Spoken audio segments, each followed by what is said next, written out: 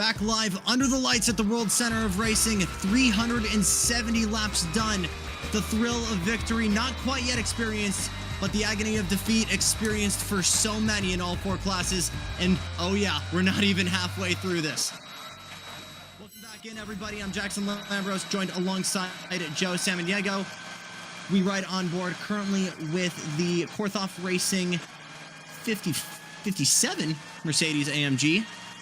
And also behind the mic, the voice of JBMotorsports is Josh Birch. I love your introductions. They are so good. Thank you very much. Car 1 of Palou has come into the pit lane under yellow flag, so they might give it a penalty.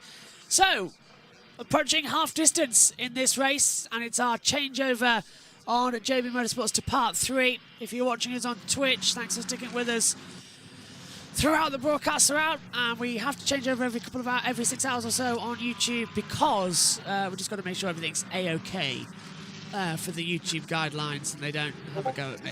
So it's all good. Anyone been lapped yet? Says Creepy Genesis. Yes, several cars have been lapped out there on the field. In fact, I think everybody has been lapped bar the 24, the 40, the 25, the 7, the 6, and obviously the 31 of Aiken. So I think that's pretty much how it's been going so far out there. Everybody else has been lapped in this race. Madness, pure madness. Pure madness. It's been a good race though, guys, isn't it? It has. We had a stretch there, and I think we're probably going to go back into more of this witching hour, because again, this is the last time you want anything bad to happen, but yeah, overall, I mean, battles all around. And Joe, this is full course yellow 9. Full course yellow 9, there you go. Thank you, Josh T. You can go get some sleep now, Josh T. Thank you, Josh. Joe, what have you made of it so far? Been a really good race. It started off a little bit crazy, then we had that long stretch of green flag racing, but still throughout the green flag stretches, a lot of battles for position here and there, a lot of strategy, especially when we were looking at what the weather was going to do. People's yellow was going to come out when we had a couple of single car incidents. So overall, it's been a good race. I think it really has delivered, considering we have a near record crowd or a record crowd at tonight's event. I think this is just all living up to the expectation a lot of people anticipated when we knew about the date for the 2024 running of the Rolex 24. Action in the pits, Josh. Yep, let's go down pit lane. Full set of tyres out for the Porsches, no tyres at all for the BMW number 25. That's the one with the white lines around the grille. Its team car has got the sort of purpley colours around. The two Porsches, you can tell in the pit lane by a blue light on the front of the number 7 when they're in the pit lane in the purple. And the BMW has jumped the Porsche in the battle of the German brands. Smart work by RLL, got those cars turned around. You can do just as much good for your cause in the pit lane as you can on the racetrack. There's a red light at the end of the pit lane because we've got cars on the front straight. Now it goes green.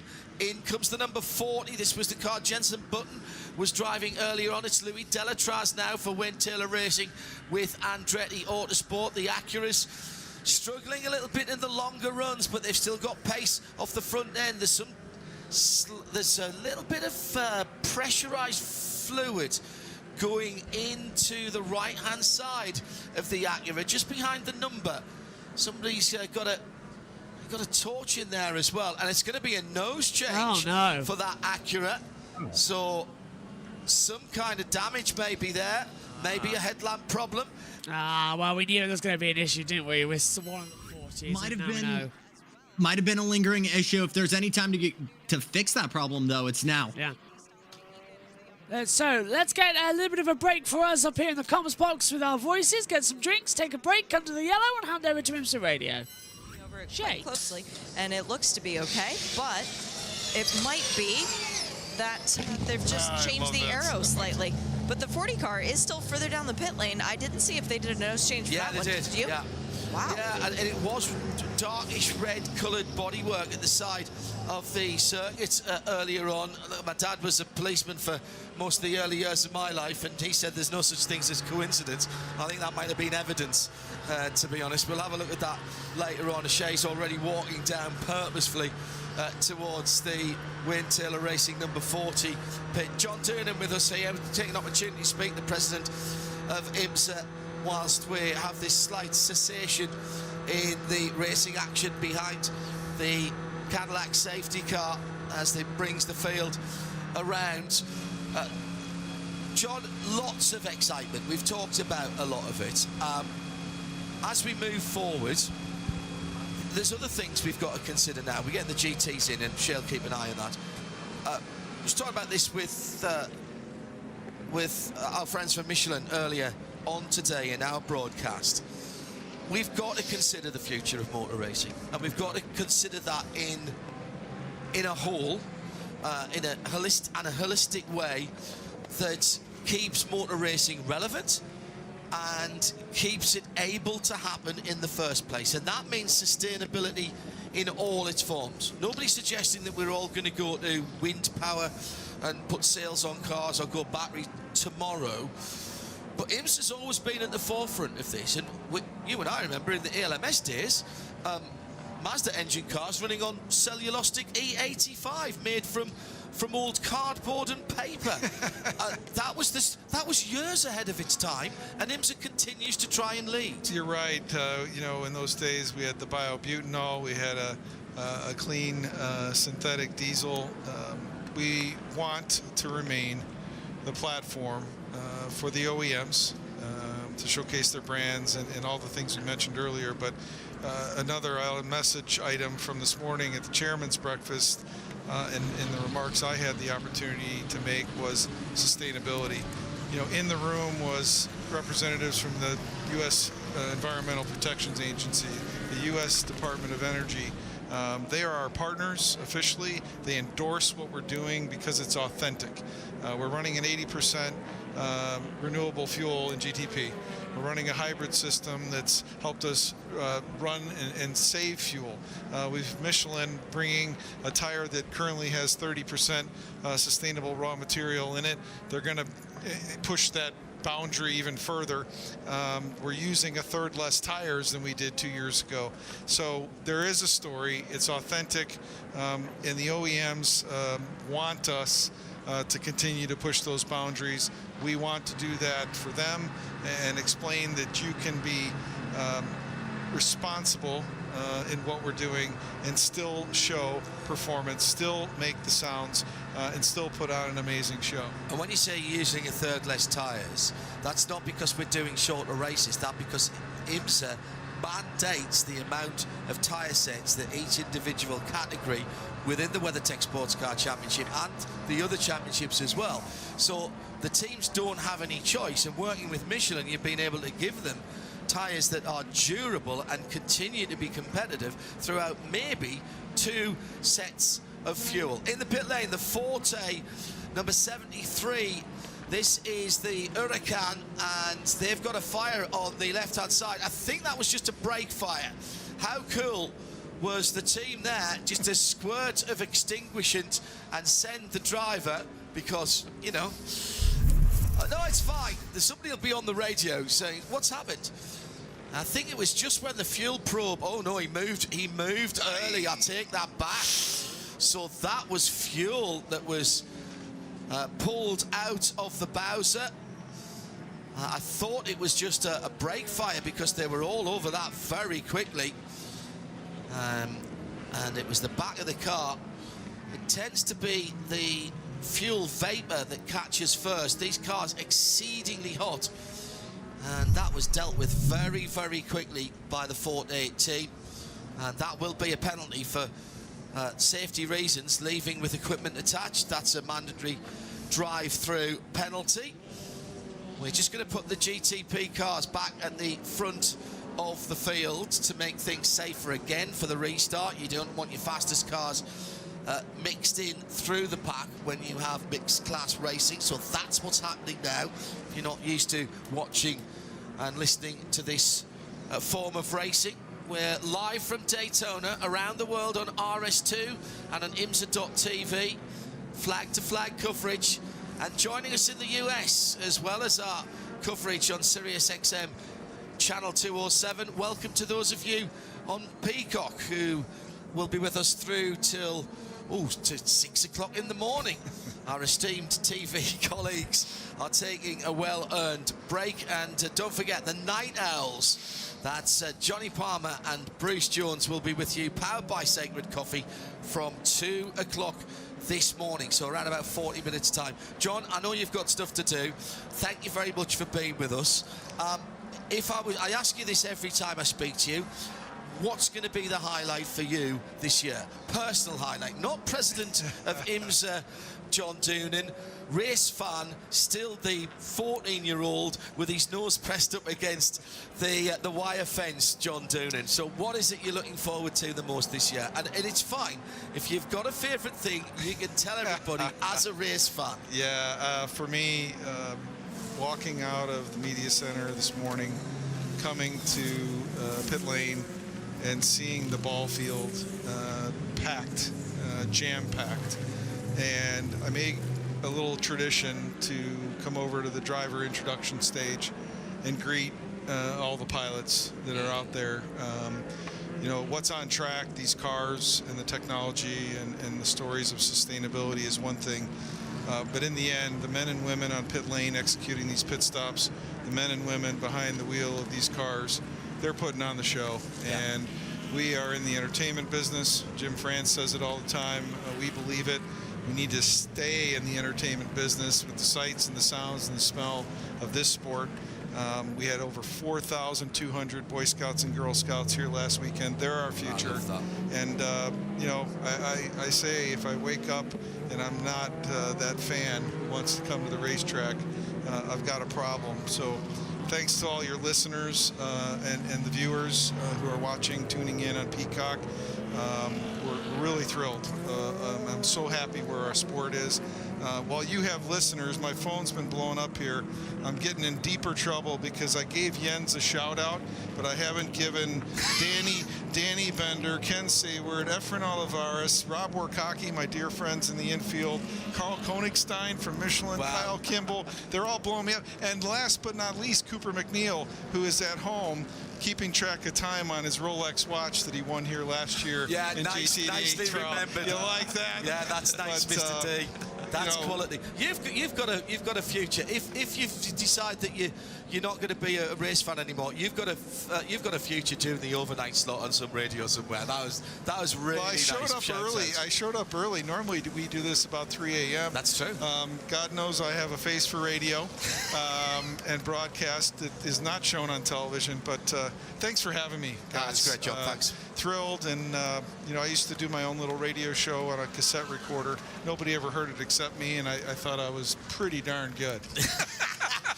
The listener thought you were fine. The single listener. The listener. But thanks for telling the stories. There's lots of them out there, and let's pray for another safe 12 hours here, almost halfway.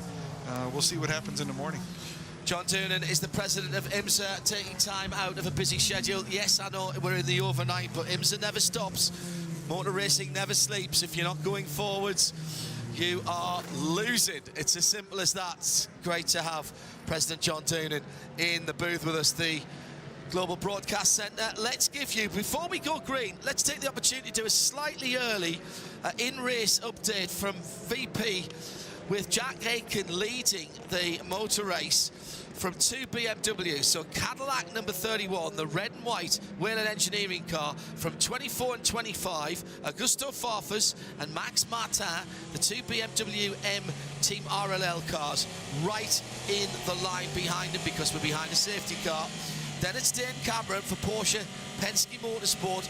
That's the number 7 car. His teammate right behind him is Lawrence Vanto. In 6th position, Louis Delatraz for Wayne Taylor Racing. Their 40 car, that's the dark blue and red car, sits in 6th position. They are on the lead lap. First car off the lead lap is, see how important that pass was that we were talking about earlier on. Proton competition, Mustang sampling, Romain Dumas in the number 5 Porsche. Then it's Phil Hansen, also a lap off the lead, and Alex Palou for Cadillac Racing in the 0-1 in 9th position. For LMP2, double duty for Ben Keating.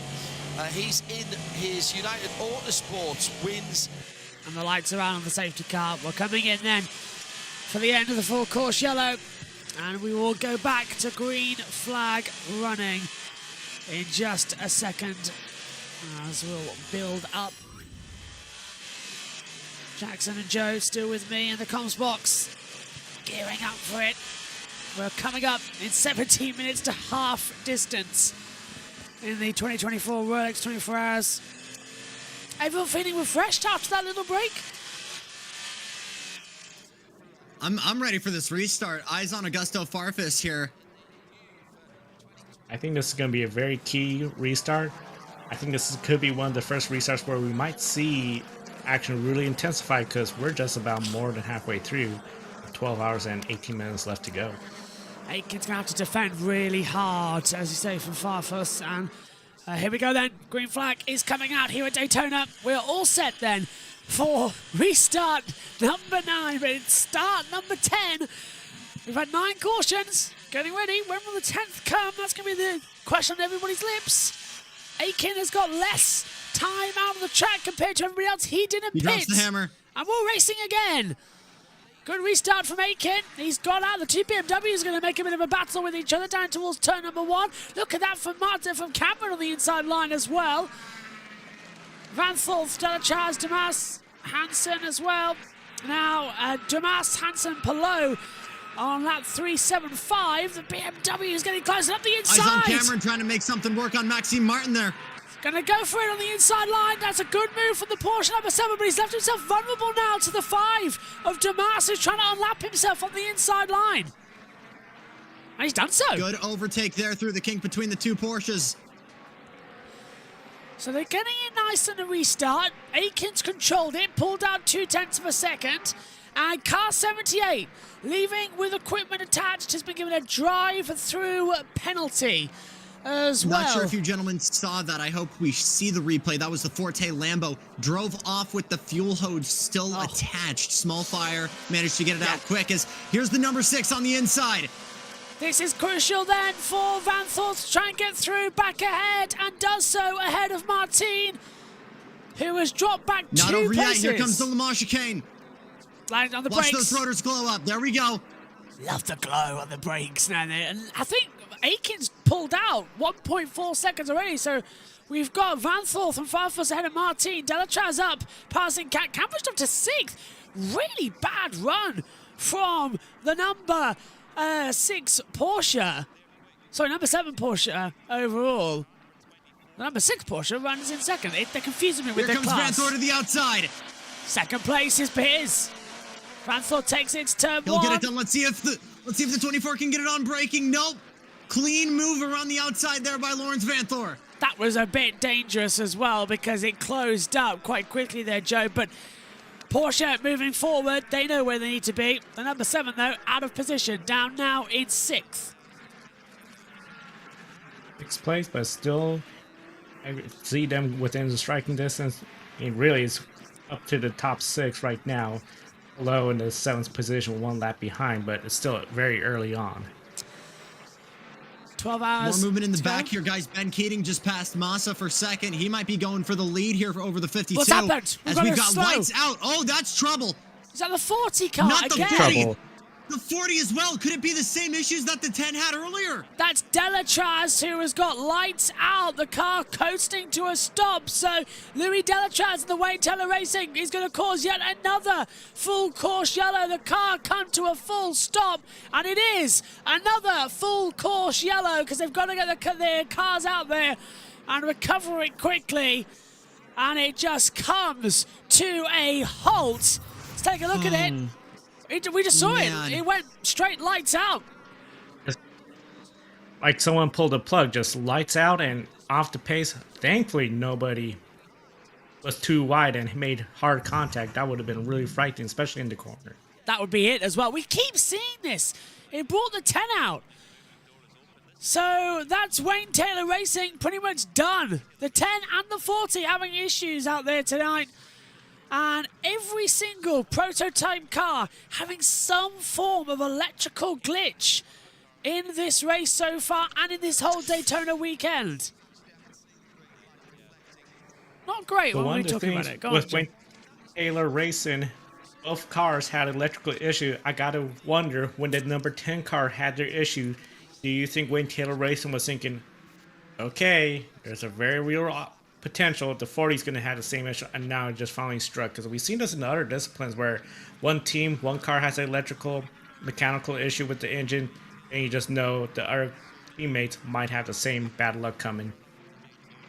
They say it's a short yellow, all cars to pack up, but I think they're going to have to see get if we on the mean back. it this time. But Yeah.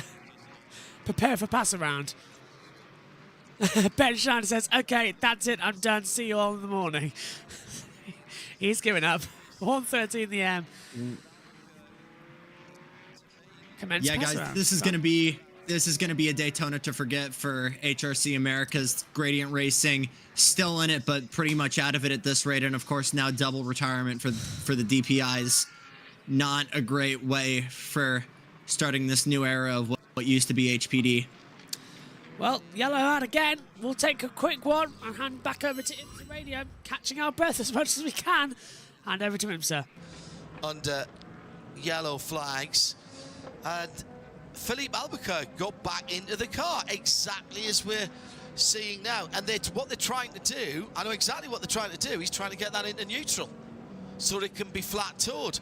And Albuquerque couldn't do it. They're going to need to. Oh no! Well, He's got going. He's driven off. The lights are on and somebody is home.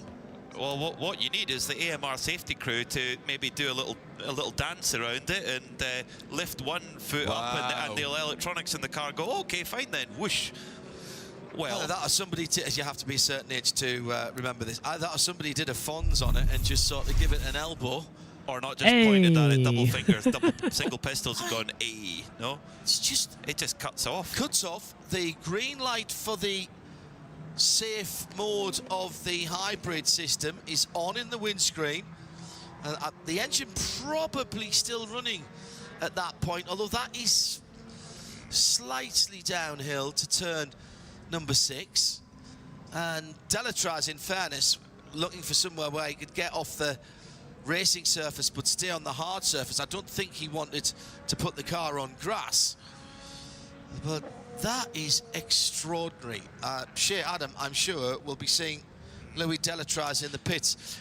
He won't be able to fasten his seat belt that easily himself. They might be able to, maybe with what happened to the sister car, they might have learned something from that of how to kick it out of this, and to kick it out of this funk, if you like, and to get it back to the garage.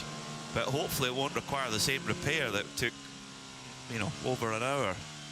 Well over an hour. Shea Adam is going like the clappers now. Well, Shea Adam, there'll be a prototype class split, so lots of flashing, and that is Delatraz. Delatraz is absolutely on it. Something clicked back into place. He restarted it, and he's trying to get back onto the end of the prototype field. I don't think he'll be able to come through the P2s, but that car's running nicely. Oh, okay. He's come through the P2s, so this is the GTP class split, but I haven't seen that call from race control yet. Shea Adam is our CrowdStrike pit reporter at this stage of the evening. Shea, any sign of the team expecting that car into the pits? No, the team was actually expecting him back in the garage. I saw them grab the skates and head back towards the garage area, and now they're making their way back over to the pit lane. So very interesting turn of events. Thanks, Shea. We'll wait to see what happens. I was going to try and give you the cars out. As I said, it's not very easy, but I've been keeping a note. For certain, the TDS Racing number 11 is out. The Richard Mille 88 Corsa, the AF Corsa run car. The Orica of United Autosports number 22. We've just heard that the 44 of Magnus Racing, the Aston Martin, that's gone. cars that aren't divisible by 11 with double numbers that we haven't seen for a while include the Iron Lynx number 60 and the Wayne Taylor Racing Lamborghini Huracans, those two. I've not seen official notification of those two. I'm pretty certain we saw one for the Car 75. 60's out. In fact, I'm sure I am. That's the Sun Energy 1 AMG. And the other car is the MDK by High Class Racing Orica, which again has been out of commission for quite some time, but we've not yet necessarily seen an official. Oh, in fact, here's another one. Car 60, now officially retired. 6-0. So that's an addition. So now we know that the Iron Lynx Lamborghini is definitely gone. Thank you, Race Control, for that. And that's part of your VP Racing in race update. What a bizarre Turner. He didn't just knock the kill switch or something like that, did he? No, definitely. Yeah, well done. Chad's got going again. The yellow flag's coming in, and we're back to green flag conditions, and away we go again then. Let's see if we actually get more than one lap this time around at Daytona as we come back in towards turn number 1. Oh, we've got our timing screens glitched again. We'll get that sorted in a second. Aiken leads from Van Thor, Farfus, Martin. Dillman leads in LMP2, and there's still a battle going on. Jackson's to come around turn 1 and 2. Oh, and there goes the 25. Hey, watch the 10 on the outside of turn 1 there. 2 BMWs trying to line up. They're defending from that Porsche. Or excuse me, the 01, who's trying to make a move around the outside there into the International Horseshoe. Nicely done in the midsection. That's what we needed to see. Might as well get our timing monitors back. As always, they've gone 2 funny. BMW seem to be trying to play buddy-buddy here, doing what they can to defend from what's behind them. That's Maxwell Martin and Augusto Farfus. Aiken leading by 4/10 of a second now as we've got our timing screens back up. Nice restart. Dillman leading by 3/10 of a second to the ERA's 18 Motorsports car. Good restart, that. Nicely done. Again, they're too quick. Fantastic restart. We're not getting. We're having to be alert because they're not telling us when we're going green now. Sip of water. Stay hydrated, everyone. And Scott Hargrove's left the pit lane, we're now being told. Harry Ticknell's come into the pit lane. Martin's up to 3rd, so that was the only move on that last lap around. Oh, Delatraz passes to Mass, so there we go. Taking its time out there on the circuit. Oh, right, Fossil says it's 2. So what? Go on. Whatever issues the 40 and the 10 have is curable, which is making me believe it's some kind of software gremlin, because it's pretty. It seems like it's a pretty simple plug and play. Turn it off, turn it on again, right? They've found something. curious. Go on, Jackson. Sorry, go on, Joe. I was gonna say that's why I was starting to think it could be something software related, because in the case of the 10, after they'd gone through that hour of trying to figure it out, then they resolved it. I could only imagine they were given the instructions, try this, and then for some reason, it just, next thing you know, got going quickly on the 40. It's one of those deals where software, I mean, everyone's trying to push the limits, not just mechanically, but software, and then just a little coding error, a glitch, go and do your race, and lucky break for the 40, I would say. Battle in LMP2. Ooh, it's a 4-way fight right now. Battle for 3rd. As Spike trying to get his way into the battle here. That's the 99 of AO Racing, who I believe just worked his way up into 3rd. He did, because if I'm not mistaken. I think he's dragged Simpson with him, but Simpson's down in 2 laps down. I don't know if that's on the lead or overall. No, there's 1 lap between them. So yeah, Simpson's down and out of position. They've got to get him out of the way, but great stuff. Upright Fossil has just said as well, it's 2:35 Central in USA. And it's morning, so it's morning there in the UK. Yeah, it's 6:38 in the morning here in the UK. Good morning, crew says. Good morning to you too. How many more parts have fallen off the Ford? There's been a couple. That's been yellows because of Nothing too Fords. bad. Nothing too bad. Too bad. We've had a few accidents, but no big ones. Not since early on in the morning, anyway. Battle going on now. Everyone's still in tow. That's the CrowdStrike racing car trying to go on the outside of the Riley P2. Little bit later on the brakes there. This might be a good opportunity for a switchback, and we got Lance Strolled. Yep, again, he went too deep, the 72. I hate... See if that changes in a second. NBC really annoyed me with this. It's like, who's directing it? They are worse than Tele Monte Carlo. Give us the camera, guys. Yeah, we'll take it. Let us switch them. Let us switch them. We're on the nose right now with Lawrence Vanthoor. He's trying to catch up to Jack Aitken, half a second back. Still within tow range, got a little bit of traffic to play with, but Aitken's dropping that hammer. Yeah, 5 tenths an hour ahead of Vanthoor. So it's just that one they needed, just the pace to push forward and keep the aggression going. Aitken has a chance here. V-Line Engineering is literally being gifted the race. Everyone else is running into problems. They are keeping their nose clean, just like they did last season. I think we can make a pretty solid argument at this point that the 31 is the car to beat, though. Been up front no matter the conditions. Porsches and the BMWs have brought stuff, but the 31 has still been finding their way to the front. And, I mean, they started at the front. Technically haven't lost a position. Yeah. Essentially, movement back in LMP2. That CrowdStrike Racing car did eventually get its way around the Riley Motorsports car. That's Jacobson getting around Felipe Massa. Not bad at the moment. New leader in GTD Pro, Alessandro Peregrini, retakes the lead away from Alexander Sims. 1.6 seconds already in the battle between them. Not a shocker. It's been between Corvette, that recent Competizione Ferrari, and of course Rexy, but now Iron Lynx has a seat at the table. That's Pereira behind the wheel of that Lamborghini Huracan. That's the number 19. Riding on board with the number 6 Porsche, Joe. Nice and controlled, and Aitken directly ahead, completely clean air. Clean air, the big thing, if you get the clean air, you could really start to catch up to the other vehicle and then try to get a little bit of the slipstream to hopefully catch up and then make a move for position. Keeps on going through the... through the chicane at Le Mans.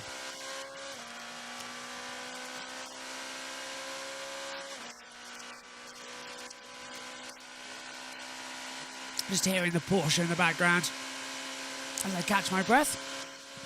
Coming up on 12 hours to go. The sound of an engine. Here comes halfway, gentlemen. 7, 6, 5, 4, 3, 2, 1. And we're halfway there. Dope, let's do it again. Run it back. 12 hours to go. And 12 hours down here at the Rolex 24 at Daytona. And it's been a tricky one, but we've still got more time to go. We can do it. It's now the second wind. Go on. More time to go, but now daylight will be coming, the sunrise. Oh, it's gonna be... You're over the hill now, and you're this far in, especially if you're in the top 10 in your class, you know you still got a really good shot. I think overall, GTP, you've got about almost everyone really in contention for the win. LMP2, boy, that class has been something else.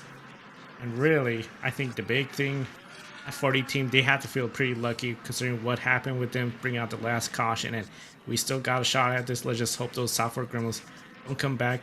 We could use a caution, though, to try to really put us in a good position. Time for what's becoming a tradition. Jackson's going to take us through with the hourly update. Thanks so much, Josh. We're going to go a little bit longer here, give you a quick recap of what you've missed from the start. Of course, one of the biggest rules in racing, in order to finish first you have to finish. A lot of people already struggling to do that. One of those is almost all of the LMP2 field, to be honest. 5 out of the 13 knocked out of contention just within the first hour. One of the worst of those cases being the number 20 car, spun out at the outside of turn 1. And a big sufferer from that, that's the Vassar Sullivan 37, big loser spent an hour in the pits. They're back on the field, but 37 laps back. Another shocker has been both of the both of the Acura GTPs. Both have suffered a fair amount of software.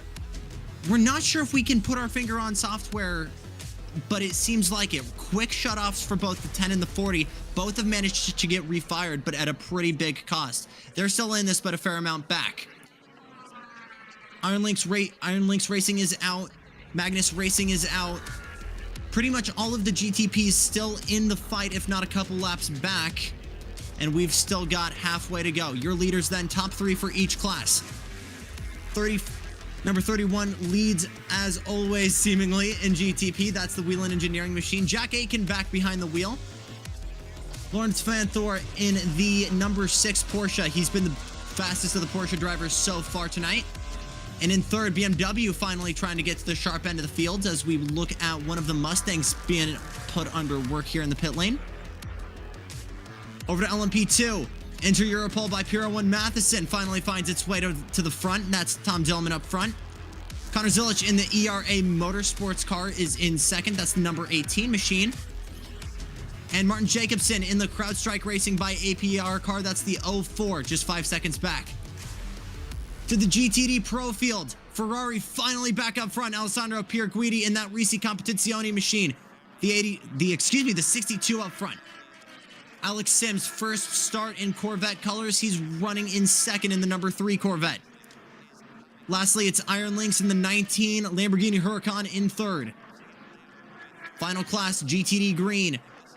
It's the Inception Racing McLaren being the lone McLaren now after the 9 FAF car retired. Their first. In second, it's Mike Skeen in the Korthoff car, Bowser. And in third, 47, the Ferrari of Cadillac Racing. Still plenty of racing to go, boys. I think safe for us to say anything can happen. 100%. Nicely done on the recap as well there, Jackson. This is getting good now, isn't it? As Joe said, shackles are off. One of the big things, just we've been monitoring the weather pretty much since before this race started. According to AccuWeather, around 7 a.m., the percentage of rain has gone up to about 90% chance of rain Monday morning, 7 a.m. at Daytona. So it's going to be really interesting to follow, see if that's when finally the weather hits, because I've been talking about for quite some time, will the weather show up? This is Daytona, rain could come up. Very sporadically, we missed a system, but looks like we're going to be having maybe another system coming later in the morning. Delatraz has made up a position in 7th as well, getting ahead of Phil Hansen in the JDC Miller Motorsports as well. Car 45 has returned from behind the wall, so that car's coming back out onto the racetrack. Just double checking. Yeah, it's been a rough night for that Wayne Taylor Racing Lambo, back and forth, in and out of the pit lanes. I think it's been in the garage twice now. Really, really rough night. Got a feel for some of these guys, especially for Doyle and Harrison. Ashton Harrison, this is going to be your only run in IMSA, only scheduled race in IMSA this year. It's getting colder up in the commentary box. I don't know how that's possible, but it is. It should be getting warmer. The sun will be up in an hour. But yeah, it's getting very chilly. So the heater's on maximum, and I'm just going to angle my... Oh, I've just put my legs in front of it, and I feel better. Car 55 has gone behind the wall, and car 64 has been given a penalty for refueling while on stands. It's a drive-through. Gotta wait. Tires first. Drop it first, then put the hose in. Aitken's pitting this lap. Has to. He's down to 0.5. He's down to 5% of energy remaining, so he has to come into the pit lane soon. That's going to release Lawrence Van Thorst into it. It was a bad mistake actually from V9. They didn't pit him under the yellow where everybody else in the GTP category came in. He stayed out and has only pitted 14 times in this race. Van Thorst pitted 21. Martin's pitted 15. Fairfax, to be fair, has pitted 14 as well, and now 24. So I think the number 6 Porsche Penske 21 times through the pit lane. I think it's more than the most of anybody, and they're running second in this race. That's quite incredible to have a look at it. But Aitken's got a pit soon. Eyes on Tom Dillman right now in LMP2. Josh, he's leading He's leading right now, but that's Connor Zilich right behind him, closing that gap. This is over the race lead. 6 tenths between them. Greedy and Sims in a battle as well. So LMP2 and GTD Pro are having the excitement out there on the circuit. I believe this is now on board. Yes, it is, with the number 3 Chevrolet of Alexander Sims looking ahead to Alexander Greedy in the 62 into the Le Mans chicane. And Right Fossil says, oh no, not rain. Did they put windshield wipers on the Ford and will they work? Might not. No, we know what the Fords are like. So the boot latch didn't hold the rear. The boot latch didn't hold the rear. Lights failed and there are 12 hours to go. Oh Ford, you are not for a Ferrari. Yeah, seems like it.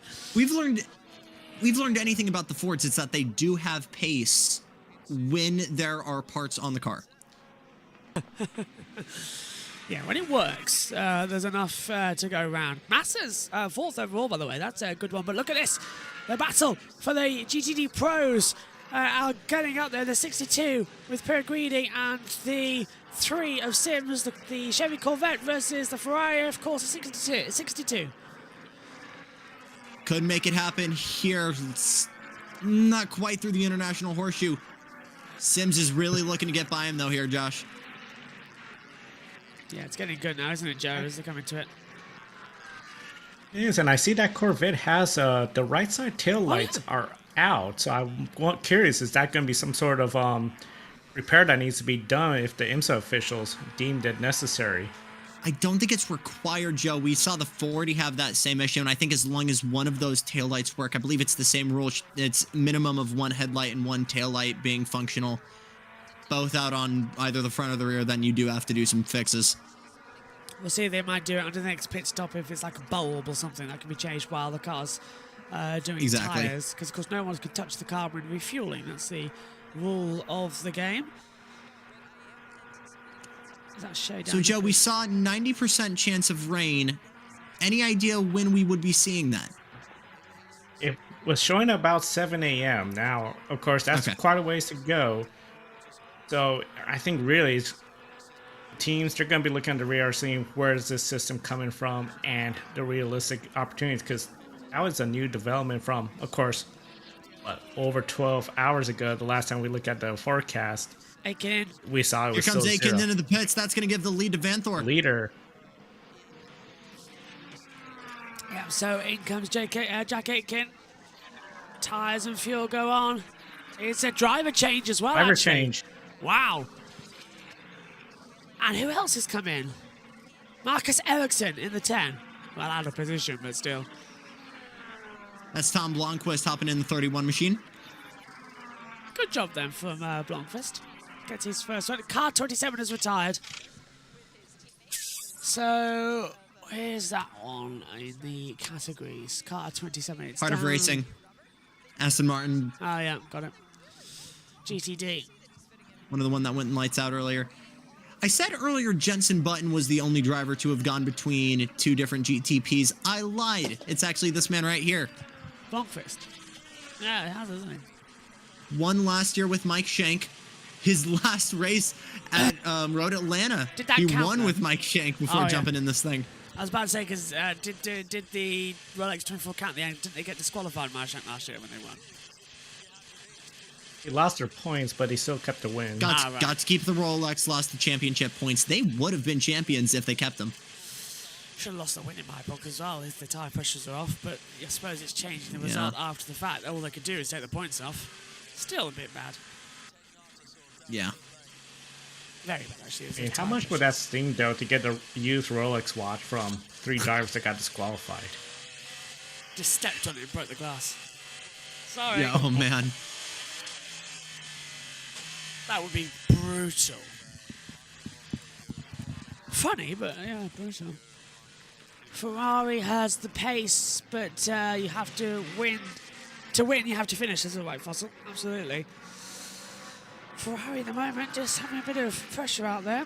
I genuinely thought for a split second we were under yellow, like 100%. My brain fed off the thought, oh, we're under yellow, we'll throw over to IMSA. It's like, no, we're green flag running here. Blomqvist rejoins in 5th. Francis After Schendorf 70 in the back of that train. He's in the Inception McLaren already with a 5-second gap over Mike Skeen in that Korthoff Preston Mercedes. He's got the biggest gap so far out of any of the classes. Pretty big gap, and it's all over the back end of that Chevrolet. So it looks like he's trying to get around. And I think Again, he's that's gonna not probably get not for class. correct. Yeah, it's the overall position, isn't it, at the moment? 6.2. Correct. Although again, the GTD and the GTD Pros have been kind of mingling all night. Yeah, the only class to do that, actually. They have they've all kept themselves quite together, even the GTDs, but they have actually now started to mingle on the safety car restarts. There he goes. Through those. Yep, Equivalent machinery, obviously. One pro driver, one amateur class, or normal class, really, isn't it? It's quite difficult because there's no pro or am class. Tell you what, I think that's another real thing we need to help people understand is FIA license ratings. What does gold mean? Yeah. What does silver mean? What does bronze mean? What can I do with this color license, right? It doesn't make sense to me, does it? It's all a bit... Oh, Ben Keating's into the pits in his LMP2 car. It's all messed up. Just a bit. Oh, down to the Sam's pits. watching. Bulls, the defending champion Before in the to go GTP by. class. And now the good news, the team has pizza for you behind the tent. How much do you think you earned it on that stint? Yeah, I was working a bit harder than usual. There were a few nice on-track battles with the other guys, and still a lot of traffic out there, so it's keeping you on your toes. I'm glad to be out of the car and have a nice rest now. How much of a rest do you actually get with only the 3 drivers cycling through the car? I mean, now that we're in the night and it's a little bit cooler, we'll try and extend the stints a little bit so we have a bit more time out of the car as well.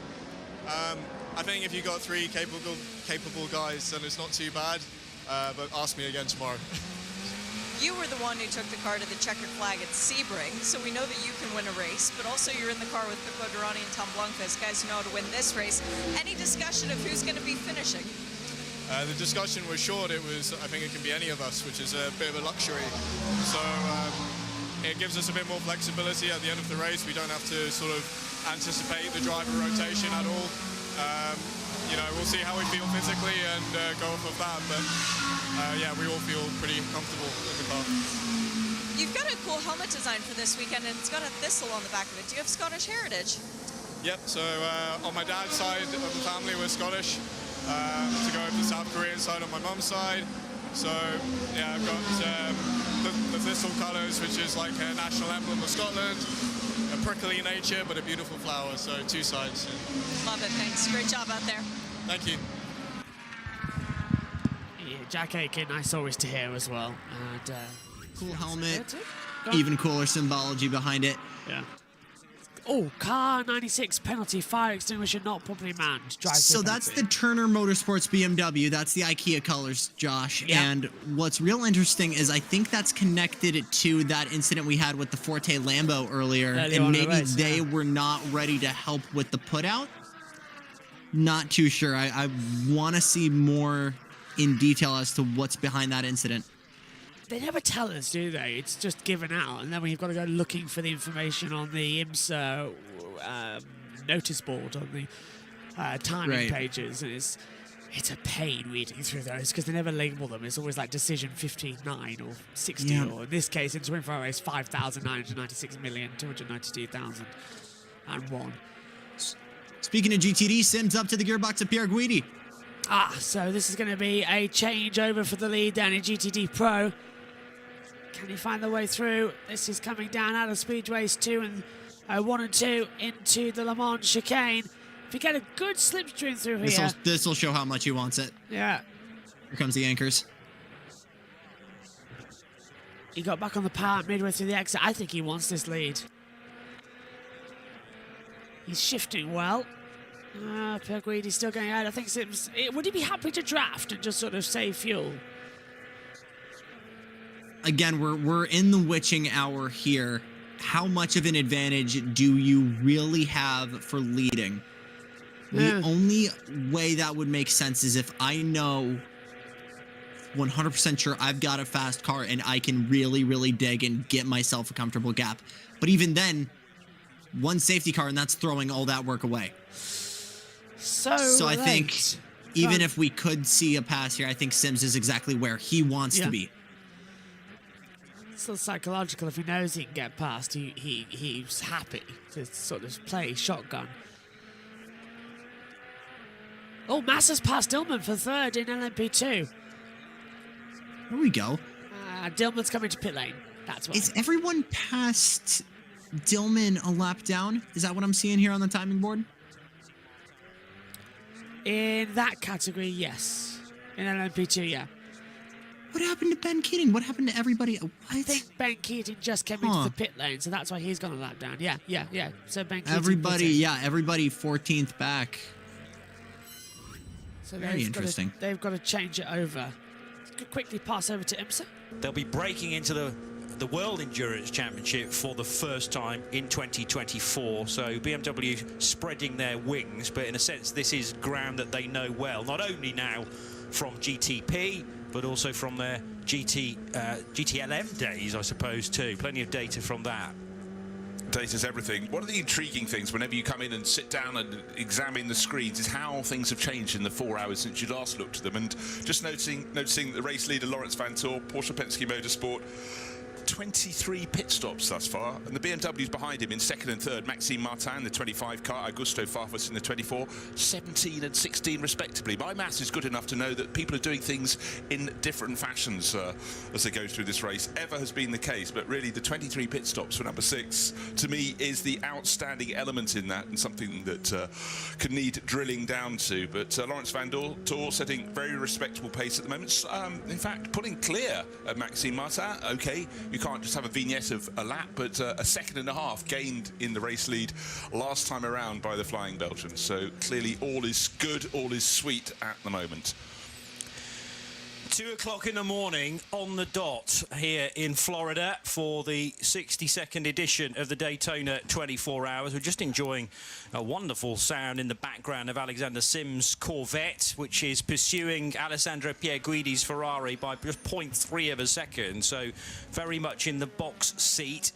It always surprises me to be just a smidge over halfway through this race, and for GTD Pro, and as an example, to be separated by less than half a second. And they're just pounding round through the tri-oval and back onto the infield.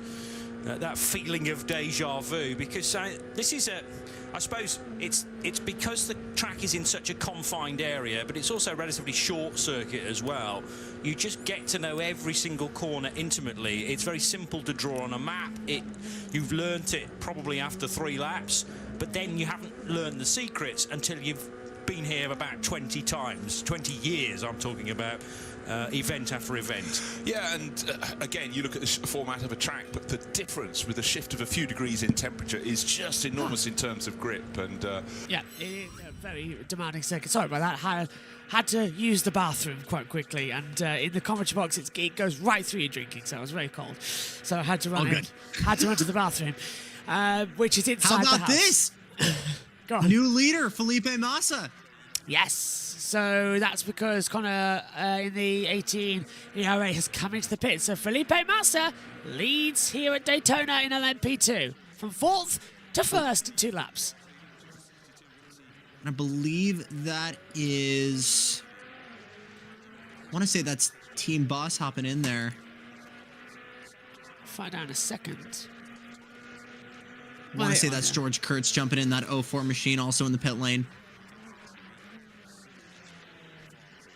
Loving hearing the onboard of the number 3 at the moment, yeah. Tell you what, though, it has got colder here in the UK. It's 3 degrees now. So it's got 1 degree colder as we've gone on in the last couple of hours. And it's 7:03. And it's still dark outside, but sunrise is in 49 minutes and 36 seconds, and it's still pitch black. This is the most usual 24 hours I've ever done in the commentary box. But... it's freezing outside. I had to run in, and I was really desperate for the door. I had to unlock the door because I'm outside in the commentary. So I had to I had to run outside, unlock the door, run back upstairs, go to the door, then lock the door again, and then come back. It's been a night. Oh. We need a downstairs toilet fitted just for the commentary. Yeah. But yeah, coming through another 12 hours. Barely seems believable, but then we'll sort of have a panic attack later at about lunchtime. Sure, we will. Go on. Yeah, 12 hours. Sunrise at Daytona is about 7:15 in the morning over there.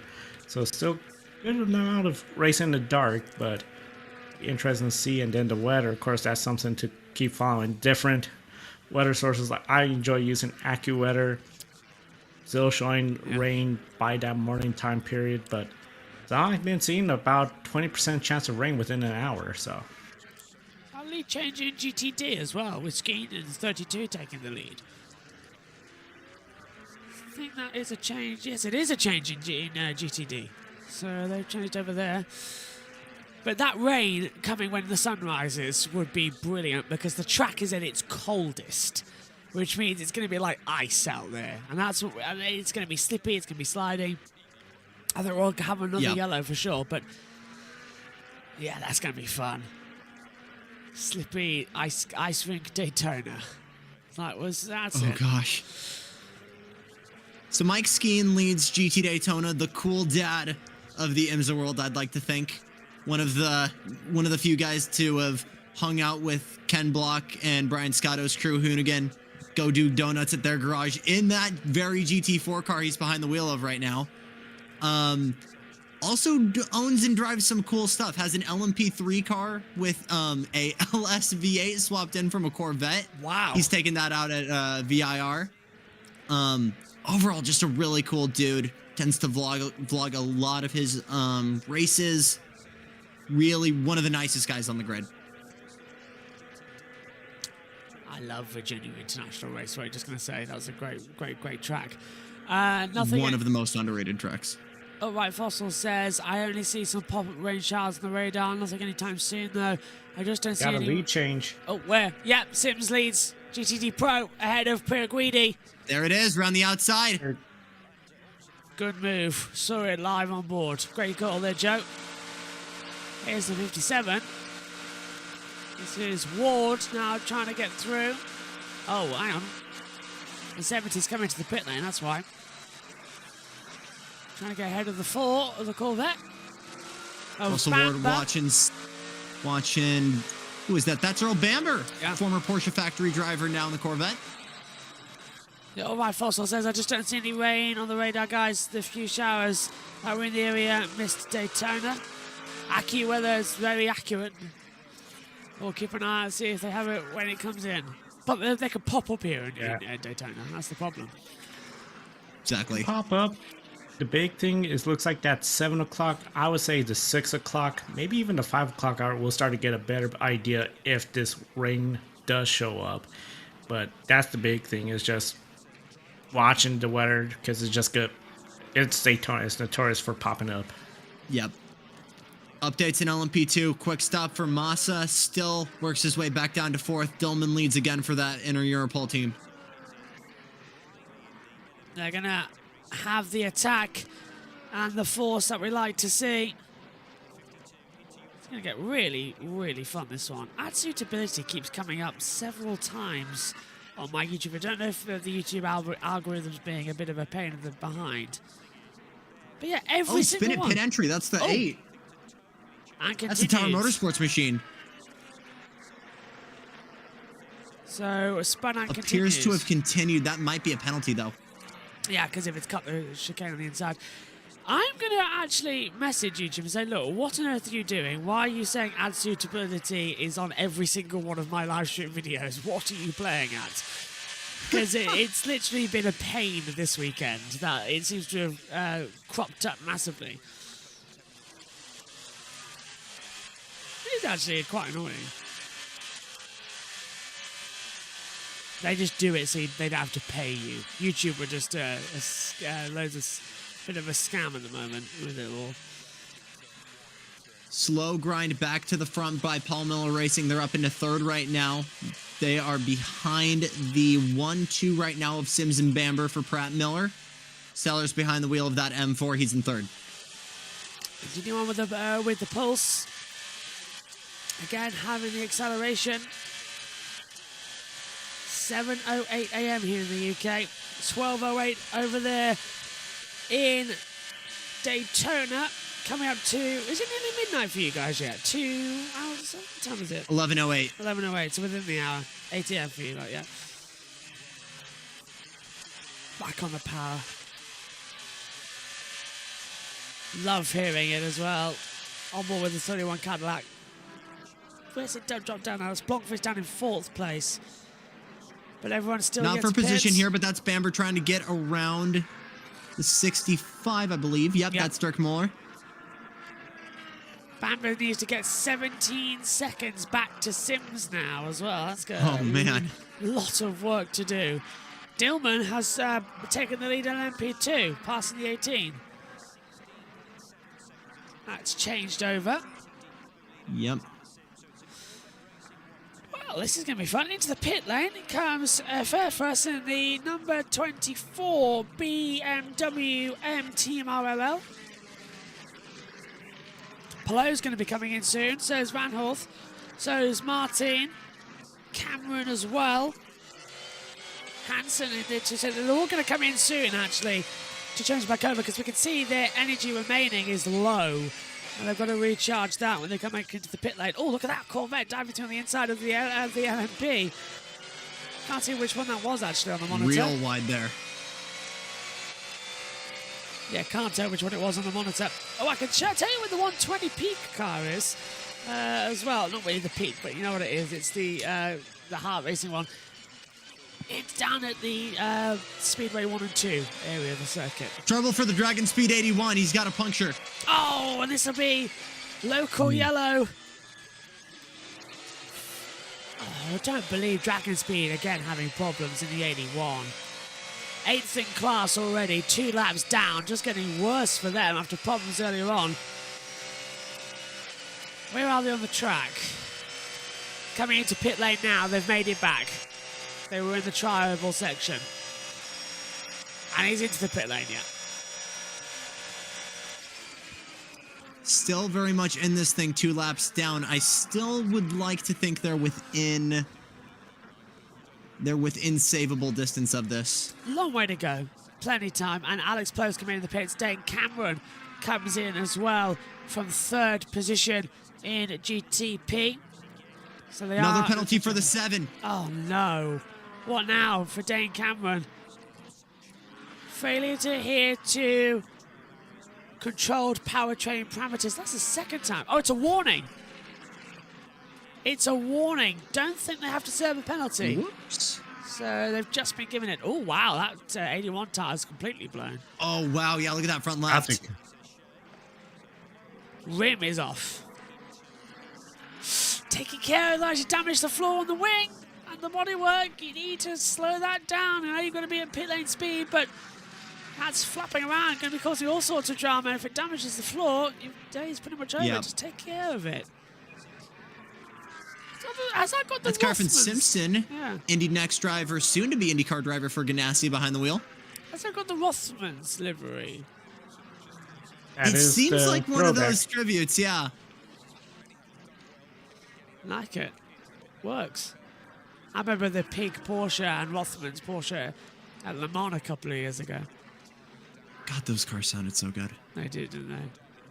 The big ones. We had the BMWs here, didn't we? But they weren't at Le Mans, if I remember correctly. We had the big they were. BMWs. Oh, were they? Never a great result for the M8. No, the M8, that's it. Yeah. Two wins for the M8 here at Daytona. One in 2019, one in 2020. Red Flag came out as when I remember them in 19. Yep. For the wet That weather. was the last.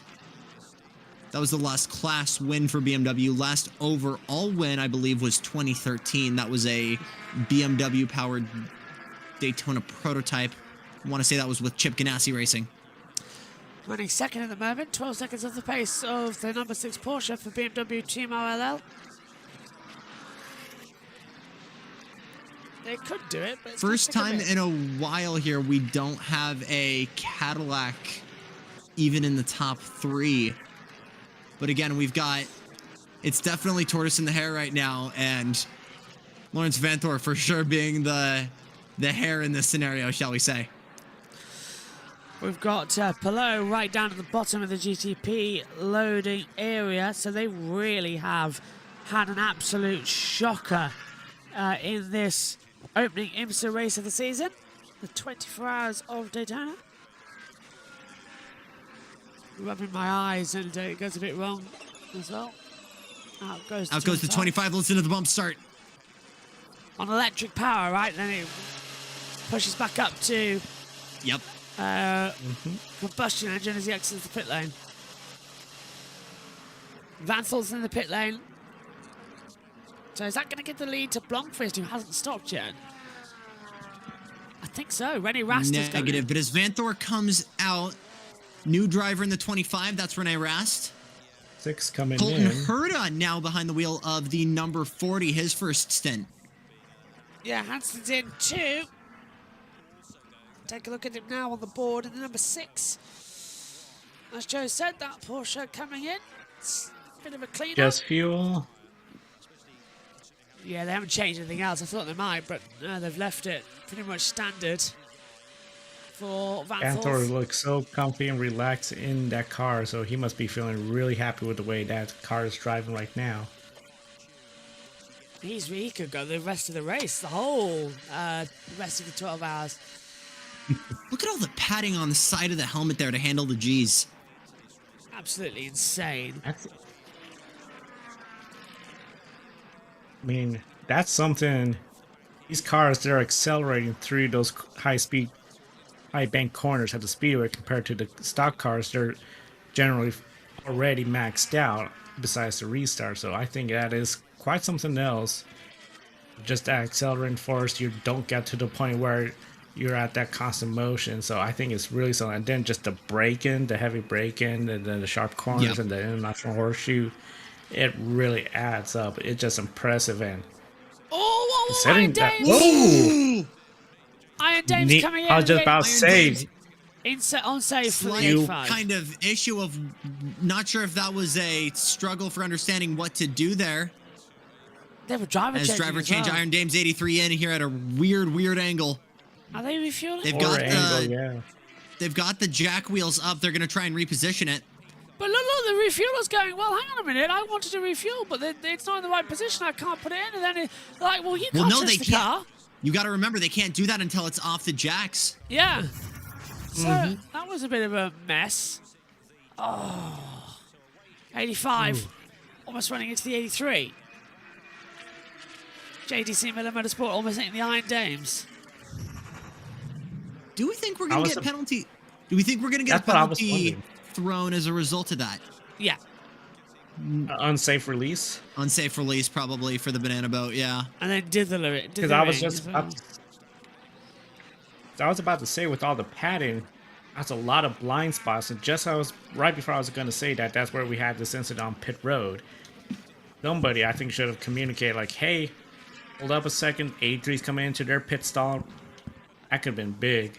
I think Sarah Bovey preventing disaster there. Who's that now in the car? We'll see in a second when it gets told to us on the monitor.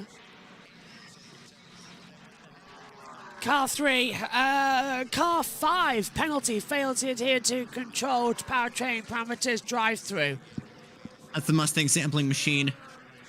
That's a Proton competition, running 5th in class as well for car 5. As we watched Michelle Gadding there on pit exit there for that Iron Dames Huracan. Right.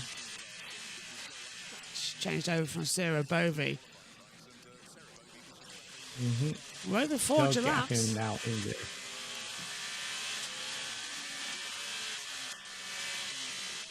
Richard Westbrook into 9th position. Romain Damas has come in for Proto Competition Mustang. 5th. And this will be for that penalty, won't it, for the drive-through? Yep. Update in GTD Pro pit and a driver change for the number 3 car. That's Danny Hunkadela behind the wheel there. That moves Brian Sellers up into 2nd. He is now 9 seconds behind the leader, Earl Bamber, in the 4th. So, into the braking zone once more. On board with the 40. So, Wayne Taylor Racing, love the sound. first laps for Colton Herta here. I wonder what his target is. Yeah, it's just the graphics setting up for previous lap time, so he's not trying to beat anybody, he's just trying to beat his own personal lap time from the one before. Faster and more controlled, or maybe just stick with a certain time limit for fuel on the inside. Yep. Either way, look, it's quite a good run. In comes the Weeb machine, the 57. Tim got into pit lane. Louis Delatraz chatting to Shea Adam in that crowd strike pit. All right, we did, and we missed it. Damn. Dang. Looks like number 5 Porsche made a pit stop, so Alex Palou moved up a position. That was a up to drive-through 6th place. penalty. The penalty for the number 5, Yeah. correct? Yes. Roman Damas has changed over to Alessandro Picardello. So they're changing over. There's the 57. Oops. A little bit unsafe, but it looks okay to me. Proton competition having a lot better run. Just behind the LMP2 timing, you can see the sticker. Oh, yes, I see it. And that is... Speaking of Roman Dumas, though, been a Wowza. very, very eventful January. Came straight from Saudi Arabia, was running the Dakar Rally with Rebellion Racing, actually, in the T1 Ultimates. Still looking for his first win. Unfortunately, that'll have to wait another year. One of the few endurance racing drivers, though. We see a lot of WRC drivers go and try and do the biggest rally in the world. I think Roman is one of the only guys to really go do that from the endurance racing side or from the circuit racing side in general. Sadly, I'm not nowadays, yes, but Robert Kubica, Kimi Raikkonen used to do it as well. Kubica ended up having that horrible accident, which cost him the prime of his F1 career. Raikkonen got bored. Yep. Here's Shea. GP champion, and you just got out of the Corvette, which is your full season ride, from the lead of the Daytona 24 Hours. I think IMSA Racing really likes you. Well, it's just fun being back in a Corvette. You know, mixing it with the top guys in GTD. Car's feeling really nice. Yeah, I've said it plenty of times already, but yeah, it just feels more natural to drive these things for me. So yeah, really enjoying it so far. What's it like working with this group of people that you've been with before as a third driver, but now primary guy? Well, yeah, it's nice to have a bit more responsibility because as the third driver, you generally just get stuck in the middle of the race and told to do your job, don't mess it up and bring it back in one piece. Expecting this season to have a bit more responsibility, which is cool, but yeah, the Pratt Miller guys know how to run a good car, a slick race, give me all the help that I need. So yeah, it's been a great start to the season, but yeah, really looking forward to what's to come as well. Are you sure you were just out in the car for a long time? Because you look very calm, cool, and collected. How comfortable is the Corvette to drive? Well, honestly, it's working pretty well in the night. The balance is nice, not having to fight it too much. But yeah, had plenty of laps sat behind the Ferrari in the slipstream and just holding on to him. Really good fun out there. Yeah, as I said, the Corvette's working well. We just got to keep the thing in one piece, no knocks or anything, and be there at the end. Fingers crossed for the number 3 Corvette. Thanks, Alexander. Thanks a lot, Shay. There's another CrowdStrike pit report with Shea Adam chatting to Alexander Sims, sharing that car this year with Antonio Garcia and Daniel Juncker. I'm not sure whether that's whether Alex has had to learn a little bit of Spanish. Mind New you, leader those in two guys can GTP. speak exemplary. Go for it! Tom Blomqvist took it. Not sure we got the replay for it. Couple more changes, though. Michael Christensen back in front in the 77 of Both AO of the pits. Racing. Rexy back up front. We did not... I want to see the replay. How did Tom Blomqvist get past Vanthor? Don't think Hopefully we'll see that in a second. Christensen and Bamber, they're both in the pit lane. Bradley Sanders has left the pit lane, but how did Dillman take the lead in LMP? He's been up front for a while there. New leader, though, in GTD. That was through pit That's what I rotation. meant. That's Ritmoto Miata. Brains all over the place. I kind of want to put... Here's a replay. Oh, here's a replay, hopefully. That's a 31. Or maybe not. What are we looking at? He's got to be already well in front unless Vanthor made some kind of error. He's way up there. So this is the leader with Blomqvist ahead of Vanthor. No, okay. Christensen in. So Tom Blomqvist leads. Christensen out, getting heat in the tires. And that's on the, that's in Rexy. Yep. Honestly. So Ritmoto Miata coming into the pits now, though. That's your GTD leader. Yeah. I kind of want to put you guys on the spot here and drop some trivia. Ritmoto Miata was given his name based off of a popular car from Japan. We're going to hold this because we got the actual replay. So this is overall. He's gone high on the banking, wheel to wheel with Vanthor, coming out of Speedway 2, and it's around the outside, coming into the Le Mans chicane. Very nicely done. That's brilliant. So that's how he took the lead. There. Hopefully we can get a wide shot. I want to see how hard necessarily he commits to it. Do we want to guess what car Ritmoto Miata is named after? What car? My first guess would be the Mazda Miata. I'd agree on that one. As much as would argue that, it's actually the Fiat Ritmo. Is it really? The more you know. Fiat. Dad was a former racer. Mom drove a Fiat Ritmo. Both huge car people from Japan. Naturally born into that world and has loved it his whole life. Honestly, the things you find out while live streaming a 24-hour race. Excuse me? There's a 0% chance he's watching. I want to give a shout out to Fifth Gear, though, on Twitter, who's been feeding me all this Ritmoto trivia. Fifth Gear, if you're watching, nice to see you again. I, too, have seen your tweets out there. Absolute top work. So one of the things I was thinking, too, with that trivia question, Miata, a lot of people assume it's a Japanese word, but I don't think it's a Japanese word. It's root of it, where it came from, Miata, the word. So I wonder if it's... You say it was from Italy? Fiat? Yeah, it was the Fiat Ritmoto, the car, or Fiat Ritmo, the car it was originally named after. Okay. See, this is the kind of thing where if JT was still in here, we'd throw that question at him and have him figure it out. He's gone for a 2-hour nap before a 10-kilometer hike, so... Absolute unit. I don't know how on earth he can do this. It's like Omi last year did the entire 24 hours of Le Mans. Yeah. Maybe it's a very flat hike.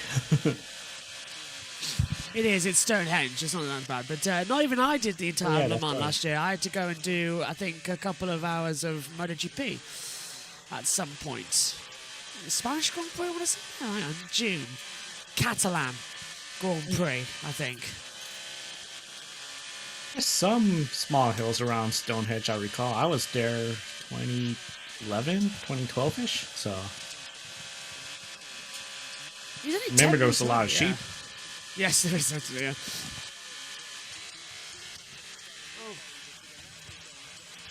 Josh, you got me thinking, I just gotta watch more bike stuff, man. I mean, Alex Anderson, our friend from Grid Motorsport, or Grid Network, got me into doing Morning, Caroline. Supercross right now, but... Supercross, motorcycle racing, especially in the United States in the stadium, it's a lot of fun to watch. I used to watch them a lot when ESPN2 would have the AMA series, Jeremy McGrath and all, then Ricky Carmichael. Just sort of lost touch once more cable access, so... Yeah. Always the way. And they were just in my neck of the woods here in San Diego, but did not have anyone to go with. MotoGP is my big thing too, and I'm curious to see what happens with now Trackhouse in MotoGP. Their new bike looks beautiful. I saw that. I love that livery. I'm happy they got GoPro on as a sponsor. Car 9 penalty. Working on a car outside of pit box. Drive-through penalty. Oh, hello. Okay. So that is... Larry That's the Pfaff Motorsport car, which I did not know was still alive and kicking. only 8 official retirements from this race, according to the timing monitor, and they are... Oh, is Alex Lynn one of them? Yeah. So Alex Lynn's out in the AWA. So it's TDS Racing number 11, 88 Richard Mileyev Corsa, 22 United Autosports USA, 20 MDK by High Class Racing. Car 24 off at turn 3, and it's a yellow flag. Might be a permanent yellow. If it's hit the wall, it's off at turn 3. That's Streets Fanthor. Now let's have a look. Oh, it is, isn't it? So that's the BMW team RLL. I wonder if the power's cut out on him. See if we can get a shot of it here in a second. Yeah, Seems to have held his place. There, I just saw it stopped at the side of the track, I think. There's the yellow. So I think he stopped at the side of the track with no lights. Yes, he is. Look, there he is. Look, he's come to a stop. I thought I saw it flash Oh my gosh. by. There he is. Looks like he's trying to get it refired. BMW's cut out. Again, another problem with these electronics. There's a stop warning for him. And it's not just the Acuras. How about that? Every car's had some form of fault across the rule before the 24 and now.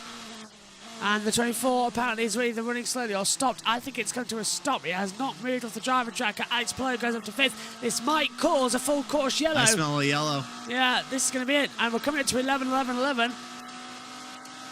So if that, when it comes out, make a wish. 13, 12. It's 11, 11, 11 at 2:30 a.m. here. And we are waiting to see if we have a yellow flag. It's still stopped, guys.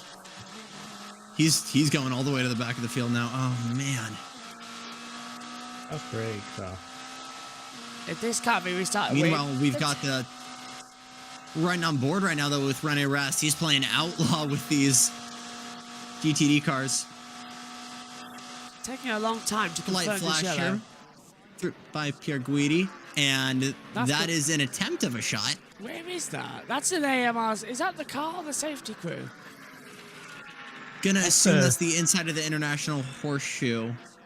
Yeah, I think that's the car, but can't tell the angle. Too dark. 6 just about to exit the infield here. That's Vanthor. It has 4 stopped. seconds back to Blomqvist. Yeah, we're going to have a yellow.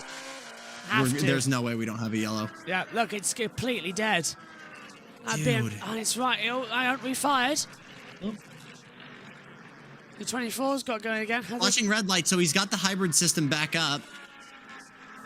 There's the purple. Full course yellow. It's happened. It had to happen. There it is. Yeah, had to. 2 out of position, not to be a full course yellow, unfortunately. So everybody will now close back up and just take a breather to see what's going to happen next. It's good news, actually, for Blomqvist, who's leading in the 31, because he was out of position on the previous pit stop. He can now get back on track with everybody else with the pits open. So full course yellow, and the 24 BMW Team RLL in trouble, and the AMR safety crew in attendance. So they'll bunch back up once more, guys, and we'll wait to see what happens next. Oof. Again, another restart with about 11 hours and a few minutes to go. I think it's going to be something else to see what happens between the top 2 and GTP and then LMP2. That's going to be, I think, quite chaotic, that restart, as the competition is still really close there. I still think it's anyone's game, especially in GTD Pro. Looking at Hunkadea here, Pierre Guidi, who's been... Those 2 teams have been battling all night. Iron Link still looking to find their way up front. But pretty much all of these cars in the top 5 have found their way at least in a podium position. And they have all got a chance as well. That's how close it is, the top 5.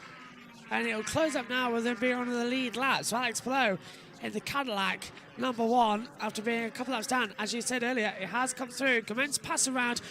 Right, we'll have a little break on the comms and we'll pass over to IMSA.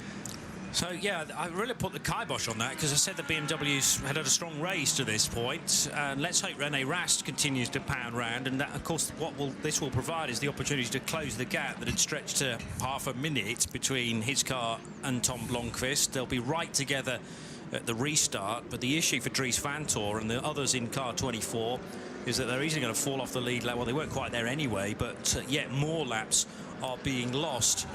No overtaking permitted, obviously, under a full course yellow, unless you're a stopped car, and then you're being directly waved past it.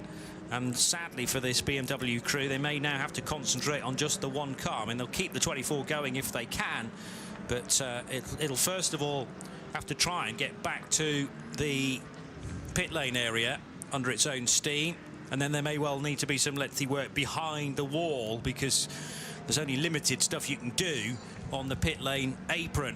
And then we've got to look forward to the typical full course caution procedure, which first of all is lining everybody up, and then the pit lane will reopen and we'll have an incredible busy spell of action for the GTPs and the LMP2s and then the GT cars. So the lights are bright on the giant wheel, illuminating its patch of the circuit, but are the lights on in for Dries Vanthoor, down in 9th position but stationary just on the approach to turn 6, the end of the international horseshoe, but saw the car suddenly take a jump, but that was actually one of the doors being slammed back shut. So Dries still working away, and now we've got about six people around the car trying to work out what to do to get it out of the way. So, I've given it a big build-up. Let's get straight to the GTP stops because Shea Adam is watching. It's going to be fuel only for most of the cars that have come into the pit lane, at least so far for the number 6 Penske. That Porsche getting fuel and a windshield clean. There's a drinks bottle change for the number 10 Konica Minolta Acura.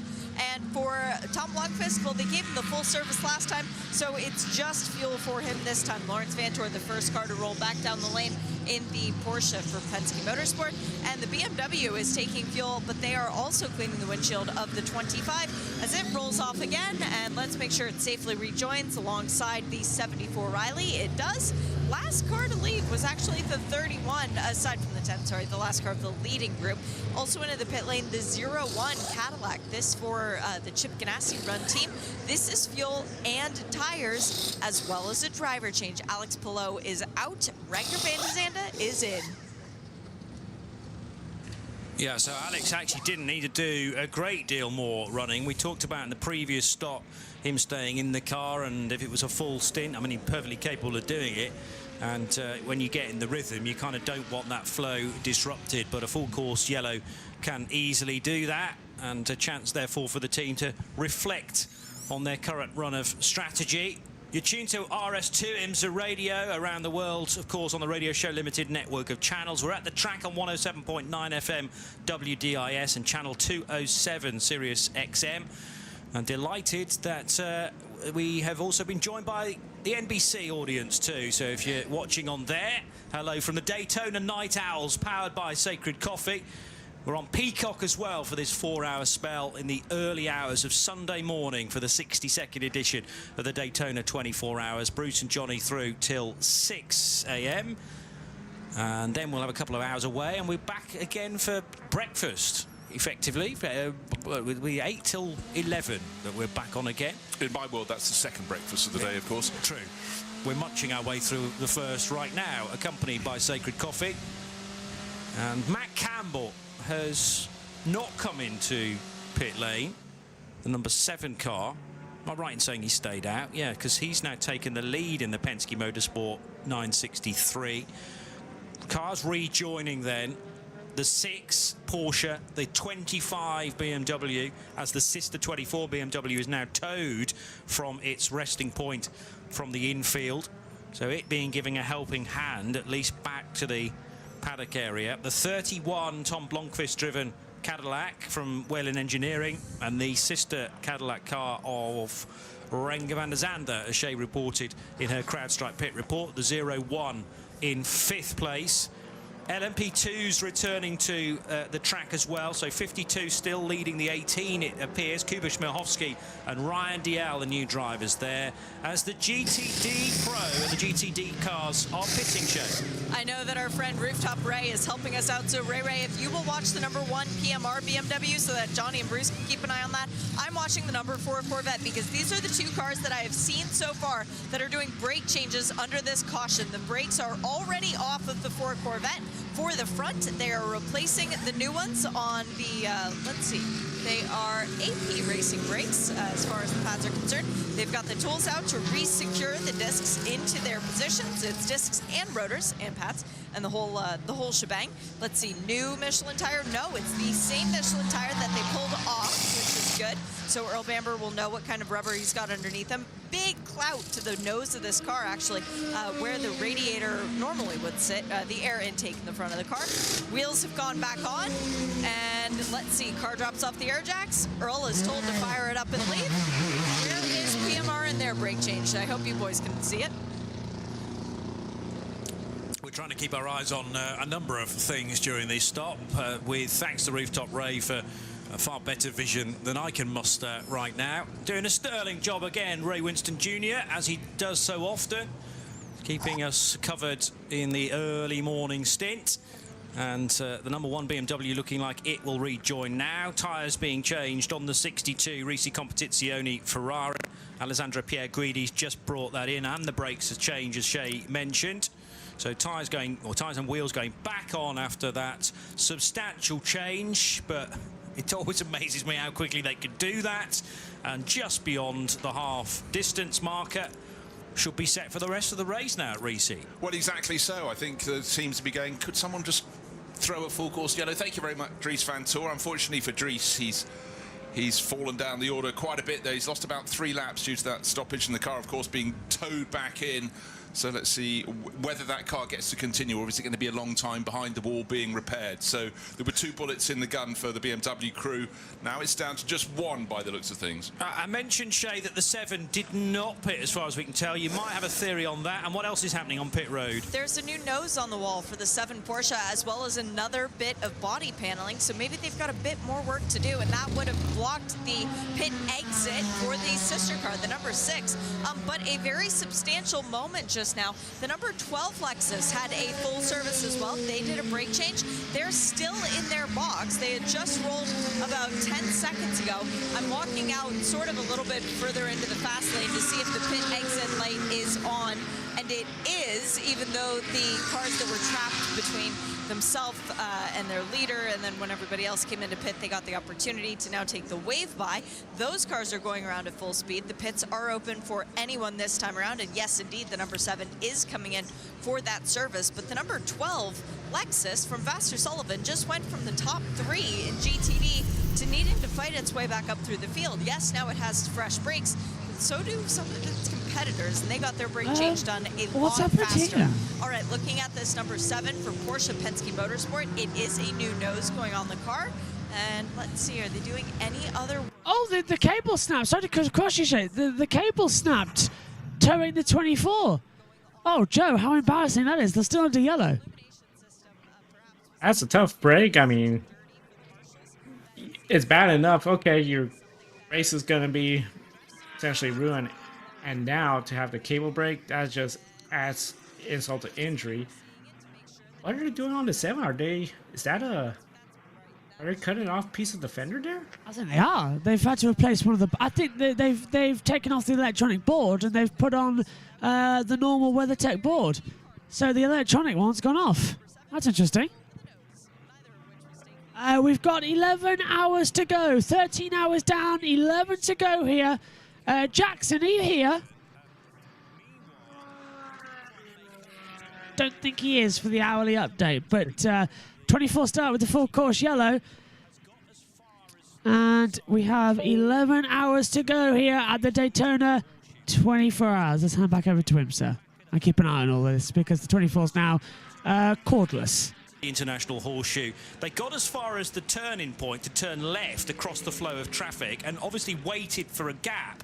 And in the tow truck and the car it was towing coming to a halt, either the towing strop has failed or it has simply fallen off the oh, it's pinged off the back of the pickup truck. So the guys driving the 4x4 turn left and think everything's hunky-dory here, then look in the mirrors and think, hang on, where's the BMW gone? And it's still stuck on the track because the towing strop is no longer connected. And now poor old Dries Vanthoor's thinking, well, what do I do now? I've got no power in the belly and I can't move from where I am. I'm on a live racetrack. Now the guys have pulled back onto the road from the paddock area. Another tow truck. Oh, in fact, that's the dryers that are tending to the track that have just gone by, and now they're trying to work out whether this tow rope is properly snapped and needs to be binned. It looks like that is the case, and a new one needs to be sourced now. It would be better that was the case than if the hooking point, the point from which it would be towed, has had any failure. But yes, they brought a new towing strop out onto the circuit. Dries Vanthoor, it's a 24-hour race. He's spent at least 24 hours in this problem alone. He's plummeted off the lead lap. He's down last in the GTP class. He's now 6 laps in arrears. But the fact the lights are on, the car is going nowhere. Oh, the number 24 car. This is a disaster. And bear in mind, what, 20 minutes ago? All was running smoothly, all was looking good, get through the night, that little mantra. They were running second and third, they moved down to about third and fourth. All was looking good then for the Belgian racer, while his brother Lawrence leads the race for Porsche Penske Motorsport in the number 6.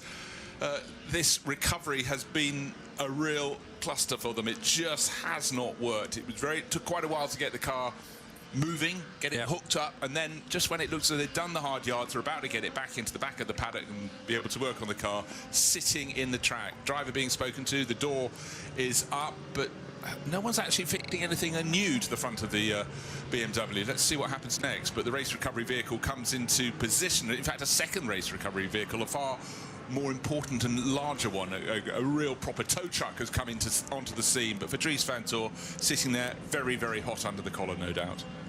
I just wonder whether something in the drivetrain has become jammed so that as the pickup truck pulled away, the car it was towing refused to move, and the only thing that was going to break first was the towing strop itself. But it pinged away with quite some energy, thankfully to a safe area over the top of the car. Though everyone driving and sitting in the pickup truck wearing head protection, as most people working here at the Daytona International Speedway do. But there was that moment as 2 of them got out and went, hang on, the pickup truck's there, yes, but the BMW GTP's over there. How did that happen? Okay, I can tell you what is happening right now. Is Dries Vanthoor has been invited out of the car, and he's now being put into a rapid response vehicle, and the BMW is still sitting on the circuit. So Dries is going to leave the scene of the crime, the scene at which the towing strap came off. I mean, the difference is, I thought they'd managed suddenly to bump start the car because we had lights coming onto it. Certainly when it was sitting on the entrance to turn 6, nothing was happening. And now Steps Towing, with a far more serious vehicle and a great big tow hook, again to go onto the roof of that car, is going to lift it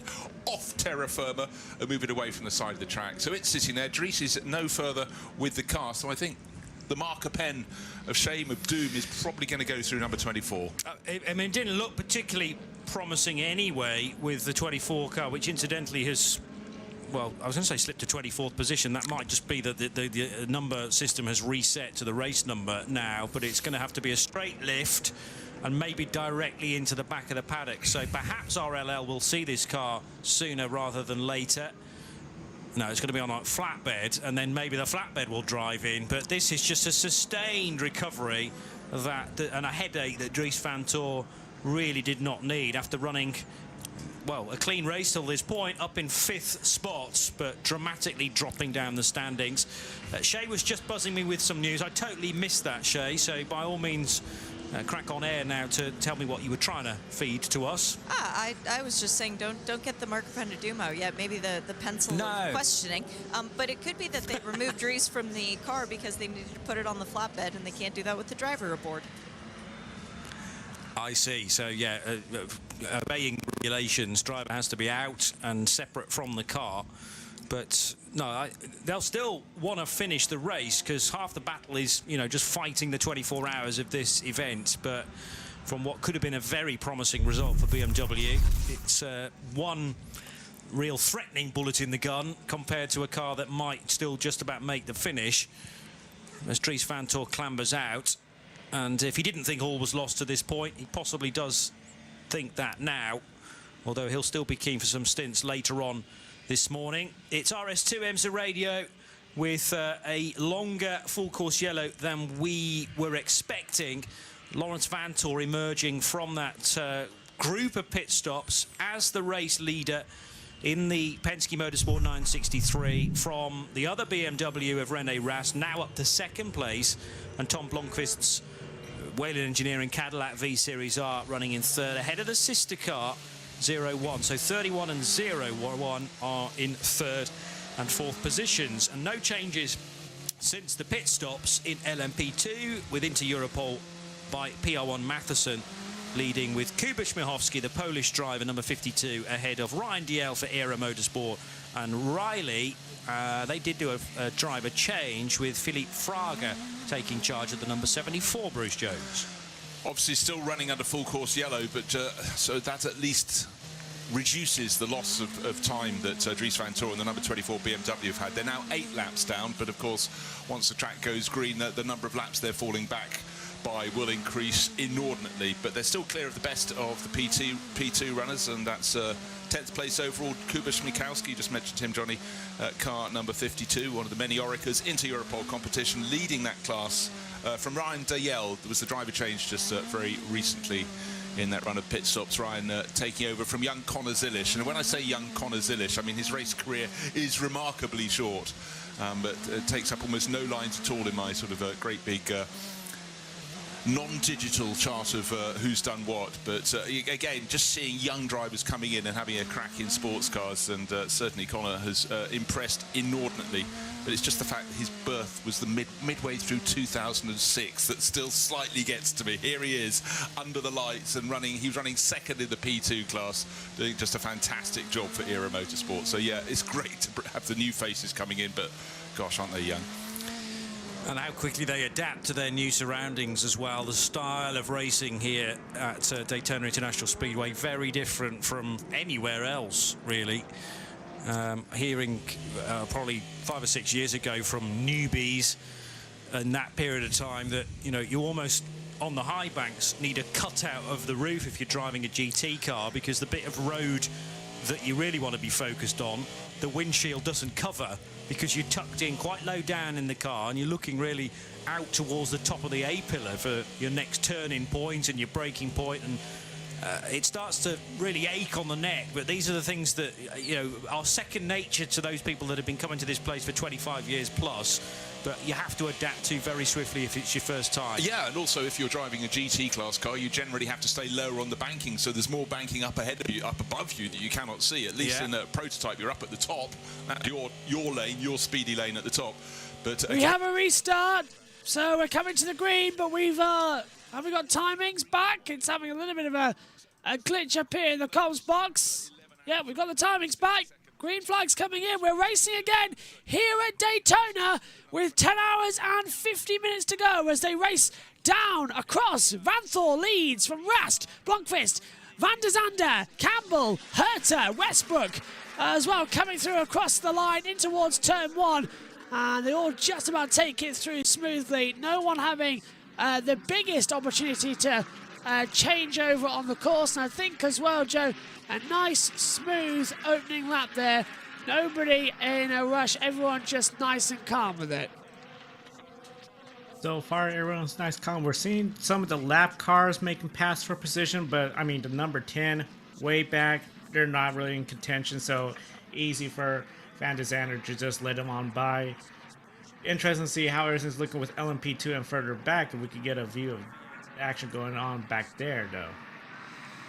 So lost out on where we've got. I don't actually know where Jackson's disappeared to. I think he's gone off for a little bit, and then he'll be back shortly. I know it's coming up to when he was leaving anyway, in the comms box, but we'll hopefully hear from him shortly as the field continues to race on. 10 hours, 59 minutes to go. Round the outside, that is Campbell trying to get ahead of Van der Zande into the break. So, correction, that's a 10. So that's out of position anyway. That's the Wayne Taylor Racing. That was out of position anyway. This is the 57 passing the 32 side by side. So this down into turn 1. Rene Rast is taking the lead. Rene Rast, according to our time monitor, has taken the lead of the race. So Rast leads. Go on. I was going to say might have occurred after the bus stop if Rast didn't exactly have the greatest of exits. So, yeah, it looks like Rast is the leader. So, likely had a better exit out of the bus stop and made the pass in the speedway corners 3 and 4. And battles going on in GT as well, as we'll try and get our live timings back. They keep crashing on us under these yellow flag situations. So we'll hopefully have them back up and running. There we go. So yeah, Rene Rast leads. Into the pit lane comes Felipe Fraga in the Riley car. And car 74 penalty, wheel rotation while elevated, so it's a drive-through as well. Car 74, I should say. Is that the Riley? I think it is the Riley, isn't it? That's come through. It is. So Felipe Fraga taking a penalty. Pit road. Any double numbers finishing this race. Oh, really? What? Thanks, Shay. Yeah, it's funny how those patterns play out. Is it only singles finishing then in some parts of the race? It's not an interesting turnaround. Felipe Fraga rejoins this race now down in 16th position. Feels like back at Le Mans, Joe, with us calling the early stages of the race. But it's Rene Rast leading. I think he's now going to have to take control from BMW with the other one off the track. Vanthor just wants to keep it calm. Looking at that 70 with the Corvette behind, the Corvette is trying to make a move. Not sure if it's going to get it out. It's going to come down to who gets a better exit. I think exiting the bus stop. 139 from the ERA Motorsport that's leading in LMP2. Fast start 139.956. That's the fastest overall.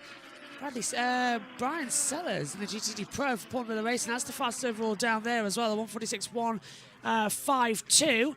13 hours, 13 minutes in this race. More time still will be under the attack. Let's take a replay. And this is the 70 McLaren Inception. Oh, and that was a spinning P2 car.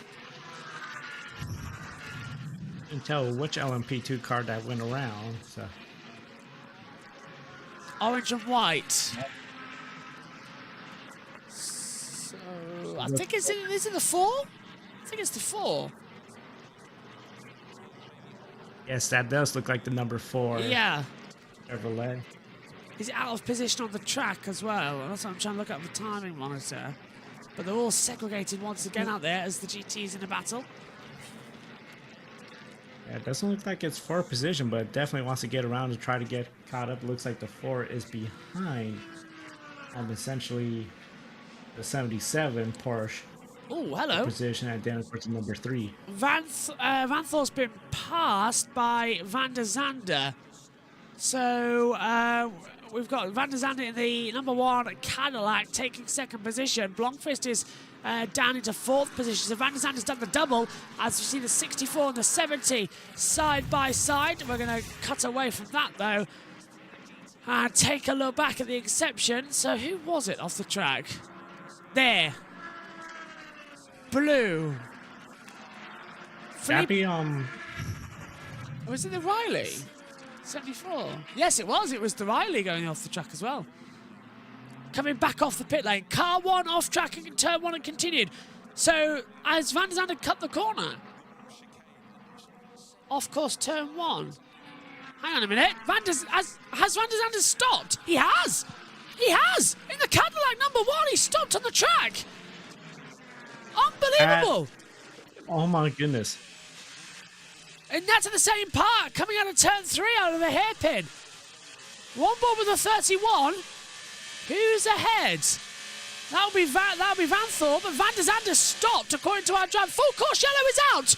It's happened again. Another GTP has come to a stop. Unbelievable. Van der Zande, this time in the Cadillac. It's a short yellow at the first corner, and Van der Zande has stopped. It says he's resumed. So has he done a quick reset, but it's a full course yellow. That has been called again. Still says he stopped on my timing screen there, Joe, but this is ridiculous now. 2nd year and more problems. I mean, this is the thing. It looked like at first it was just a Cadillac issue, Wayne Taylor racing issue, but then we saw the BMW have it. Now we have another one, this time Chip Ganassi racing Cadillac. Reliability is becoming an issue. Nate Raz, the 25 has been pretty good, and of course the Porsches, they've been pretty solid all night. Gonna come down to the reliability. If he has gotten going, which I don't think he has, hasn't. I show him a 6. Yep, He's same gonna here. lose a lap now, yep. Oh, Alex Lynn's gone behind the wall, so car 13's going through. Yeah, he's trying to go through the gears. He's stuck in 4th gear, 3rd gear, 2nd gear, 1st gear. He's trying to restart it. He's down in 6th position. Now he's in neutral. So Zenga van der Zande is trying to restart the car. There he is, stopped at turn 1. So that number 1 Corvette is having the worst time possible. And another full course yellow is out. All cars are being told to pack up after the segregation because this could take another long time. So the 24 in trouble. Every prototype cutting out on the track. We'll take a break and pass over to IMSA Radio. But Joe, this is unbelievable. Again, it's embarrassing now. This is one of the things where, with this new technology, everything going on, we knew the first year. But the second year, I think this is starting to get a lot of folks by surprise.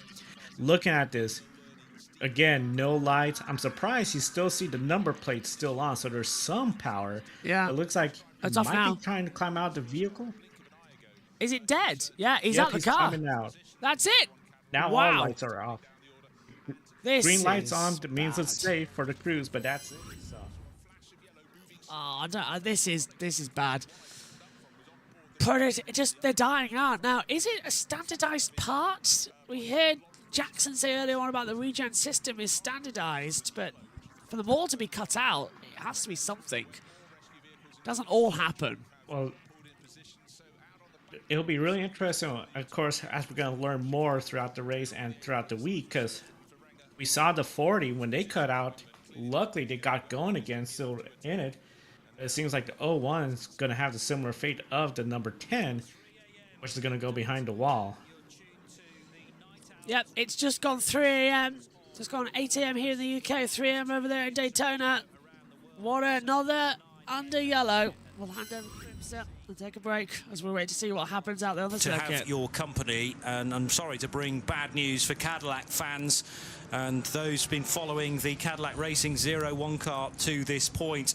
This race just has a habit of biting when you least expect it. Of course, race cars don't necessarily like being absolutely gunned for a segment, and then you get a full course caution, because that gives chance for a lot of heat soak within the car and systems to start doing silly things.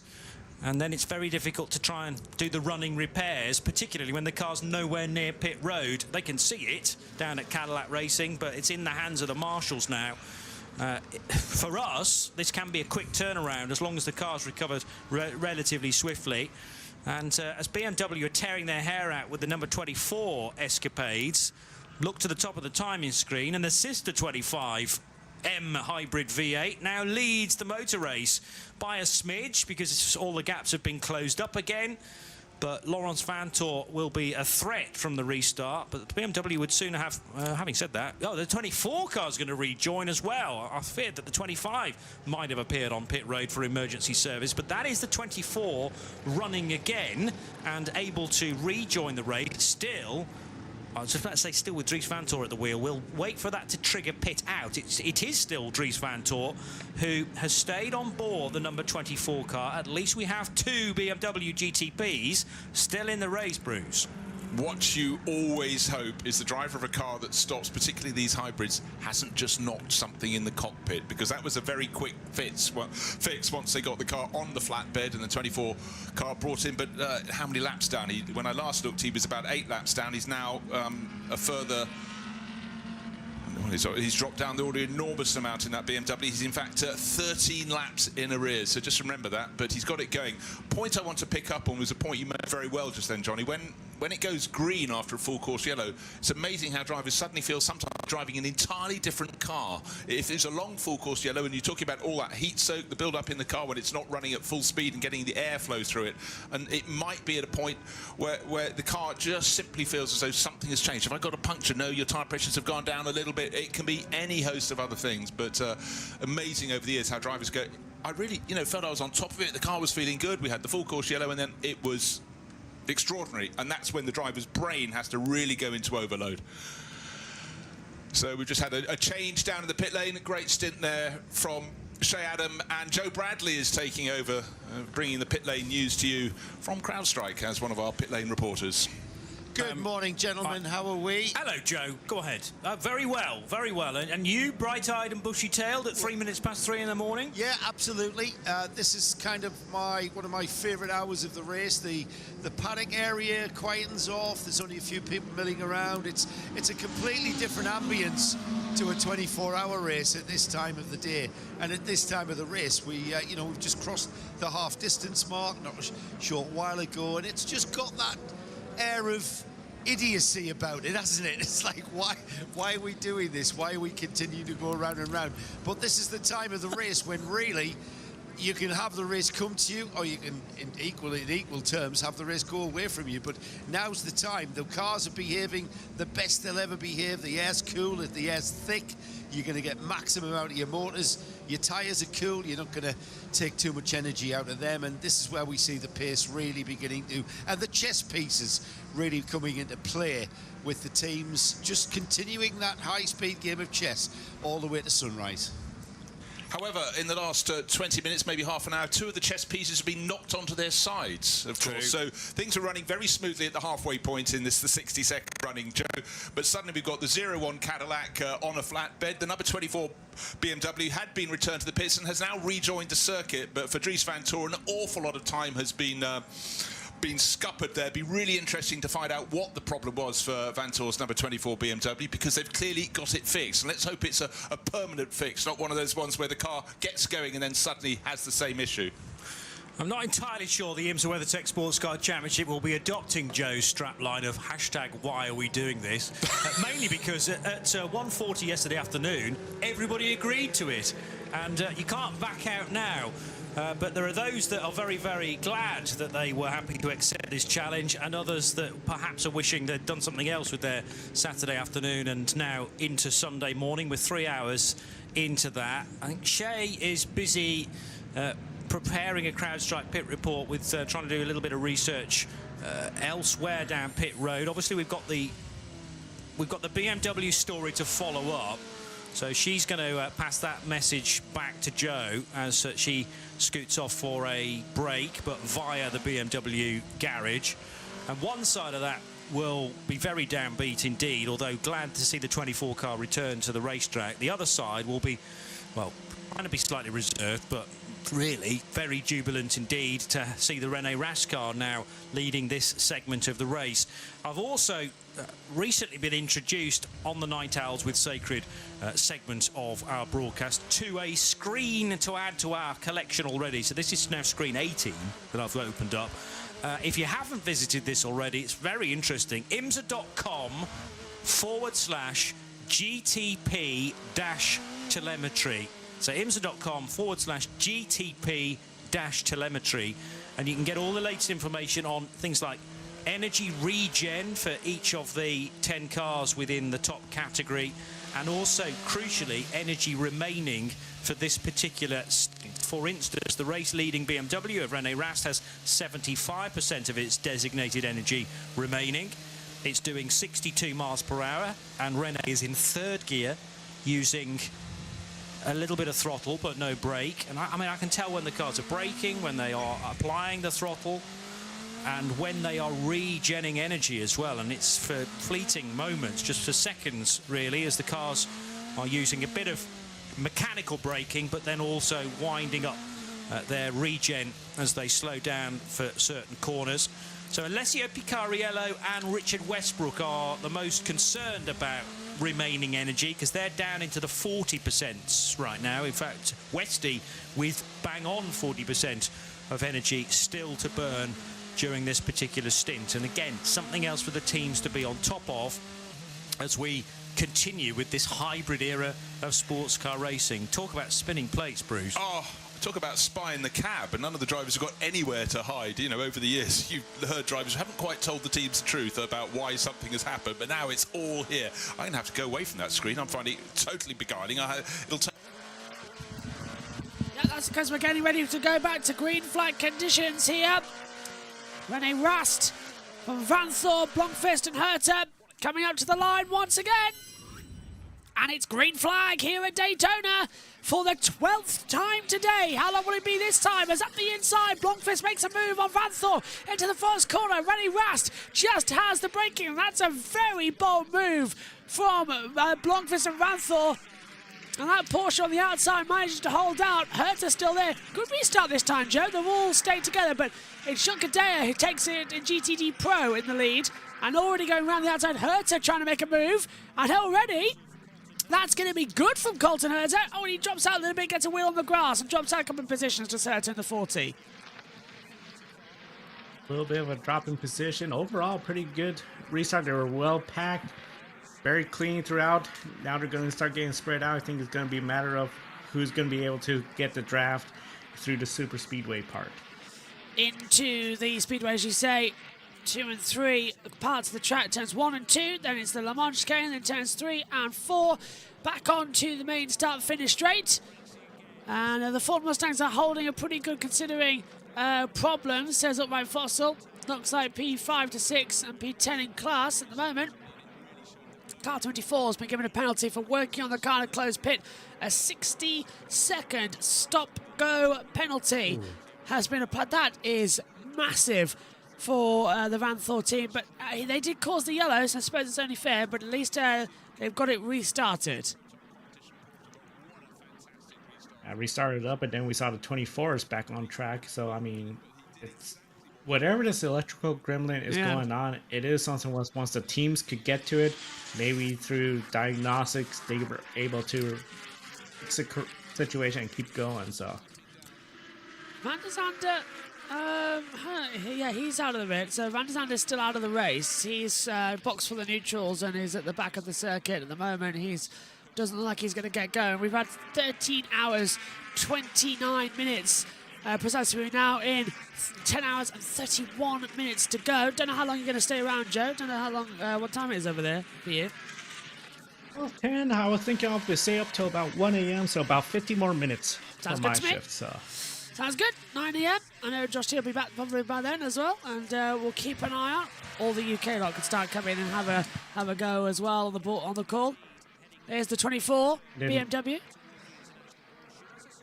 Probably the sun's coming up by now, I bet so. It is, yes. And breakfast was delivered to me as well. A nice. Oh, the camera's down here. Breakfast was delivered, so I'll be munching on that during the breaks when we go down to pit lane and hear from things.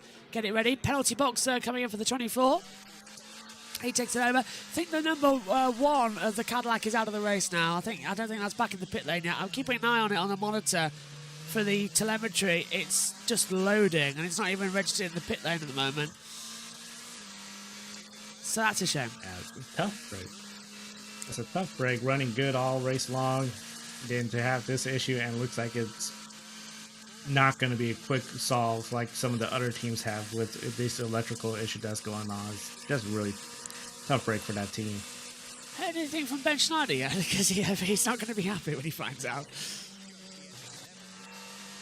I mean, this is the thing. A lot of folks are anticipating Cadillacs, the favorites to win, but I mean, look at what we got right now. Yeah. Highest rated Cadillac, the 31. That is the one that has been fast, consistently up towards the front. But if something goes wrong, you got Acura, the 40, still could have a shot at this win, and that had issues early on. So interesting that Rene Rast. Yeah, sorry, go on. I was just gonna say it's not over yet for the non-Cadillac drivers. So I agree, because we've got BMW with Rene Rast and the Porsche of Lawrence Vanthor. They've got 60% and 65% of energy. Blomqvist, who pitted before the yellow, he still has 65%, so he's matching that of Vanthor and Rast between the two of them. So the top three very much the same on energy. It's actually the number 5 Porsche Proton as well, who's got 35% of energy, and then the 85 of the the JDC Miller, that's got 30% of energy, so they're still losing out on the overall power of things. So they're still got to just keep calm, carry on. Battle between LMP2s with the 18 and the 99 together, just a second between them, and GTD with Dante and Karsh in the 57 and 32 up together again. GTD Pro with Junker Day and Christensen, the 1.3 seconds between them, same as Raston and Van Thorpe at the front. So battles really in LMP2 and GTD at the moment, which is good. Get that overall, we're seeing, I think this is where last 10 hours, this is where things are going to really start to pick up, because we know we're getting within the end of the race in sight. I've got pit lane reporter, I think, down. It just basically stopped, and for no apparent reason. And the reason is now being sought with the car being completely stripped down of its bodywork, and the team analysing data and the usual stuff. They're also, of course, taking advantage of this situation. Whilst the problem that stopped the car is being rectified and being sought after, they are servicing the car. So, you know, the rules are that you don't necessarily have to just do the problem that the car has been brought in with. And whilst you're doing that, you can service the car. So hopefully they can get to the bottom of it. Hopefully it's nothing too dramatic and they can get this car back in this race.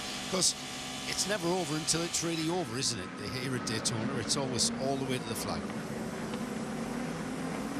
And that's why we keep coming back. That's why we love this thing, and yeah, get totally sucked into the story of the race, and the fact that, you know, you can be in it for so many hours, feeling like you're the dominant force, but any lead that you might build up during spells of green can be taken away in the blink of an eye or the blink of a yellow light.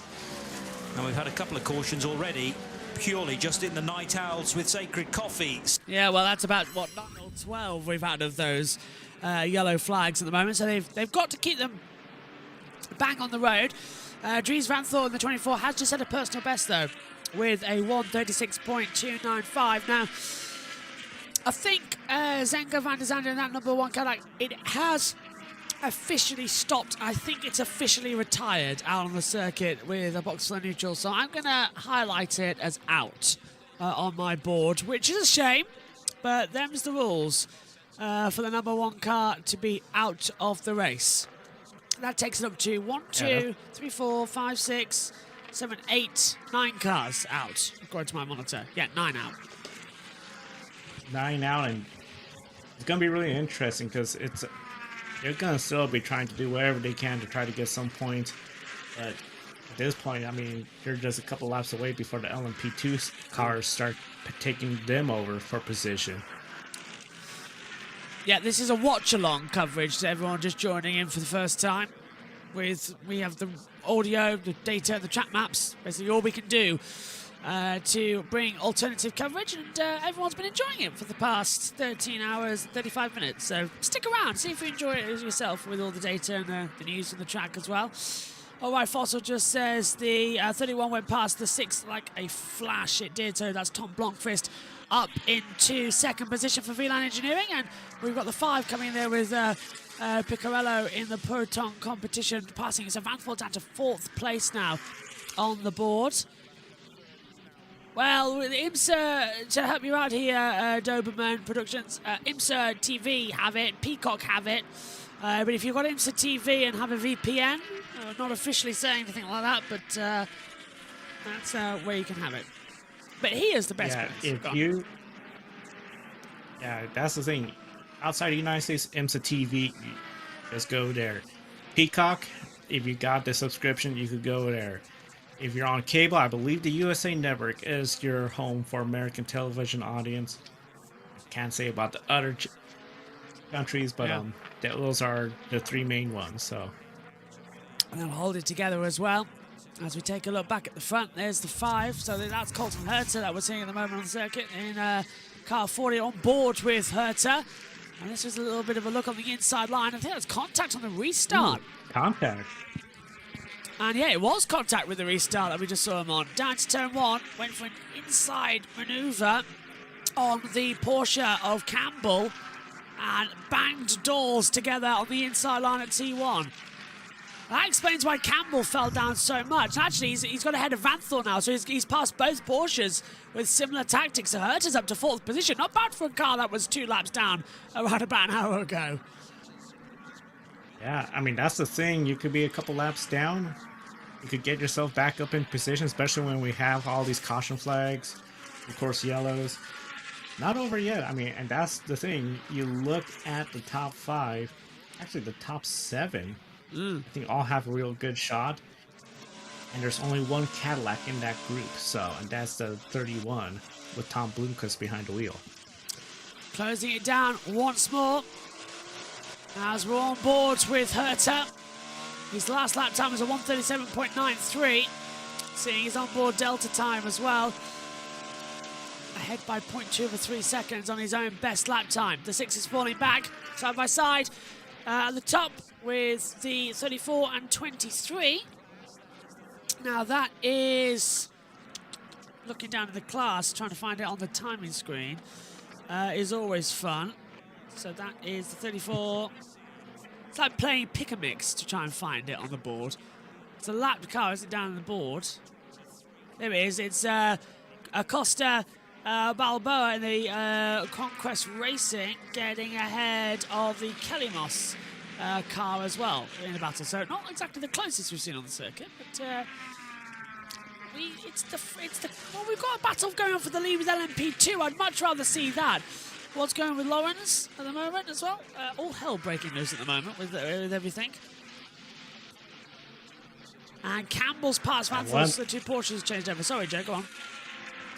Oh, I was just going to say, when you were talking about, you know, all heck breaking loose, I know one of the big storylines we've been following prior to this race has been the weather and the chances of rain. Of course, it changes. Right now, I was looking at 50% chance of rain by 6 a.m., so it's about 3 hours time, but then it'll drop down to 10%. So again, I think that rain is more a matter of if, not when it will show up, but still changing by the hour because it says Daytona. And that is the 23 already having the wiper blades ready to go. They've come a bit loose coming through the braking zone at T1. Zender, I think, is officially out of the race now as well. That retirement graphic has included him at the moment, has stopped on the track. They might be able to get him back to the pit lane, but not seeing much change on it at this time. Many Ras leads by 1.4 seconds, but we've got Chatton and Dalsey as well, the AO Racing 99 and the 18 ERA Motorsport battling together, half a second between them in the field. Bianca Day has got 4 seconds to Pierre Guidi. Pierre Guidi led this race in GTD Pro earlier on in the evening. It's 3:21 in Daytona, 8:21 here in the UK in the morning. 10 hours, 20 minutes to go as we ride on board with the 70 McLaren Inception with Mulroy at the wheel, trying to have a go at the 23. This is to lap, on lap I should say. It's the Heart of Racing car. Going to pull around the outside in the GTD Pro. So this is not a class position, this is a overall position in the race. Overall position, and one of the things now, GTP, they are starting to get caught up to the tail end of the GTD class car, so they're going to be dealing with the traffic. It's going to be really interesting to see if this is a good opportunity for Bloomquist to try to make up some ground on Rene Rast. And Van der Zande has started dropping down the field because he has now been passed by the LMP2s on their runs. They've now started lap 424 and he was on lap 423, so it's started to change now. On the timing screen, it just makes that life harder if he does get back in. He's joined now with Vanthor as well in the BMW Team RLL, who stopped and caused the other caution. Literally, it was caution breeds cautions for a few moments out there on the track. And the Inception McLaren just watching on and keeping it nice and calm. The closest battle on the track right now is between the 99 and the 18 LMP2. I think when we're watching the GTD battles, it's like always peeking on the wrong picture, NBC, aren't they? As we take a look at Blomqvist 1.6 seconds back to Rast. Yeah, we saw the 24 the 25, the lead, making good progress. Rast trying to just keep up. As you can see, the lead car just flashing the headlights, letting all the GTD cars know, I'm coming up, let me go through. This is just some of the biggest fun moments of sports car racing, when you have this kind of action going on with lap traffic and the leader just trying to make their way through. And it's taken the high line for the 31 as well, with Blomqvist at the wheel. He's right up behind Rene Rast now, has been held up in traffic. The gap 7/10 of a second as they come through the infield section here at Daytona International Speedway. Passed into the International Horseshoe. Rings it around the inside line, and the gap now 5/10 of a second, and he's right to the back of him, Joe, as we see now on the monitor. So this is Blomqvist's opportunity to get past Rast. This is the big opportunity. The big thing is just trying to predict where Rast is going to go, where the lap car is. They're coming to the super speedway part, so I think this is the big advantage because it gets much wider in the corners. I'm anticipating there's going to be a move entering the bus stop chicane. Very close between them. Now, is that the 5? It can't be, so this is going through. Drew Henry says, what's going with us? And he also says, it would be an awesome story if into your pod would win LMP2, 2 24-hour class wins back-to-back with Le Mans 23 and Daytona 24. Absolutely fantastic. What happened to Porsche at number 6? That's with Kevin Estre. Just dropped back on the restart after leading early on. And Tom Blomqvist round the outside of the banking. And I believe, as we ran on board with the 40, that is of Colton Herta in 3rd position. Tom Blomqvist has taken the lead of the race to Rene Rast across the line. So we have VLAN Engineering back in front, using that extra 5% of power, and he's done it into turn 1. Blomqvist leads again, and the 25 of the BMW down to 2nd. That's not what they wanted after causing that yellow just before. This is not exactly what they wanted. Colton Herta not far behind as well, too, in that number 40. So it's going to be really interesting, as they still got a lot of traffic, but they're starting to get, looks like, about a few more cars before then they're going to have more open speedway again. Yeah, the GT3 traffic right in the middle, wanting to get through. Yeah. Is it me, or is the 6 somewhat off the pace? Because it just looks like it's not at the speed it was, particularly after the contact with, I believe it was Colton Herta. I think Abhinav is right. What's happened to the Porsche number 6? Kevin Estre at the wheel. They have changed Lawrence Fanthorpe to Kevin Estre, so it's a driver change. That's dropped them to 6th, but their pace has been off in the last couple of laps, so I don't know if it was tyres or fuel, but we're going to see the number 5 Proton Porsche coming in shortly. He's only got 10% of battery power left. Let's have a replay. This is the replay of how it happened there, Joe. 31 getting ahead of the 25, got on the slipstream, pulled up in the tribal. Oh, that was a great move. Done way before turn 1.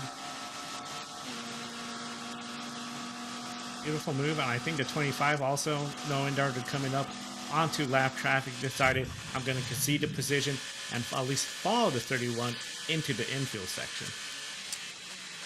Herta passes Campbell on board with Blomqvist. So that little battle's been brewing for the last 20 seconds or so. What are we going to see from Blomqvist now as he hits the front? He's got a 10th exactly to Rene Rast.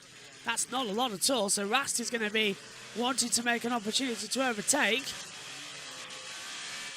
Chetin is ahead of Dalzell by 0.3 of a second.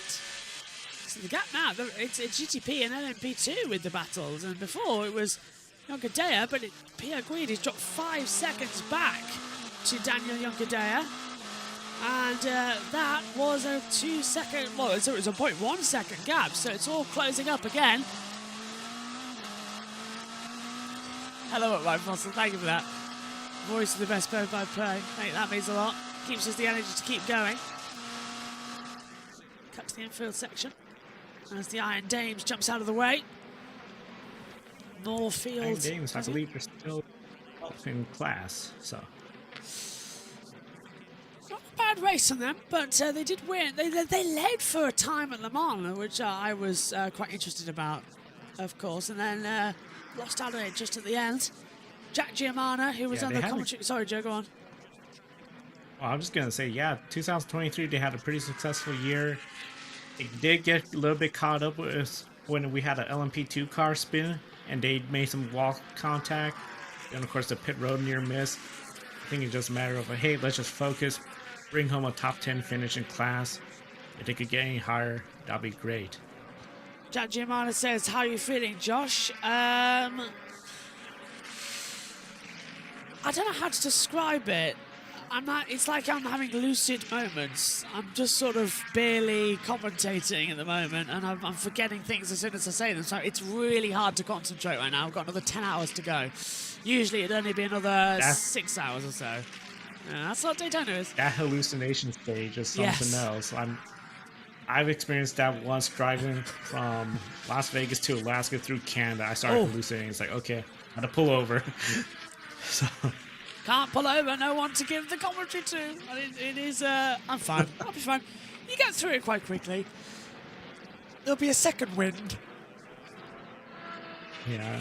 So right now, the 31 has cleared a lot of the lap traffic, so it's quite a lot of clean air up until the number 6, which it appears it has picked up the pace. It seemed for a while they were slowly reeling it in. It must have been adjusting something, but it seems like the 6 is back to full pace. But it'll be interesting to see as the race proceeds what happens with the number 6 if it can get back. I think they need a caution flag. That would be the easiest route to get caught up to everybody else. Oh, into the pit lane comes, as I said, the number 5 Proton Competition Mustang. Had to come in, it was out of power. You look decent, to be fair. Less tired than I thought you would be. Thank you, Jack. The 6 dropped several seconds off the pace from 2nd to 6th. Does look like Fossil. He did indeed. Doberman says, come on, hashtag 40. It's number 40 of Colton Herter. A lot of support for him coming in. Yeah, I'm not doing too bad. It's the feeling. I'll be fine. Once we get light and everything, we know it's near the end, it'll start to feel a bit more real. But it's the longest night of any 24-hour race. It's 1,200 hours, 45 minutes spent in darkness here at Daytona. So more than half the race is in darkness. Compare that to Le Mans, when only like 4 hours are in darkness. Le Mans near the summer solstice, so that's a big advantage. Here, we're still what, about a month, not even a full month from the winter solstice. As for Colton Herta, as you were mentioning, the support, he went winless in 2023 IndyCar. 2022, his last one was the Indy Grand Prix. Can't think if he has any other wins in any other series he's participated since then, so a win will be huge boost to say, hey, I got a win in the Rolex watch. So I think Colton's pretty driven. He wants to go out there and get a win. Denied it a couple of times when he's raced here before. Retired once as well, I think, on his debut a couple of years ago. But he has the opportunity now to hunt it down. Top 4 separated by 3 seconds. I want to say he won an LMP2 in 2022. Colton Herta. Yeah, class victory. I think he did it, didn't he? Yeah. I think we said at the time. LMP2. Yeah, Brian Herta, I don't think we said at the time he didn't do it. So long ago now, 4 or 5 years. Going back 5 years, I think. Yeah. In the motorsport year, 5. No, 5, yeah, 2019. That's scary to think. Back into I think it shows, though, that how quickly motorsports could go from a driver being talked as, potentially going to Formula 1. Remember the rumors of Colton Herta? He had the super points. He could be in the F1. Now we're talking about he hasn't won in since 2022 Indy Grand Prix before the Indy 500. Stock has fallen. He's no longer talked about as much of an F1 potential, so he'll love to get this win on an international stage and say, hey, I'm still around. I still have the potential, hopefully some positive momentum for the IndyCar season. Confirmed, Car 1 is retired, by the way. It takes up to 10 now. 2.25 over for me in Illinois. I don't know if I want to go to bed. I want to make sure the 40 and the 3 are good. Says Doberman Productions. You've passed the point of no return now at 2 a.m. You may as well stay up as long as you can. But it seems to be okay so far. I mean, I know Joe's going to go to bed, but how much sleep are you realistically going to get? I mean, considering I got the benefit of being on the West Coast, it'll be 1 a.m. Wake up probably by 6. It's still a decent amount, so that fan is not going to go to bed anytime soon. He got looks like a drink in hand and waving the cars on by, so. He's going to be freezing out there at the moment. It's quite nice weather out there. No, 67 degrees at the moment, so pretty nice. That is Celsius-wise, I believe 19 degrees. So. Oh, it's fine then. Wish it was 90 degrees here. It's 4 degrees Celsius over here. We got some pit stops. Aha, so we do. Let's throw it down to the pit lane. Doberman says, I'll go to bed 2 minutes later with my phone and keep watching. That's exactly what I think to do as well. Pit road. Not loads.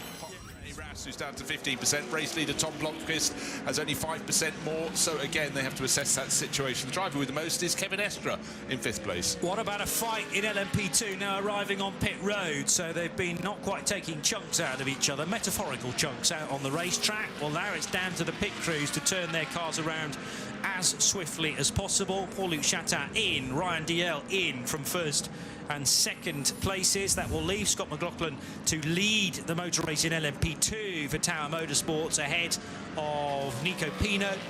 And then it's Colin Brown briefly up to 3rd position as the work continues on the bright purple with the yellow wings of Spike the Dragon. Continuing this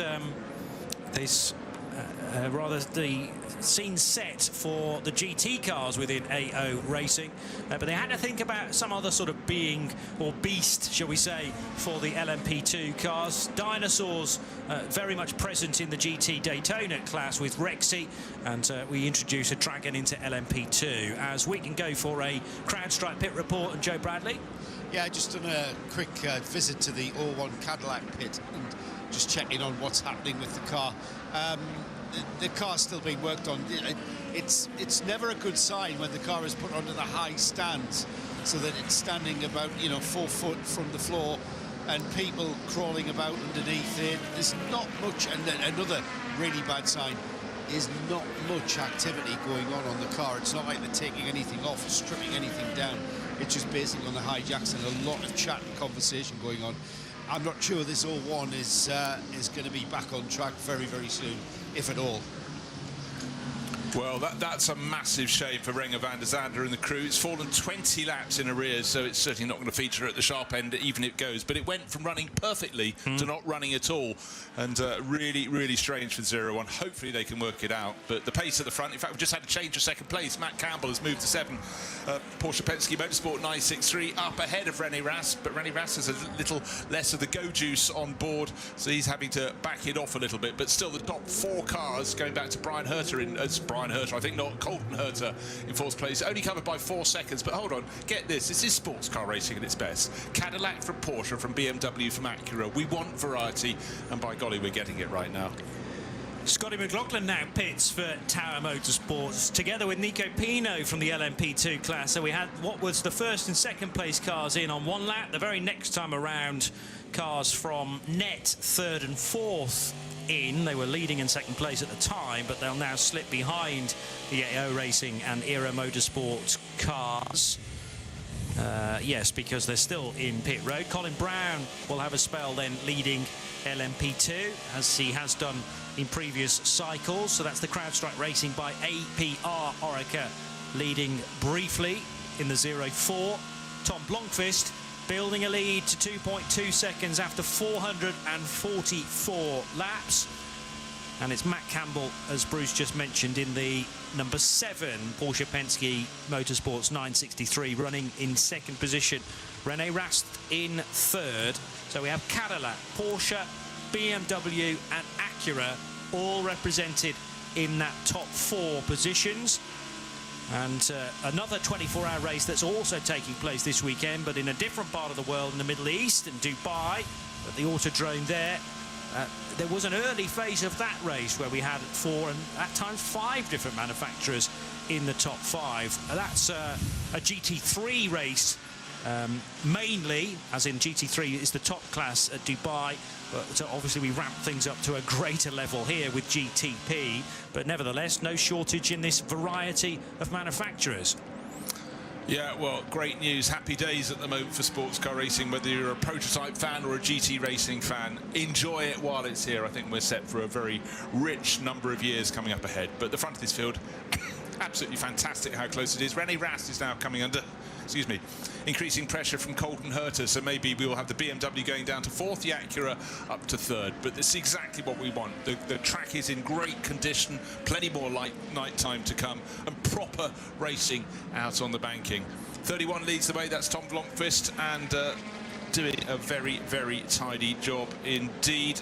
And he's just put a lap on Alessio Picariello, just moved past the number 5, the Proton competition Porsche 963 that looks so immaculate to my eyes. It's black and gold livery, but at the moment Alessio Picariello, though he's only 6th in class, bear in mind at the restart he was fighting to get into about 3rd in that queue of cars, and he's lost a fair degree of time since then. I think a pit stop may well have been included to drop him back, but Tom Blomqvist putting another car between him and the chasing Matt Campbell. 0.6 of a second, no, 0.7 of a second back to the number 7 Porsche, but certainly Tom Blomqvist works this traffic really, really well. Very, very impressive.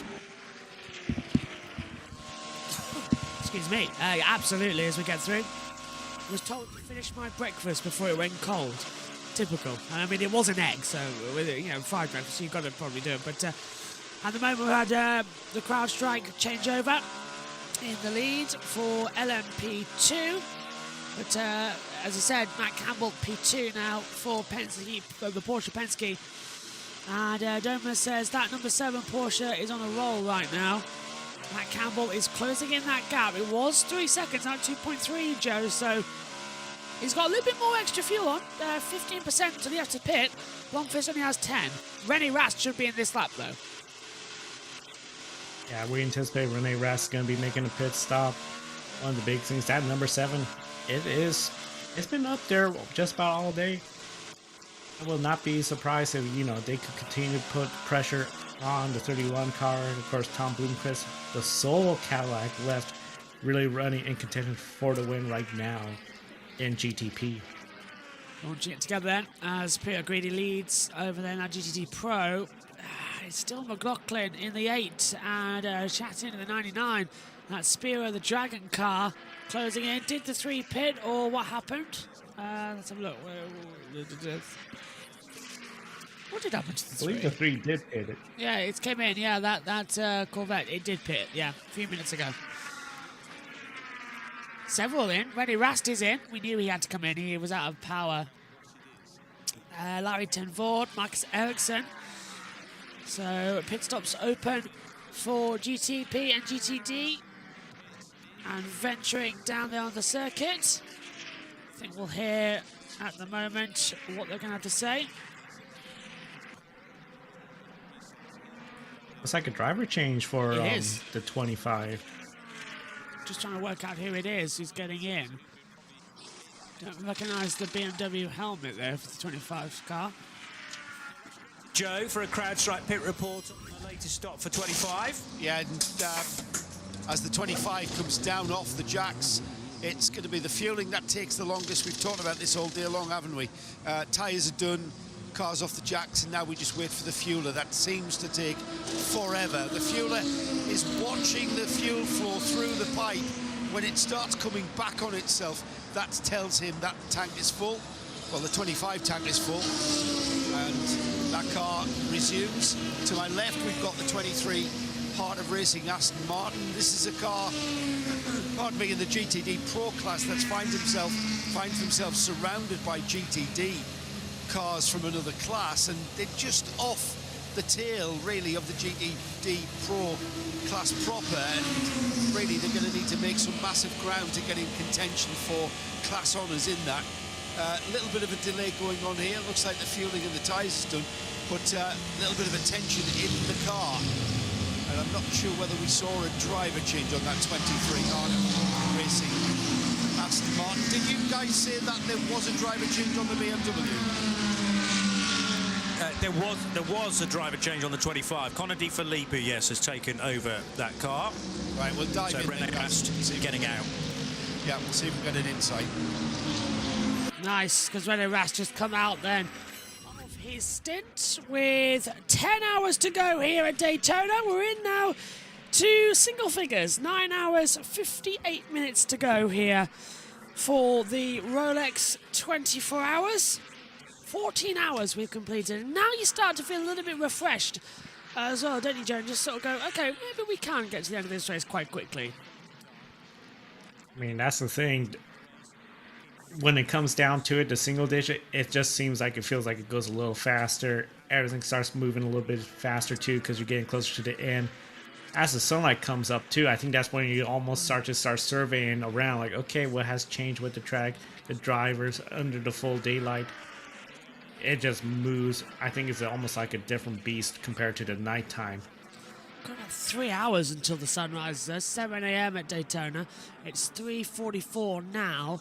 So there's still a long time left of darkness. As I said, 12 hours, 45 minutes in total. Tom Blomqvist has come in to the pit lane. So the race leader is diving in. Matt Campbell will take over at the front here at Daytona. And Colton Herta's in as well from third position. So leaders dive down pit road. Let's go down pit road. Tom Blomqvist brings the 31 Cadillac to a halt right now. So this is obviously a pit stop we need to keep a keen eye on. Also in on this lap, Colton Herta from third position. Matt Campbell stays out though, as the wheel gun really struggled to get that front right wheel loosened. There were sparks as it finally gripped. Nothing for the mechanics to be too worried about, but it's these split seconds here and there that are lost that can lose you track position. And then it's amazing how that is magnified a couple of times over later on in the stint. So you want to try and not miss a beat in these stops. Fabulous to have these two big teams so close to one another in pit road. It is the Cadillac that leaves earlier than the Acura, but that's fine because that's the order that they came in. Yeah, and Matt Campbell leading the race, you pointed out, the number 7 Porsche Penske Motorsport 963. That ought to be in next time around because he's got very little of the go juice left. Energy remaining 5%. Of course, all those coming into the pits have had theirs topped up back to 100. So Tom Blomqvist, Colton Herta going back out. Connor De Filippi, he's down to 95 because he went out a lap ahead of them. But an interesting little sideline. So it's IMSA.com. GTP, I'm trying to remember what the catch was, the strap line. GTP hyphen telemetry. There you go. IMSA.com/GTP, as in the category dash telemetry. Exactly. And the full list of the GTP cars are there. Position, so current position in the far left column. Then under the car banner, who's at the wheel of each car and the number and the entrance too. And then you can find out how much energy is remaining. And Matt Campbell, thankfully, has pitted on this lap where he had 0%, probably 0.5% as he came in. And now as the fuel goes in, the energy is starting to be topped up. 30%, 35, 40, and it will go all the way up to 100% before the car is released. They're doing tyres, medium compound Michelins all around. You can tell that by the little yellow sticker element. It's not actually a sticker, it's BMW 24 being soon.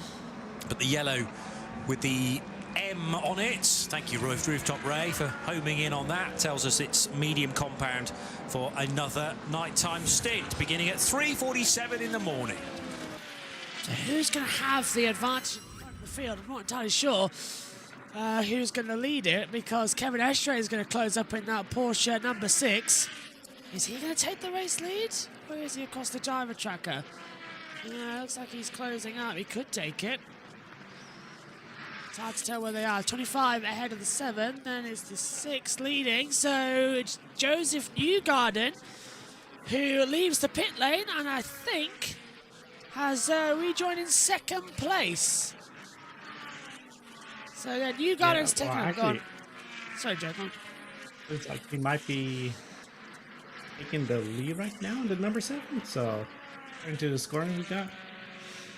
Timing screens put the 6 ahead of the 7 on the driver tracker, but the timings put it the other way around. So 2:54. This is like a minute a gap that they had a lap in full. I think Joseph Newgarden. No, here we go. Yes, I think Kevin Estre leads this race. I think they've got it right now on the World Feed graphics we're looking at. We're just waiting for it to adjust here on the timing screens. Yeah, so Kevin Estre now leads in the number 6 Porsche. Newgarden's down to 7th, but it's a 1-2 again for the Porsche Penske's. Yeah, 1-2 Newgarden. He has to be feeling pretty good. Another stint. This time starting at 3:47 as they mentioned, so it's an early start, but I think he's very motivated to get those Rolex watches.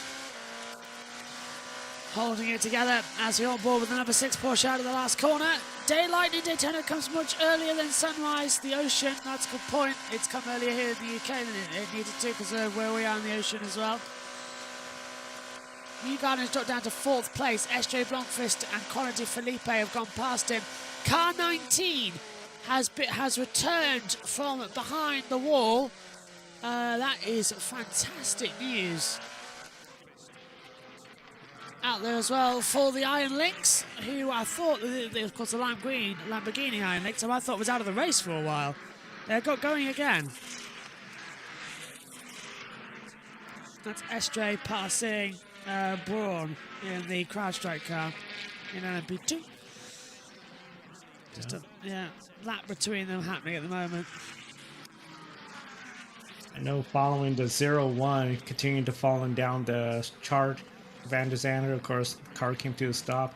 They're about 3 laps away before Earl Bamber, the leader in GTD Pro, is going to overtake them for position. And then, really, their race is just about done at that point. Yep, won't be much to do after that. No matter how much fuel strategy they'll have, we're running out of time. I know there's 10 hours to go, but in a 24-hour race, these take an eternity to plan out and win. If you get one fuel strategy wrong, you are off of position massively. Blomqvist already used 10% of energy. Newgarden used 5. It's not that much between them all, but the closest battle on track is between the 80 and the 32 in GTD at the moment. 99 in the 8. And then LMP2 separated by 1.5 seconds. So GTD has the closest battle here at the circuit at Daytona.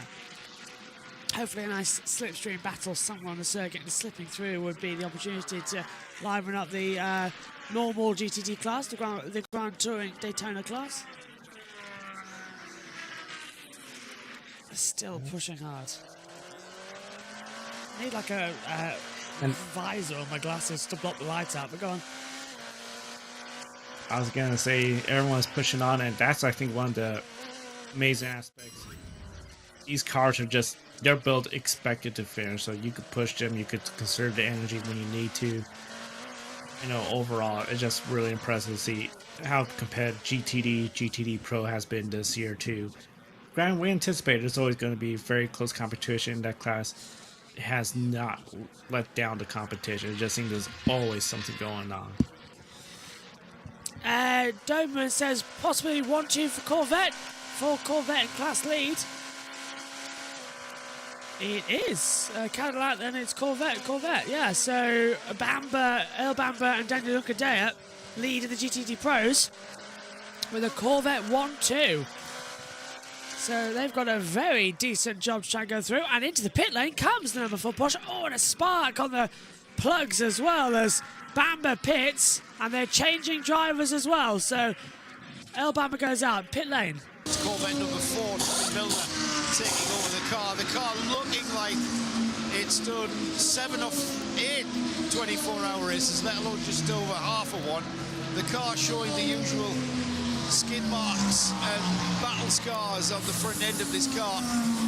As Tommy gets in, he's going to be given a fresh set of Michelin tyres to start his stint with. And a bit of windscreen cleaning going on there. There's still a few tear-offs on there. And there's the Pratt Miller Motorsports Corvette soundbite for you, everybody. Thank you very much, Joe. Love it when you open your mic during, when you're doing an interview down there and you get the startup, particularly of the GTD cars. They do sound great. And Pratt & Miller, I don't think that it's in their rule book they're allowed to run a car that doesn't sound absolutely magnificent. And again, you talked about the battle scars, the skid marks, the rubber dents on the nose of the number 4 Corvette. And, it's great. But again, you look at I love looking at what the mechanics do, sort of in the middle of the night. Someone out there on the pit apron with a little air wand just blowing down to try and clear the radiator halfway up the hood of the car. Anything counting. Only one of the tail lights is working on the number 3 Corvette, I've just noted, as it's going through the infield. Just noted, but it has been like that for about an hour and 50-odd minutes at least. I was watching from the other side of the car. Fair enough. Well, that's easily done because when it's going from right to left from our vantage point, there appears to be no issue at all. But when you catch it on the infield... I'm surprised they're so far behind. We spotted that when it happened. Jackson and yourself, Joe, and me spotted it ASAP. And as we mentioned too, as long as one side of the taillights are working, they're okay. But if both go out, then they're going to have to come in the pits and fix it. And that could cost a lot of time if it's not. And he can't come into caution as well as the Inception McLaren number 70 dives in. Is it fuel and tyres? Yes, it's tyres, and it will obviously be fuel, but no driver change at the moment coming in. They've opened up the door just giving you swing in as well for the drink at the side. Morning to the little owls. This morning, everyone. Morning. Really starting to feel it now out there. Blimey, this is why. I don't know why. It feels worse than Le Mans because I know there's longer to go than there is. Another 3 hours added on for what we do at Le Mans. Time zone difference, of course, in Le Mans, they're 1 hour behind you. Here, we're at least 3 hours ahead of you over from Florida. 4 hours, so. It's about 3, 4, 5 hours, but it does change massively, the difference. Good morning to Gary B. O'Rifle says the Cadillac out in the lead in half, or the lead's out in half already. Doman says, I'm going to get in bed now. These headphones hurt after hours of having them on. Good night, guys. Good night to you too, Doman. I know what you mean about the headphones hurting as well. I think you'll need to throw away the ear cups after this. Get some more to go into. And thanks for joining us. We'll be live throughout all of it. Don't forget part 4 coming up later on in the day. And if you're watching on Twitch, or just throughout the day live here in the commentary. Right. In comes the Lexus. Was in the class as well for Vass Sullivan leading it in GTD. There will be a changeover there as well, Joe. And it's going to go to Inception Racing now, leading in the 70. Changeover coming. What a up and down race it has been for Vass Sullivan. Of course, the 18 early crash. Connor Daly was just so distraught after that mistake. Excuse me, not Connor Daly. I'm trying to remember. It's another IndyCar driver. Not just somebody Connor. But made a mistake early on. Just tore up the front end of number 18. Give me 1 second and I'll have a look at my stats. Connor Zilsic as well, I believe. If I've pronounced that correctly. I probably butchered it massively. In the ERA Motorsports in LMP2. Van drives the number 18. As we see out on the track. Good exit there from the 12, so it's driver change. Frankie Montecalvo has taken over some Vitamin Maita as well, so Montecalvo takes over at the moment on the field in the Vassar Sullivan number 12. Zilic, thank you. So, yeah. He's doing lots of NASCAR this year. He is, isn't he, Zilic? I should have known that. It's been a long day 14.5 hours on air right now. With another 9:43.52 to go, plus overtime. Not bad. S-Train leads by 8 seconds. The field now spread out, Joe, so this is where we needed to go. I know you're leaving in a minute to go get some well-earned rest. So what have you enjoyed? Conway, that was who that crashed there we go. earlier today. Conway, yeah. Mike Conway. So I know you're leaving soon to get some well-earned rest. What have you made of... He was somebody from Indy. Yes, yeah. What have you made of the IMSA 24 then, this year? Well, I would say a tale of 3 races. The first hour, my goodness, I thought we were in for a really long race with crashes that we saw. Mike Conway, a big crash, a couple of caution flags. We had 3 LMP2s crashing the bus stop. I just thought this is going to be a long one. Then we do have these stretches of long green flag runs. The field gets spread out. It's more a single car incident, but what the big thing we're seeing is the reliability of GTP, the electrical gremlins plaguing several cars. And then, of course, I would say the third factor, the third part of this is the competition is too close to call when it comes to all the fields. In the pre-race show we talked about, Cadillac was a heavy favorite.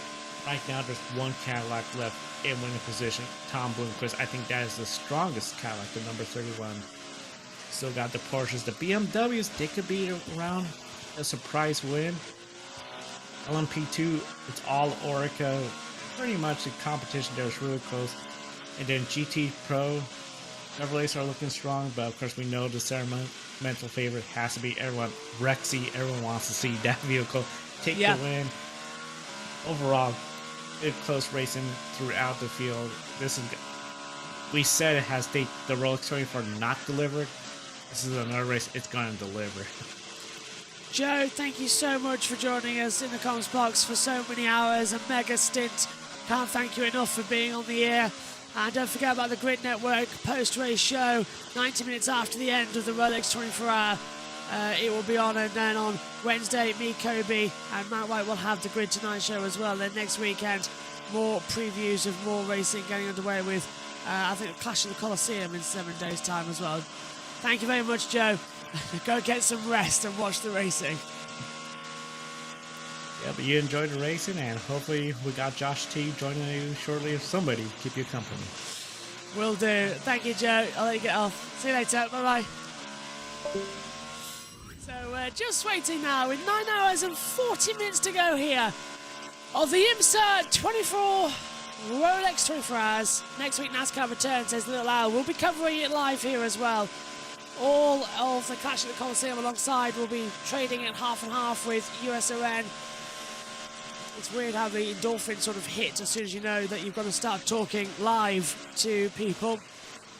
But let's go down quickly for a pit lane interview. Out to Sheldon van der Linde driving the #1 GT Daytona Pro car, because it has just done the fastest lap of the race so far for any of the GTD cars. It happened the lap before last.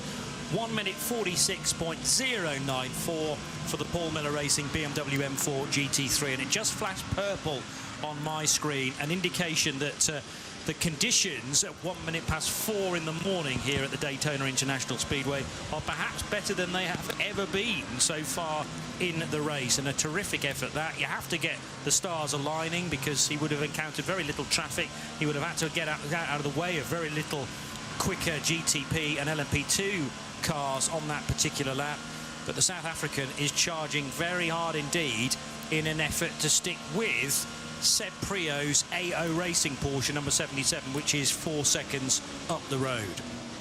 You can only do what you can do, can't you? So he's doing it very well indeed, and you know, what a talented family. You look at the talented racing families. We just heard about Ricky and Wayne and Jordan Taylor. We've got obviously Dries Van Tor and his older brother Lawrence Van Tor, and then the Van der Lindes racing all around the world. And for Sheldon, who's been a BMW man for a long time now, you know, they are absolutely tip-top. But some of them, you look at their early careers, particularly the Van der Lindes, coming up to Europe from South Africa with not a lot of racing under their belt, certainly a racing family.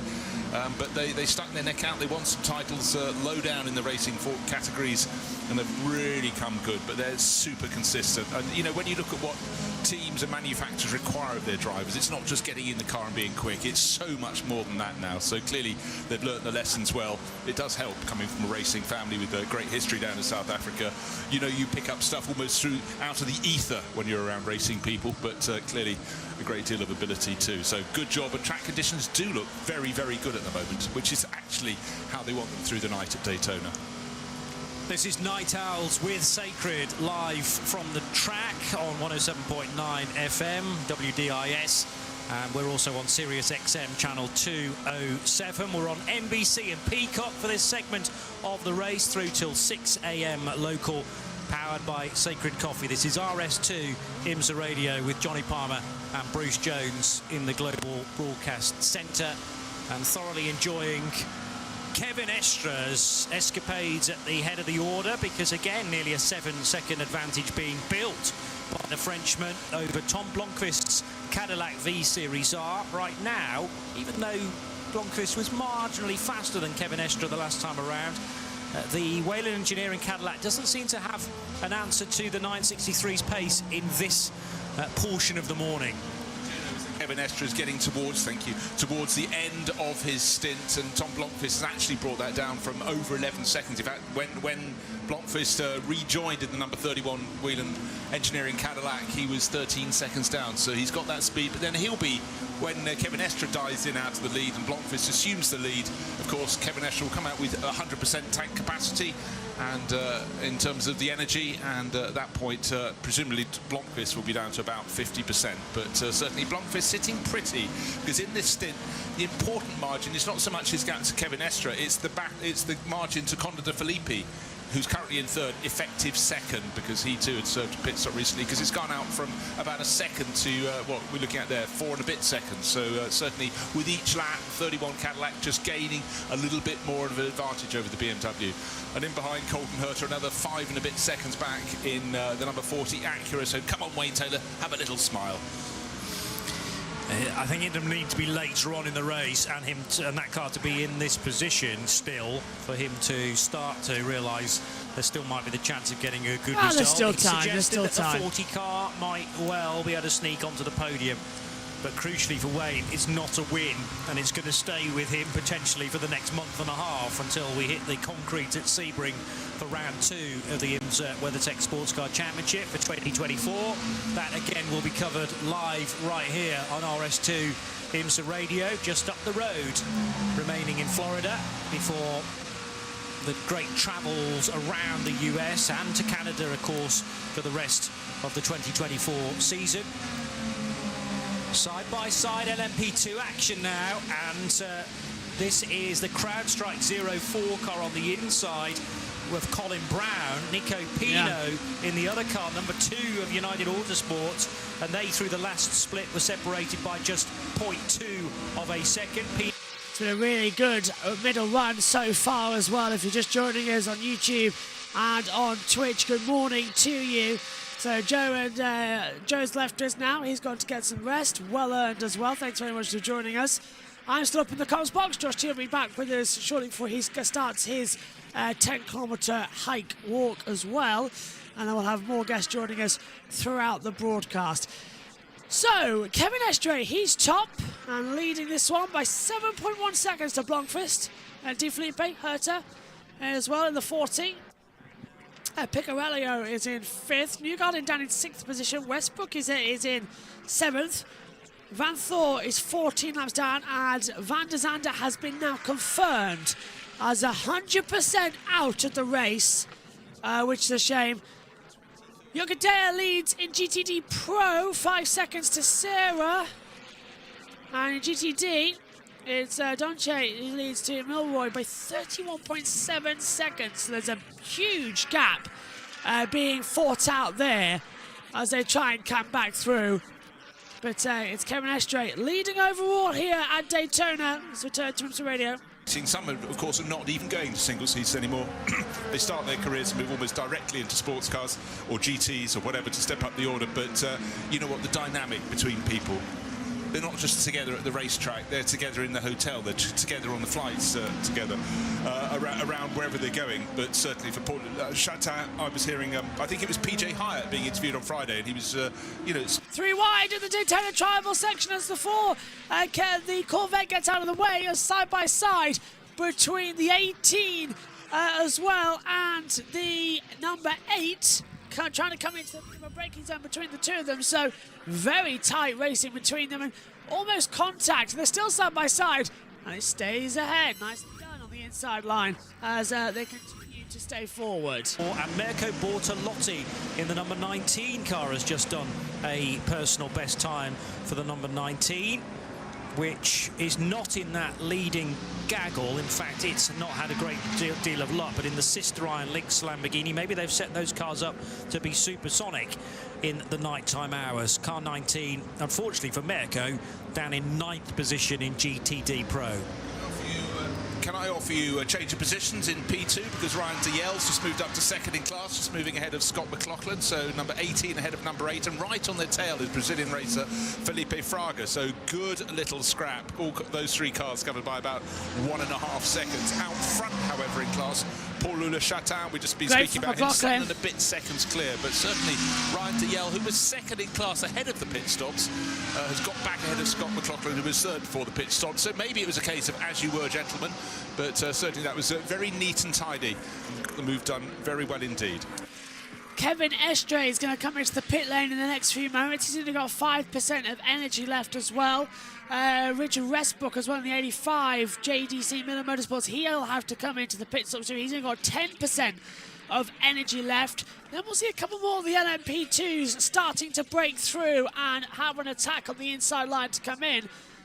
Not bad, pit lane. I just want to see, you know, how you guys are doing. You're the man with the name at the top of the shop, if you like, or above the shop. What's it like so far for you guys? Without hexing it, Stu, is what I mean. Yeah, we don't want any of that. Mind you saying that, earlier on we had a bit of an issue that's actually cost us a bit. Colin, on the couple of restart ago, just went up the inside of the Ligier, and Braga in the 74 car was just in front of us, and there was a bit of a gap, and I wouldn't say it was necessary going for the gap, but it just panned out. He ended up tapping the back of Fraga, and we've got damage on the front clip. Now that's actually costing us lap time, which is why we've actually gone backwards. But what we've done is rather than change the front clip at the next stop when we had to do tyres, it would have cost us probably 20 seconds. We opted to go with just tyres that leave the clip. So at the next stop, we're going to change front clip and put Toby in with this set of tyres to alleviate having a long stop.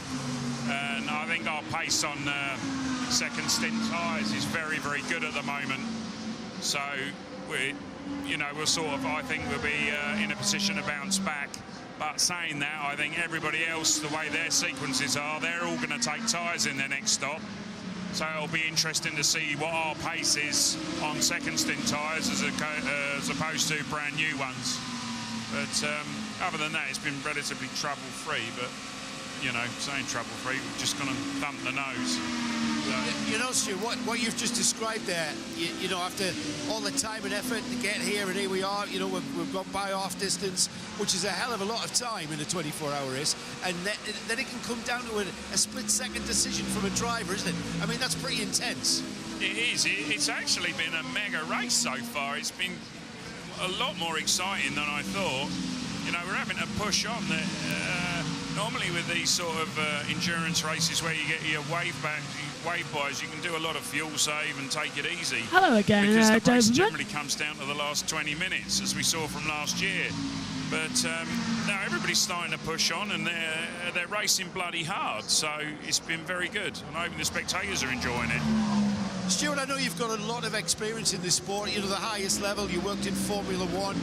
The intensity is, you know, it's a little bit different, isn't it, on these long drawn-out races, or is it? You tell me. No, not really. It's still managing, you know. you listen in Formula One, it's all about looking after the tyre, you're managing, so you're not necessarily driving the car as fast as it can go on that lap, because you're looking for the pace in laps down the road, you know, further laps, like lap 9, 10, 11, 12, for instance. So you can't just go out and murder the tyres on the first few laps. So it's all about managing the tyre. So it's very Estray similar. and Westbrook are in for we're pit having to push as stops. hard as we can, but we're being very careful not to upset the tyre and have the tyre fall off a cliff, which we don't want. And what about managing people? Because as team principal, you have to be the team psychologist, the team mother, the team social worker. And you've got to motivate the men and women in the team as well, haven't you? You're shaking your head there, Stu. Good job of not telling. No, you're exactly right. It's murder. That's the hardest bit, isn't it? Yeah. You know, you know, you always say to the drivers, you know, it's the same adage, you know, I need you to drive as fast as you can, but don't hit anything, and save the brakes and look after the car and the gearbox, you know. So it's quite amusing from that respect, but yeah, you're trying to keep on top of everything, make sure the guys don't get too excited in a pit stop because things happen. And when you throw in a bit of diversity into something that you might not have exactly planned for or trained for, it can throw in the odd mistake from somebody. But so far, everybody's done a super job. The lads looking after the car are pushing on. The pit stops have been okay so far, so no grumbles really. The two race engineers down here, David and Jeff, are doing a cracking job, and I'm just up here when I see, and I can add a little bit, which I do, a bit of old school not engineering but strategy, looking at the race. They've got computer screens that, you know, it'll take me a month and a half of training before I can understand what they're looking at. There's so much going on with their the information that we get sent to us, where we use this pace tech system for strategy and help, but sometimes it's just down a bit of a seat of the pants call at the right time, and there's been a few of those made here this evening. So as you saw, we had George had to jump back in because there was 7 minutes more driving time, so we made a call there, and that was not really, you know, just looking at how it would pan out, and that was a quick call. Both drivers were ready, and literally on that lap, as the car was called into the pits, we made the decision to put George in and not Colin, and then it worked out really well because the way the other cars were running, we were in a position to do what we needed to do. So you know, just got to keep pushing, and the aim is to come and win it. Thanks, Stu. Fabulous insight there at APR, CrowdStrike Racing with APR. Now, during that pit report, we had a couple of stops for the 6 and the 85. How about this for a late call for the number 6, though, that had to come right... Yeah, cut down right on the inside line of the track and almost took out 3 cars, so... That was Kevin Estray not really playing ball there in the Porsche and almost taking everybody out for that breaking point. I can't get to pit road. Yeah, it's easy for you to say. Yeah. Talk about a close call. Do you know what? That is years of racing at the Nürburgring Nordschleife, I reckon, paying dividends, because you've got to know the dimensions of your car and also your surroundings, if you like. And he knew that he had to come in probably because the energy reader was down to single digits, and Kevin Estray pulling that off to an exemplary fashion, and he stays at the wheel of the car, whereas Richard Westbrook, who also pitted at the end of that particular lap in the 85 JDC Miller Motorsport car, there was a driver change there, Westy getting out, and Tymon van der Helm, the young Dutchman, taking charge. But what about... And we're going to have Alessandro Parcarillo coming in soon as we've got a driver change going on down there at the 99 car. The what was race leader in LMP2, Scott McLaughlin, takes over now at the front, leading here in the category. And they'll keep changing. Yunkadea is closing in on Serena as well, just 1.4 seconds there, the gap. So it's getting tense out here at Daytona with 9.5 hours to go. This is the 99. The Dragon car, the purple and orange Dragon liveried car. And that's the car pulling away there. I got there quite late. I'm not sure. Yes, we have got Paul Luchatin out of the car, so we'll see if we can get a chat with him. Give me a few minutes, guys. Let the driver cool off, and then I'll give you a shout. I was going to say, give PLC a few minutes just to debrief and to catch his breath. He's a fit guy, but he'll need a bit of water because it's a warm night here at Daytona. Also in on this lap is the number 2 of Nico Pino, young South American, and the United Autosports car USA. United Autosports USA in from 5th position. Christian Rasmussen taking charge of the number 18 Era Motorsports Orica, and that car rejoining too. Yep, nice clean pit stops down there, and just waiting to see indeed who has taken over from Paul-Louis Chatin. Really strong run for AO Racing in Spike, the car that's drawing a lot of media attention all around the world, following on from Rexy, of course. It just adds something rather different. Whenever I saw Rexy, I always thought about the Flying Tigers after the Second World War, based out in the Far East, with the beautiful teeth on the nose of their planes long time ago. But again, in a pack of so many cars to stand out, you have to do really something very different indeed. The Tower Orica also in the pits now, came in a lap later. That was running very nicely in the hands of Scott McLaughlin. Went out after its pit stop into 2nd place, came down 1 position to 3rd, but all very tight. But we'll see where that one slots back in. But the P2 battle, as with pretty much every battle, is very tight indeed. At the moment, the only class that hasn't got a close battle because of the pit stop sequence, not for any other reason, is the GTD class, and Indy Doncher's leading that in the Winwood Racing Mercedes by 30-something seconds. But once he gets into the pit cycle with the others, Kenton Cook is very much in the mix. And let's go down to hear from Paul-Louis Chatin because he's with Joe Bradley. Well, we expected the LMP2 fight to be intense, and that's what it's turning out to be. And you're right there in it. Yeah, yes, exactly. You know, LMP2, it's always really tight. There is no BOP at all in the LMP2, so we just push from the first lap till the end. After, we have to chip the car in one piece until the last hour, because it's where it's matter. But the team is doing a great job. We had a small issue at the beginning of the race, but now the car looks better and we are able to fight. So I think our pace starts to be good, and we need to keep working like that, but step by step. Are you absolutely flat out, or are we looking after tyres, or is it really just a sprint race over 24 hours? Yeah, it's more or less a sprint race over 24 hours. Of course, we take a little care in the traffic because we don't want to have any issue right now. So I would say we're at 99%.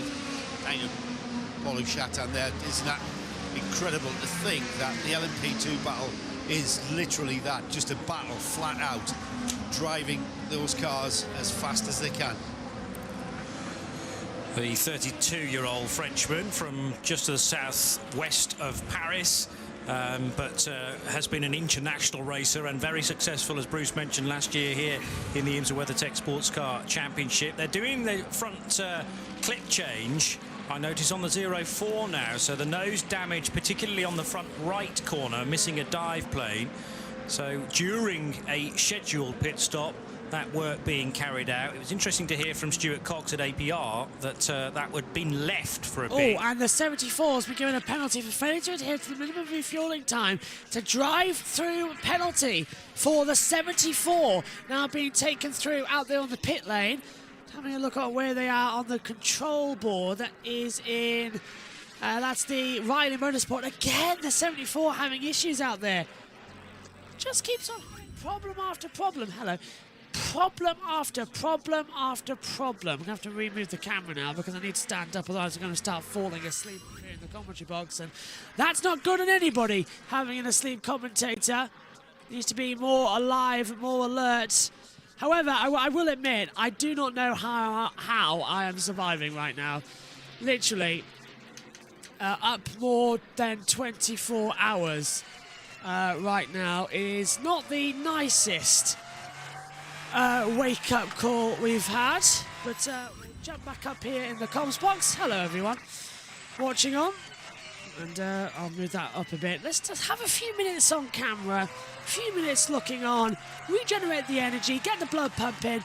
It always happens as soon as the sun's up in the UK, you get a second wind of energy, but it's still night over there It's 4:22 a.m. in Daytona, so there's loads of night running left. The official rise time is 7 a.m. That's when the sun officially is up in Daytona. So that's 4:30, so it's 5:30, 6:30, 3.5 hours. Hang on a minute. I've got my maths on there. So that's 5:30, 6:30, 2.5 hours. There you go. I've got my maths there eventually. 2.5 hours until official sunrise. Then we're getting closer to the end of the race. It's not that bad. Should we send dancing girls with coffee or tea, Josh? Both at this point, because tea's great. Coffee gives you instant, tea gives you longer boosts as well. Could do the TikTok dancing as well, but I'm not that good at it. How do you do the floss? It's like you rotate your hips at the same time or something or other. Don't know. Megan could teach me that as well. It's like new TikTok dance as well, that from Wednesday Addams. I feel like Wednesday Addams at the moment with my eyes as well. Not all that great out there. So, 99 Brabham now, taking over. Matthew Brabham, he leads the way in the LMP2's 99 squad. He's 1.3 seconds ahead of Rasmussen, which is where he needs to be. Blomqvist coming in. We're waiting for someone to join the comp box, by the way, if you're wondering why the Discord camera's on at the bottom. No one's currently in the comms team. Blomqvist 7.6 seconds ahead of De Felipe at the front of the field. As Herta takes third, Newgarden fourth, and Estray down in fifth. So the Porsches drop down to fourth and fifth position. Neil Jani in the Proton Competizione down the order 2. And Van der Zande out of the race as well, which was a bit of disappointment. Joining that list also is Van Thor, who I think is actually still going with 14 laps down. So I think they managed to, they did recover that BMW, didn't they, in the 24? I get that back going, and there's the 25 BMW of De Felipe, who we are watching now on the monitor. I was wondering when he had the accelerator out a few moments ago, and we're seeing him now on the monitor and keeping it up. 7.6 seconds to Blomqvist. Biggest gap on the track, actually. So we've got Juncadea and Soraya separated by a second, and Brabham and Rasmussen by 8/10. So the battle is on for LMP2 and GTD Pro at the moment, but GTP and GTD are completely segregated right now. They are miles apart from each other, as Brabham has 1.1 seconds to Rasmussen at the moment, but on my time screen it is less than that as we keep an eye on it. Fastest lap times, last lap times are 1:37, best is 1:35, so the cooler air track temperature of Daytona getting through. It's air temperature 22 degrees, track temperature 21 degrees, 79% humidity. Don't forget there's rain due when sun rises here in Daytona. I know O'Reilly Foster says there isn't going to be that much, so we'll keep an eye out on what is changing. Let's hand it over there to the world feed. So often the cars get really close on the braking area there. This is the Winward 57 car that actually leads the class. So with this will 43. be some lappery on the 43 Porsche, which actually Winward makes Donche way car, for 57 Indy Doncha. So it's Gabby Chavez in the Andretti Motorsports Porsche, realising that the GTD leader was wanting to get by. Chavez 12th. Doncha first and leading from Kenton Cook by over half a minute. The fight very much now on between Kenton Cook for Korthoff Preston and the Inception Racing McLaren of Ollie Milroy. Less than a second between the second and third place cars in GTD. Great news to have all that variety in the class. Up front, though, it's just looking very, very good indeed to Tom Blomqvist. 8 seconds clear of Conor De Felipe. So Cadillac ahead of BMW. Third place, Colton Herta, the better of the two Acura from Wayne Taylor Racing with Andretti. Of course, the sister car, number 10, had many, many woes, and certainly a loss of power early in the race. Left them scratching their heads. It's still circulating, but way, way down the order. In fact, 46th overall, and I think effectively of those still running, only 2 other cars in behind. But still fighting on, still actually setting very good lap pace. Too little too late, though. Matt Brabham's now in the AO Racing car. You may have mentioned that. It was the first time I've spotted it in the 99, taking over from Paul-Luc Chatat. So Brabham leading LMP2 by a smidge. That's half a second, pretty much, from Christian Rasmussen in the Acura Motorsport 18. And then it is Ferdinand Habsburg in the Tower Motorsports Oreca. So 99, 18 and 8. Currently the top three in LMP2. GTP now headed by Tom Blomqvist with this nearly 8-second advantage now over Connor De Filippi, who is exiting the International Horseshoe with the resplendent scoring tower over to his right just before he hits the left hand, the little nudgy left-hand kink on the infield next to the bleachers there. A wonderful place to be standing at this time of the morning, though, because generally the big crowd that was there for the first 4 or 5 hours has dispersed for some sleep. And a number of times in the past I've headed to the infield section because this race really, it does take on a completely different complexion in the dead of night. And you can get so close to the cars as well. On the inside of that left-hand kick, you realise quite how fast they're going. Yeah, but you know, while the grandstands may empty, in certain areas they remain full. The campsite, there are always people doing something, whether they're just nipping out of their tent to go and check what's happening on the banking, or whether their barbecue's ready to go. In the night, there are still people moving around, so it has its own camp within the camp nature. Right, I'm very pleased to report Connor De Filippi got completely back on the pace of the race leader on that last lap. So clearly the previous one, traffic was in the way of that number 25 BMW, but he is down to next to no juice left on board. Energy remaining 5%. Race leader Tom Blomqvist down to 15%. Chaser in third place, Colton Herter down to 10%.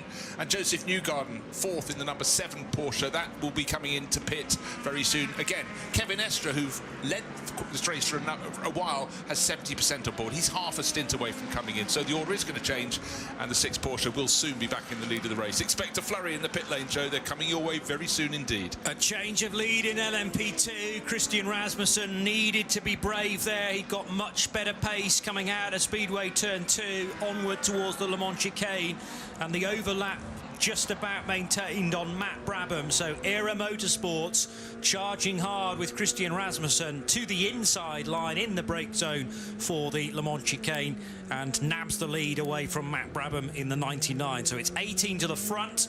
Spike the Dragon back to second. And how far away is Ferdy Habsburg from that scrap? Only a couple of seconds.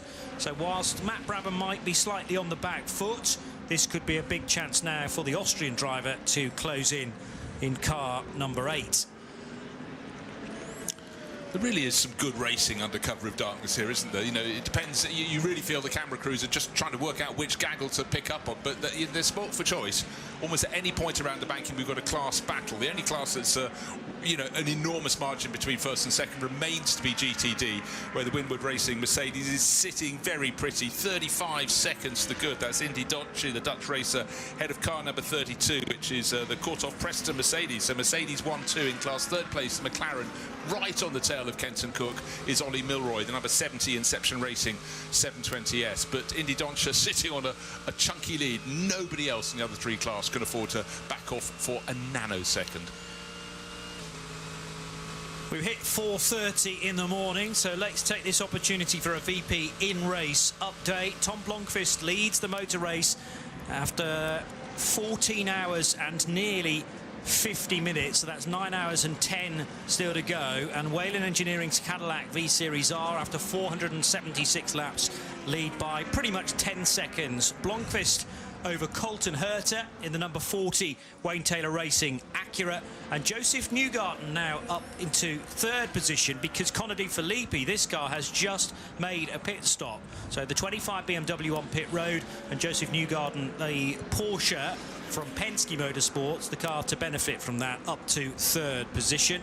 In LMP2, it's the number 18 Christian Rasmussen driven Acura Motorsports Oreca after a splendid overtake just 2 minutes ago on the AO Racing Oreca, the bright purple Spike the Dragon liveried LMP2 car of Matt Brabham. They were side by side in the braking area for the Le Mans chicane, and Rasmussen coming out in front.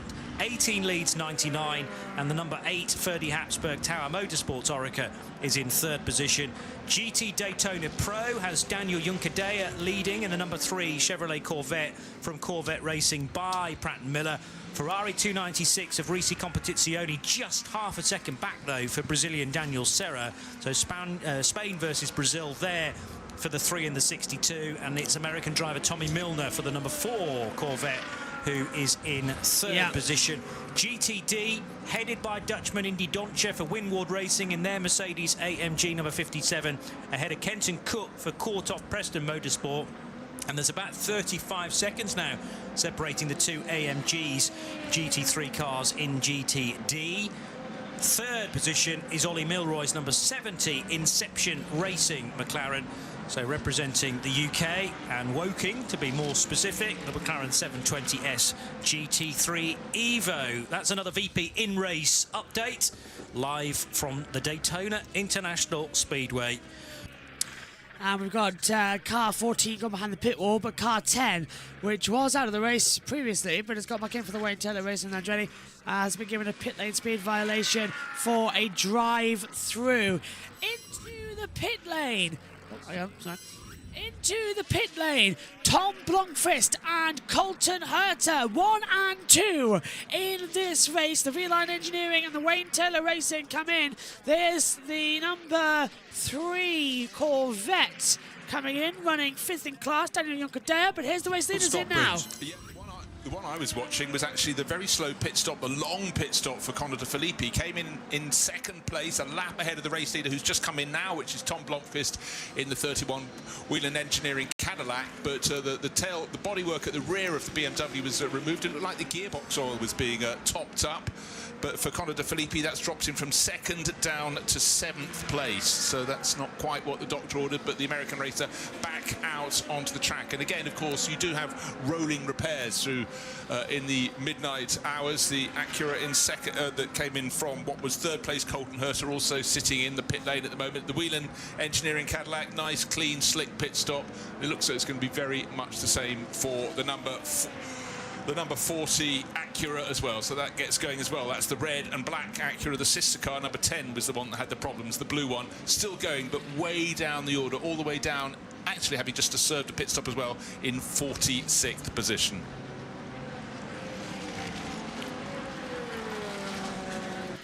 So continuing on with Joseph Newgarden, who takes the lead of the WeatherTech IMSA Sports Car Championship Daytona 24 Hours, just coming out of the pit lane there as well. So they're all coming through, and car 32 has been given a mechanical black flag for tyre operational requirements. As we see the Lexus 14 parked in the garage, I wonder if that's their day done. Again, now car 32 with that penalty, that's going to be the, I need some glasses, the Courtoff Preston Motorsport car of the coming through there with the Mercedes-Benz livery as well, with that the 32, the AWA car. So they've got to have that sorted ASAP. Coming up to 9 hours to go. There'll be 15 hours covered in this race, and 9:29 to go. Would be fantastic if we got that one sorted. Newgarden in the pit lane though, in the Porsche Penske Motorsport number 7. And change is over. The GTP ranks, it may well be that Lexus have firmly concentrated on the number 12 car and trying to get that initially up into the top 6 and maybe scraping a podium, but even that seems like a tough ask for Frankie Montecalvo et al. At this stage. Porsche Penske Motorsport 963 arrives on pit road, and this will be the number, is it number 6 or number 7? 7th car. Only look at the nose rather than on the side, and a windscreen clean as well. So from the lead of the race, Joseph Newgarden is in. Pipa Dirani has just come in and gone back out again, and Colton Herter back out into the race as well. So that will mean that the lead of the race flips from one side of the Porsche Penske Motorsport initiative to the other. 7 bails out of the race lead, albeit briefly, and Kevin Estre back to the front. Well, I mean, he was really entertaining to watch, not least for that pit road entry for the previous stop right through that's the 24. GT car. The 24 BMW, the 25 BMW has been rolled back into pit lane. Now that is a shocker. That is Conor De Filippi, the 25 BMW. Now the 24 had stopped on the track beforehand, but the 25 has now been rolled into the pit garage. And I think that's a brake disc change, and we'd be surprised if it is with 9 hours to go. They would have done that with 12, but wow, BMW in trouble, it looks like, again, as the 32 comes in. But that had a penalty, so that's his second stop, that 32 car. Out on the apron, having to sprint to the pit wall to get something to put in the car. Then I saw it was whatever fluid was being put in the back, but clearly something untoward. So Conor de Filippi, I had that slight concern ahead of the pit stop that he wasn't running at the pace of race leader Tom Blomqvist in the 31 Cadillac, but then it proved to be traffic. He was lapping within a few tenths of a second once they got clear of the traffic all over again. However, then it was the time to come in the pit stops. He pitted a lap before the 31 Cadillac, but it was a longer pit stop, and now Conor de Filippi back in the pits, but down in 7th place. He's now 1.5, 2 laps in arrears, so this is going to be very costly for them. And bear in mind, the sister car, the number 24, was running right in the mix, but about an hour and a half ago came to a standstill just ahead of turn 6, just going out of the infield horseshoe, and that has lost an awful lot of time. In fact, I have to scroll down to 14th position and 14 laps off the lead of the race. That's Dries Van Tor in the sister car. So for the Rahal Lanigan Racing BMW crew, always looking pretty good at the midway point in the race, and then suddenly things have started happening. But unfortunately for them, it's been on not one of their cars, but both, and that's where the real misfortune comes. Yeah. Pit stop there for the number 32, caught off Preston Motorsports Mercedes AMG, and Kenton Cook, after at least a double stint, is now out. And Maxi Goertz welcomed back into the 32 car. It's dropped to 6th, but with Goertz at the wheel, you can guarantee that it will be able to make up a few more places between now and the end of this stint. It is 22 minutes to 5 in the morning. Kevin Estre is the new race leader in the number 6 Porsche Penske Motorsport car from Cadillac 31 and Acura number 40. As we can take another CrowdStrike pit report, here's Joe. Yeah, it's a 77-year-old Porsche coming in for a pit stop. Tyres and fuel only, though. The driver's staying on board. Replenished drinks bottle, but he needs that in this humidity. It's cooled off massively since this early evening, but here we are in the middle of the night, and it's still very, very hot, hot, warm and sticky. So what it must be like in those cars. Engine still running while the fuel goes in IMSA. And then the obligatory wheel spin just to scrub the sheen off those brand new Michelins. Thanks, Joe. I'm getting word, actually, that part of the reason why the 32 came in, and then presumably then consequently done a full pit stop, i.e. with a driver change as well, is that they actually got black flagged for 32 caught off Mercedes. Operational requirements, which rather covers a multitude of sins. It's one of those phrases that doesn't give you much information at all, but I can understand why they use it, because there could be all manner of reasons why it needs to stop. But the 32 black flagged and then presumably permitted to rejoin after those operational requirements were met. Absolutely side by side in LMP2, and around the outside goes the orange and white Tower Motorsports car on Spike the Dragon. A terrific overtake down through turn 1 from Ferdinand Habsburg to pick off Matt Brabham on the high side of turn 1. You don't see that too often, Bruce. Ferdinand Habsburg does nothing that's not extravagant, and I think that's an extravagant, fabulous move around the outside. He'll be chuckling his way around the banks, the Austrian aristocrat. What a great inclusion he is in any championship. Such a character, not just fast on board, but, you know, he entertains and keeps the team's mojo up when he's in the pit garage as well. But by golly, he can race. So that was a fabulous move. And again, Daytona just offers something very, very special. No wonder it's caught on as a formula since 1966. 24 hours on the banking and infield. It's a cracker. But again, Ferdy will be talking his way through that moment many times when he finishes his stint. But that was a brilliant, brilliant start from him there. The real advantage of doing it that way, and you've got to be so brave and confident indeed in the car that it's going to do what you expect it to do. But outbraking someone to the right-hand side as you come off the banking, which is what Ferdy's doing on the very next lap now, and staying on the outside line, the reward, the instant reward, is then the inside line for the International Horseshoe. You can be neck and neck with someone through the right and left sweeper round the back of the pits, and then crucially have the inside line for the next corner, which is the right-hander at turn 3, I think it's normally called, even though it's sort of turn 4. So yes, that's precisely how Ferdy picked it off, and it can work well in somebody's head, then in reality, you need the stars to align for it to happen without any contact, and just the perfect example of it. You know. Well, just to explain, as we now reach with 9 hours to go, 15 hours left, 15 hours completed, 9 hours to go. We've reached that mark here. Quickly, because Chris has asked what happened to the Acura. I presume you mean the number 10 as well.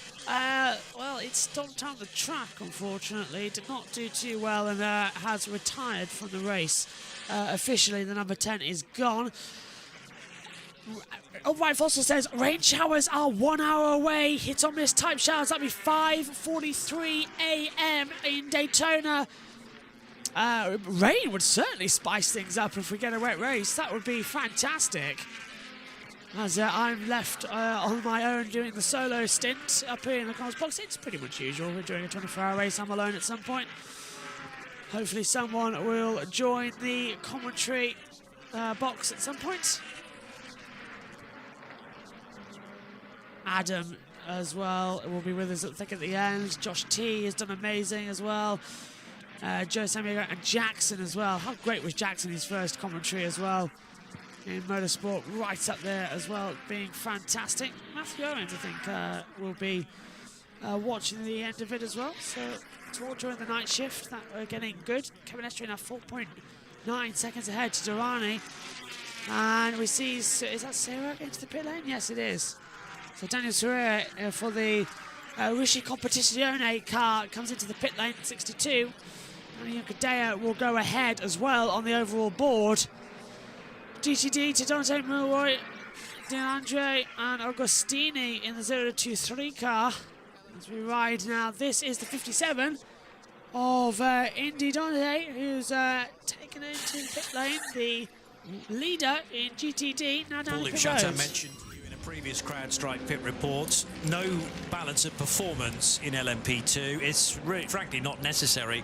The bulk of the order in LMP2 are the Orica LMP207. We did have the Ligier entering the race, of course, Sean Creech Motorsports, and that's still running. But in 9th place, and behind it, sadly, only retirees, i.e. the number 20 MDK by High Class Racing car. Seth Lucas last driving that, but it only reached 185 laps. Fewer laps than that for the other United Autosports USA car, number 22, retiring after 128 circuits. And only making 107 laps, Richard Millet, of course, as Orica for Luis Perez Companc, the last driver in car 88. So we started with 12 LMP2s, 9 are still running. And you could say that 8 are still very definitely in contention. All right, so one thing I want to pick up on, Johnny, is the fact that we had a huge class lead in GTD, the only class that had a big class lead, but that was Winwood Racing, and the car brought in by Indy Doncha, but it's had a full brake change during that pit stop, so they've got that done now. That'll take them through to the end of the race, just under 9 hours of the 24 still remaining in this fabulous Rolex 24 event, but that beautiful looking Mercedes. That's the battle for the lead. Because a fabulous livery, but it's looking incredibly clean at this point in the race. Going back out onto the circuit, but they've had their long pit stop. They've got it done. Maybe some of their rivals did it last time around. Thus, the large advantage over, well, at the moment, Ollie Milroy in the number 70. McLaren is second in that class. But with Phil Ellis going back out onto the circuit, GTD, the battle has been rejoined. But the brakes were done. Cool, calm, collected at Winwood Racing. Battle for the lead in GTD Pro now between Milner and Van der Linde as one of the LMP2s getting in the way there out on the circuit. Rasmussen leading the 18 right now as well in that one, and Felipe still in the pit lane. He's now 7 laps down, so BMW's chances of winning the Rolex 24 hours have gone. Bears BMW seeing problems with the 24 stopping on the track, having to be craned away. The 25 been brought back into the garage. Looks like that could be for a bigger repair job. Could be the day done for Felipe. 5 laps until he gets lapped by the LMP2 field. Big ask to get it sorted coming through, but we're seeing Milner 2.5 tenths faster than Van der Linde here at Daytona. That's the battle for the GTD Pro, first and second. The closest battle on the track right now is those two as they're caught up in traffic, first and second in the leading pack. but it's almost nose to tail, 2 car lengths between them, but having caught the toe, certainly Sheldon van der Linde, the South African driver, is getting closer and closer and closer now, right on the tail. Boxing. And diving into the pit, so playing with the driver ahead. I thought he's going to get the toe up on the banking and make a move into turn 1, but instead he's turned more sharply to the left and come in. But certainly the pace that Sheldon van der Linde was showing us that M4 GT3 for Paul Miller Racing is absolutely on top form. You can't really imagine a better scenario for an in-lap, though, there, when you've got the toe of the class leader helping you through speedway turns 3 and 4. And Joe Bradley not very far away from this stop for the number 1. Is he going to stay in, Sheldon? Yeah, he looks like he's staying in. I was just next door at Iron Links where the 83's just pitted for driver, tyres and fuel. Driver jumped out, driver jumped in. I'm not quite sure. They were exactly the same size and shape. Those two ladies driving that car. Check on you guys to be able to tell me who was in the 83 and who's now in the 83. Meanwhile, the number 1 BMW, Sheldon van der Linde, staying at the wheel, and that pit stop is done. And there he is, just wheel spinning away. There was fuel and tyres only. Yeah, nice, neat and tidy. Sheldon van der Linde staying on board. It should be Rahel Frey who's gone out in the 83. Not so long ago we saw Michel Gatting driving that car, and they're not quite the same shape and size. And Sarah Bovey and Michel Gatting are both tall individuals, and certainly Bovey got out and Gatting got in, but now, in fact, it's changed again. We've got, instead of the 2 taller ones, we've gone from the 2 smaller ones. Rahel Frey's handed over to Dorian Paz. So they're rotating single stints at Iron Dames. Doing it with a smile, doing it with a laugh, running 8th in class. So again, another strong showing from the all-female crew in the GTD class. Great to have them here. And maybe when you switch Rahel with Dorian, there's no need for a seat insert, because I would imagine, and indeed to pull the seat forward Who's or back, the box? Probably not the adjustment required that for then Michelle Gatting or Sarah Bovey Tommy to take Milner over. It's like there's been some planning. You reckon? I reckon so. Just got a hunch, right? Leader in a GTD Pro, Tommy Milner is in for Corvette Racing. Back towards the pit lane. Oh, and the 25 BMW is back on the circuit. Fantastic news. Was going on for BMW M Team RLL. They've already had the problem with the number 24. We thought it might be out of the race. That's got going again, but last time I checked, it was about 20 laps down. Overall, Dries van Tor, the driver on board when it came to a halt, the long recovery, the car not making it back on the toe, having to be put on a flatbed. But it's a 25 car that, bear in mind, was running 2nd when it was brought in by Conor De Filippi. But I can tell you what, it dropped to 7th, but importantly for them, or tragically for them, they're now 9 laps in arrears. Really intriguing to find out what the problem was, but the fact of the matter is the team thinks it's been fixed. The car's come back from the garages behind the pit lane and is now going back out onto the circuit. So work has been done. It'll be really intriguing to find out what the full extent of that was. Interestingly, during that lengthy stop, they chose not to address the one light out on the famous BMW kidney grille. It's not part of the regulations, of course, to have that illuminated, because it's part of the car design to make it look like a BMW. But one side of the kidney grille is brilliantly lit up in the sort of white LED strip, and the other one's been out for several hours now. But that clearly wasn't the focus to make the car look a little more symmetrical. They wanted it to be running, namely, and it is at least under its own steam now, with Conor De Filippi still driving it, but sadly no longer flirting with a podium position, dropping back to 7th position, and a costly pit stop that. The sector time, which incorporates the pit stop, 13 minutes and 30 seconds. It's actually a lap time of 14 minutes and 43 seconds, so it's lost pretty much 15 minutes within that pit stop. Now, we're talking a lot about the Iron Dames with their Lamborghini. Dorian Paz just taken over that car, and Rahel Frey out of it, Joe. Rahel, the GTD class is about, well, it's like playing chess at high speed, isn't it? You guys just plugging away. Yeah, absolutely. It's getting more and more intense. I mean, we all love the fresh air of the night, especially the early morning. It's a pleasure to drive out there. We love Daytona. We love this intense fighting. We are pretty happy. We had a little incident earlier on, but so far it's going pretty smooth. We are back, let's say, in the same lap. That's always important, and now we need to be ready for the final push. Does the car actually perform better at this time of day? The air is cooler, the track is cooler? Oh yes, absolutely. You can tell as a driver? Absolutely. Although you see I'm still red, I'm still sweaty, but it's definitely easier during the night, but we are up for every challenge. We just need to bring it home now. Yeah, you make it sound easy. Crack on. Thank you.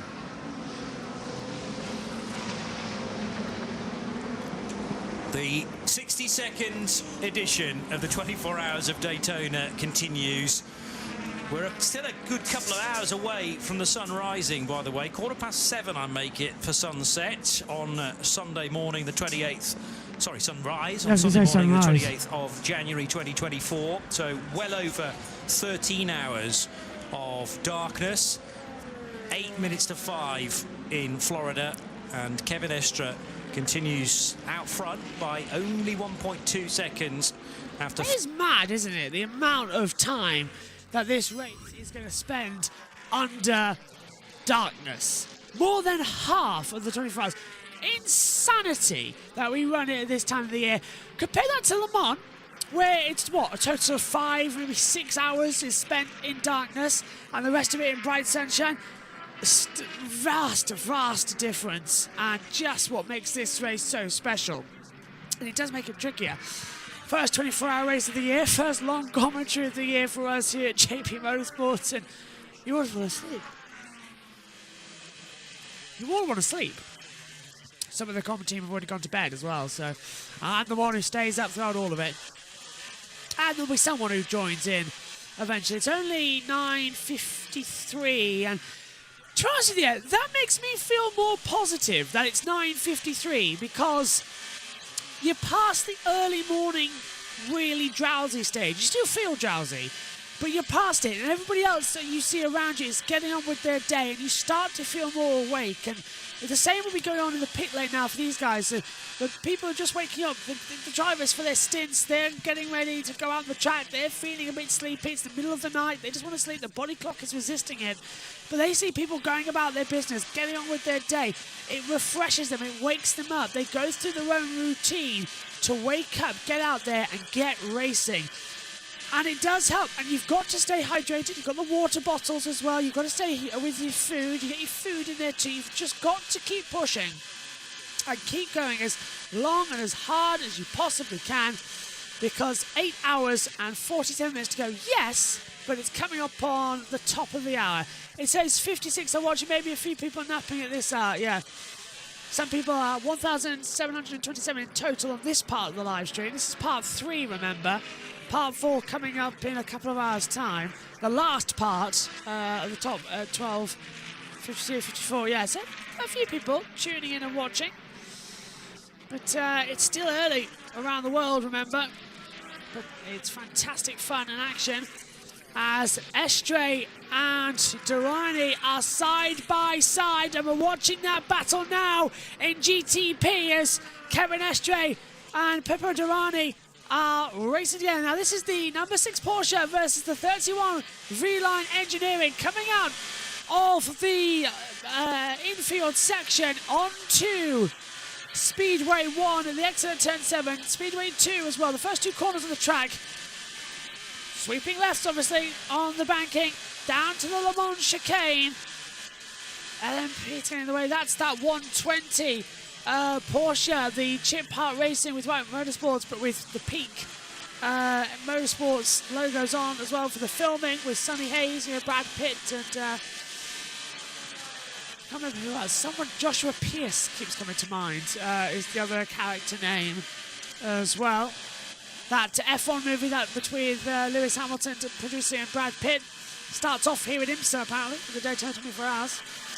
Why not Le Mans? I don't know. But I suppose it doesn't really work at the time because it needs to be a race that starts pre-season for the driver to come back into Formula 1 full time, so it makes no sense for it to be Daytona, and then say, look, why don't you just come do this and do the rest of the session. So it makes more sense. Kevin Estre, though, leads this race, 0.555 between them, and it is closing down dramatically now. One stopping overtake. McLaren diving in. Yeah, just confirm this. Is it the 70 McLaren that was in the lead of GTD? Just confirm that for me. It is. It's the Inception car. Yeah. That car was leading the class there just before the pit stop phase, and here it is coming into the pits. However, it's not just a straightforward pit stop. We've got the rear deck which exposes the mid-engine on this McLaren off. Something going on there, not much. And then we've got some... Oh, now to interrupt because here comes Durrani. Durrani's going to go high, coming into turn 2 at the banking section. Outside overtake, and Pepe Durrani takes the lead in the 31 V-Line Engineering here at Daytona, away from Kevin Estre. And that Porsche number 6, been wanting to lead this race all day, been wanting to have the run, and this still, the battle with 8 hours to go. The GTP is going to go down, I think, to the last laps. Durrani leads by half a tenth to Kevin Estre.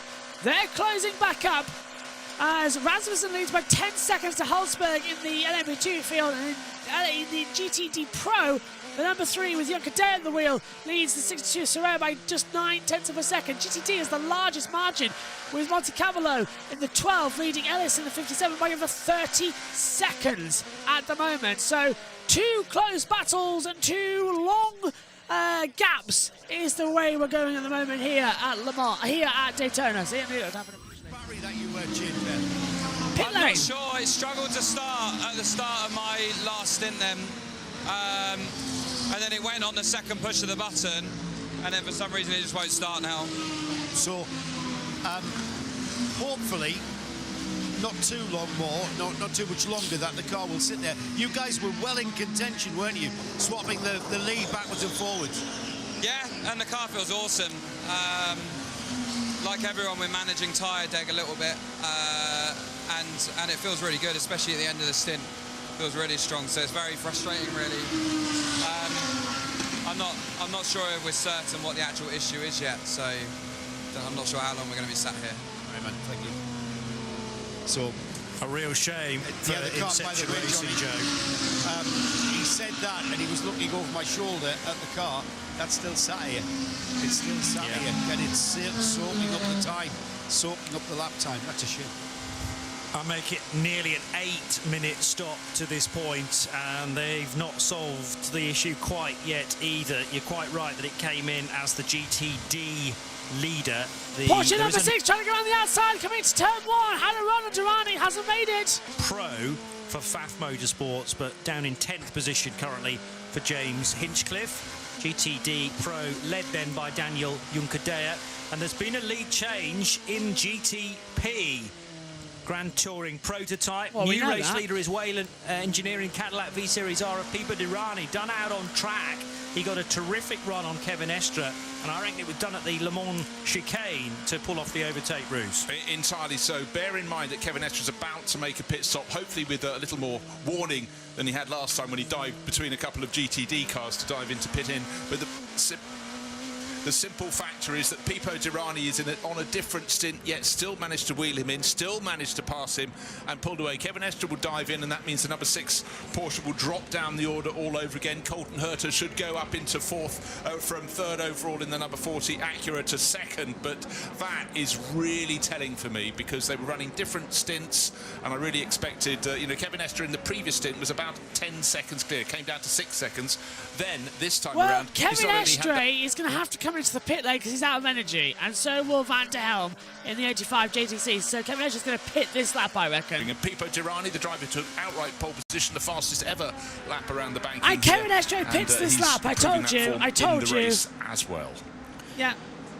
This is Night Owls with Sacred for 2024, the 62nd edition of the 24 Hours of Daytona. Exactly 5 o'clock in the morning. We're on NBC and Peacock. We're on RS2 IMSA radio around the track on 107.9 FM. I'm sure you found that frequency quite some time ago, but if you've lost it in the meantime, or if you've got friends maybe in the vicinity but not actually in the confines of the racetrack, they should be able to find us nearby on Sirius XM channel 207. It's the continuation of the weekend, which I kind of like Bruce's terminology. We could call it the 48 hours of Daytona or day by to combine the two. I'm not sure that'll catch on. And thankfully, in future years, they should be on separate weekends as well. But we've had everything covered here on the Radio Show Limited network of channels, normally 2 weeks apart. So Dubai, not quite the precursor to Daytona, but we've had in previous years the Dubai 24 hours, then the Raw before the 24 here at Daytona, then the 24 hours of Daytona on consecutive weekends. We've had to give the calendar a little bit of a shuffle, though, in 2024. Bruce Jones and Johnny Palmer here on RS2 IMSA Radio for a further hour, powered by Sacred Coffee. And then we'll be handing the reins back to John Hindhaugh and the rest of the team, as we're already having a switch around actually in the pit road, because Joe Bradley, after a sterling effort, bringing our CrowdStrike pit reports. Shea Adam before him, but it's the third voice that we've heard many times already during the race. Nick Damon now looking after matters. Good morning to you, Nick. Good morning. The third voice? Blimey. Yeah, purely statistical. Well, I don't know. I think in some ways just always put me first. Anyway, the JDC Miller 85, the yellow car, is actually going now a bit more yellow than it was when it came in, because they've had a nose change. So they've replaced one nose with another. Now, that doesn't necessarily mean there's any damage on the previous one, because obviously a change can give them a small downforce shift as well, so they can just change some of the diplanes of the internal. So it may just be for a bit of downforce. There's certainly whilst it's grubby, there's no sign of any damage on the nose, and it's something they can do, change within the time it takes to fuel the car. So a tactical bit of bodywork change. They walk past it, and it still looks. One of the light glasses was broken, so that might be it. They have actually broken one of the glasses for the lights, so possibly that would slightly give them an aerodynamic deficit. So there's a new car, a new nose on the 85. He's the only voice in his head. That's Nick Damon for the latest CrowdStrike pit report. And there are another 5 laps to go until we reach the half to 1,000. We have never got to 1,000 laps here at Daytona. That really would take some doing, but we got very high up recent years. I forget now the distance record. It wasn't that long ago. Maybe 700 3 or 4 years ago. I'll look that up in a second. It's close to 700. It has to be. Scuppered though by a number of full course cautions early on in the race. Yes, we've added 12 full course yellows. GTP cars. I suppose the reliability will come, but there have been, the odd glitch here and there, namely for BMWs during our stint. 24 having its problems, and then latterly the 25 BMW GTP, Bruce. Yeah, I was just taking a look at what sort of pace the number 24 BMW had managed since the problem for Dries Van Tor, where it slowed and stopped, had to be towed back to the pits. That didn't work, had to be put on a flatbed, lost a lot of time. 15 laps down is Jesse Croden, the number 24, but lapping as fast as the race leader. In fact, fastest car on the track, 1 minute 37.1 seconds last time around. And the second fastest car on the track was the sister car, number 25, down in 7th position, 9 laps down after its delay that took it back behind the pit wall to the garages at the back. Be interesting to find out the real reason for the problem for that 25 BMW, but that's the second fastest car on the track. So they've been both delayed, but lapping really, really well at the moment. So Nick, if you could sidle up to the BMW area and find out what it was precisely with the 25 and the 24. Never had got to the foot of either of the problems for those cars. That would be really handy indeed. But right now, out on the track, both running supremely well. It'd be really annoying if it was a tiny little problem. I did joke. Neil Jarni's going to come into the pit lane soon. My approach to that one. What if a driver had knocked the switch in the car that caused it to stop? Yeah. Which is number 24. It's happened many a time over the decades, but let's face it, it gets harder and harder. There are more buttons to press in so many ways. The cockpits seem even smaller for taller drivers. Maybe that's why Pipo Derani goes as well as he does, because he's not very tall or large in any dimension. Fits in beautifully to any cockpit, and right now lapping in the lead of the race. Not particularly great pace at the moment. He's only 1.6 seconds clear of Colton Herta, so that gap has come down. Derani to Herta, it's gone out to 2.3 seconds as I speak, as they work their way through traffic. But maybe Derani's just dialing himself in. Oh yeah, in fact his last lap was the best one, as he's just in the early laps this stint. He's down to 37.3 second lap. That's right on the money. Not quite as fast as the BMWs at the moment, but they're respectively 9 and 15 laps in arrears after all their problems. No sign yet of Neil Jarni coming into the pit lane, but he's only got 5% of energy left, and they like to have a recharge. We've seen them taking it to 0 before, but they don't always like it. So we'll keep an eye on when that happens. Derani has got 35% left. Herta's got 30. Jarni's only got 5, so he'll come in. Newgarden's got 40. Nick Tandy's only just come in. He's got 19. Van der Helm only just come in. He's got 95. Conor De Felipe got 60. Jesse Corona in the BMW 24 got 45. Van der Zelde 80, but out of the race. And Ricky Taylor has 25% as well, but is a number of laps down. We haven't had a caution in a number of hours here, which is a surprise to me. Pit lane has got more information finally. This is where the pit lane stuff comes in, with all the drivers coming in and changing over. Then I don't know anything else apart from that, I'm afraid. That's more than us, so that's fine. Now your car's gone out there, it's gone straight back to pace again. So it's one of those really annoying faults, it seems, where it's not working, you fix it, so it's absolutely full health again. Yeah, exactly right. I mean, it was a very late call as well, so I think it's something that happened relatively fast and was able to be fixed within, let's say 5 or 6 laps once we got the car to the actual garage. So, yeah, a bit of a shame because we've been fighting in and around the top 3 for most of the race so far, but like I say, still, a long way to go, so you never know. You're looking as fresh as me, by the way. When did you get in the car? Because you wrapped yourself up for that. You in the car soon? Yeah, I am in about, well, just at the end of Connor's stint, so yeah, ready to go. Great stuff, thank you. Cheers. Side by side, the number 3 and the number 62. Battling between the 2 leaders, the GT Pro, a GTD Pro as they come through. Junker Dare coming through with Serena, the 62. Do you know how scrambled my brain is right now? Hainleen passes ahead of Bramham as well in LMP2's battle for second. And 99 and again, I can't see Junker Dare holding off Sarah at the moment in the 62 Ferrari. They are so much more fast, that car as well, compared to the Corvette. The Corvette has been having a few issues. We come back into the speedway section now in the end of the infield section. Back through turns 1 and 2. Just taking it high as well. So this is the GTD Pro categories coming through now. Junker Dare leads by a 10th to Sarah. GTD. Oh, hello. What's happened there? Neil Jani has come into the pit lane. Well, we knew he needed to come into it. But this battle in GTD Pro is hotting up. Like the car was absolutely A-OK. I think the only advantage of being black is you can't see the charges from the track, so it still looks as good as it did when it started. Clever bit of pre-planning that, you see, to hide various events through the course of the race.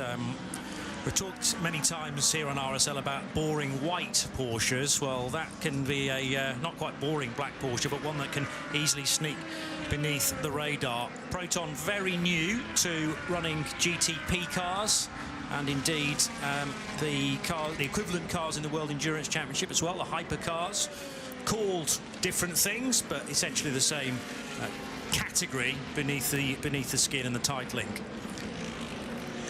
Now, nose to tail again in GT Daytona Pro. So the number 3 Corvette heading into the International Horseshoe on the infield. That's driven by Daniel Junker Dare, and with Daniel Serra right on the rear wing. 0.9 of a second through the last split. It's an awful lot closer than that, though, as they hit the infield, down to basically a quarter of a second between the top 2 in GTD Pro. It's been like this, it feels like, all of our stint long and probably all race long, Bruce. Yeah, it has, and the driver in 3rd place in the class is Sheldon van der Linden, the number 1 Paul Miller Racing BMW. That's running on its own. It's got a 13-second deficit to Sarah, but the equivalent, in fact, slightly larger deficit, 14 seconds was back a to turn Tommy behind the Milner in pit the wall. 2nd Corvette. But again, that BMW was going very nicely indeed. But right now, as you say, just over a quarter of a second as the cars hit the banking. The number 3 Corvette, Danny Junker Dare, so many titles in GT cars, and looking to see if he can get a class win here at Daytona. But certainly that Rizzi Competizione Ferrari in its regular red livery is very much a thorn in its flank. And actually, as you go into the Le Mans chicane, it closes in by about another 1/10 of a second and has a better exit as well. This is a chance for Daniel Serra, the Brazilian, to get into tow. 4 car lengths, 3 car lengths, the gap between them now. Turning left, staying low on the banking, and he's got a prop. So maybe we've got a move coming up. And to complicate matters, an LMP2 car goes past them. And around the top of that as well goes one of the Porsche Penske Motorsport 963s as well.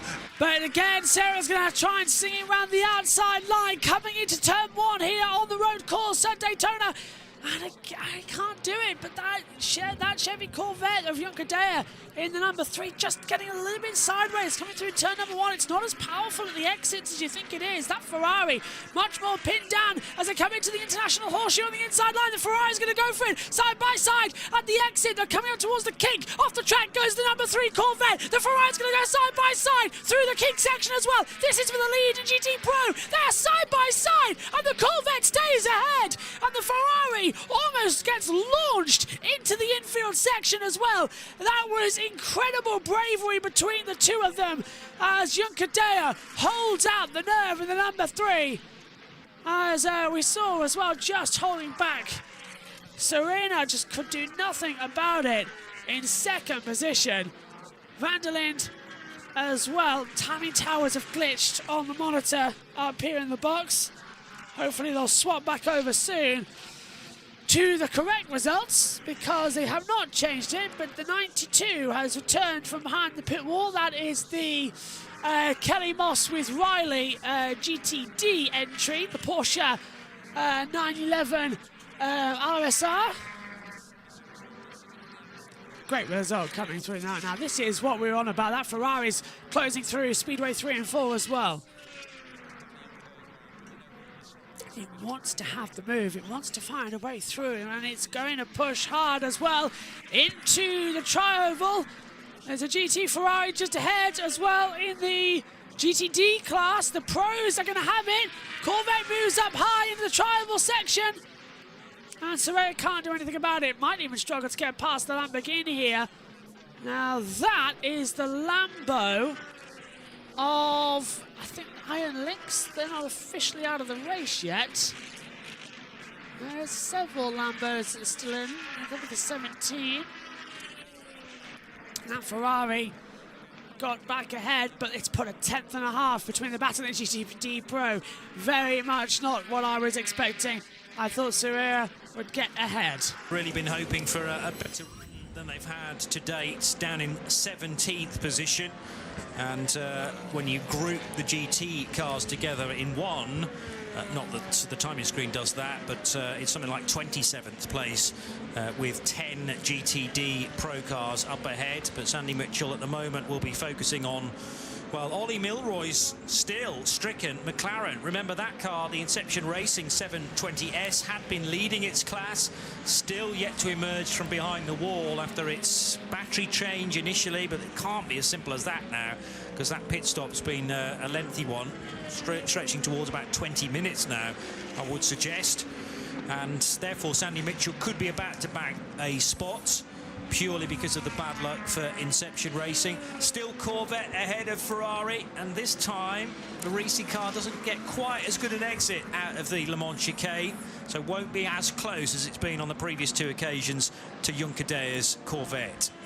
Now, just taking a look at the gaps between first and second outright in this race, it's still the number 31 Cadillac from Whelen Engineering, still Pipo Derani in the lead, but he's eking out a bit of an advantage. He's now just over 4 seconds clear from Colton Herta. Last time round he gained 0.8 of a second over the chasing American. Joseph Newgarden, a second American in the top 3. That's in 3rd place in the number 7 Porsche. All lapping, actually no.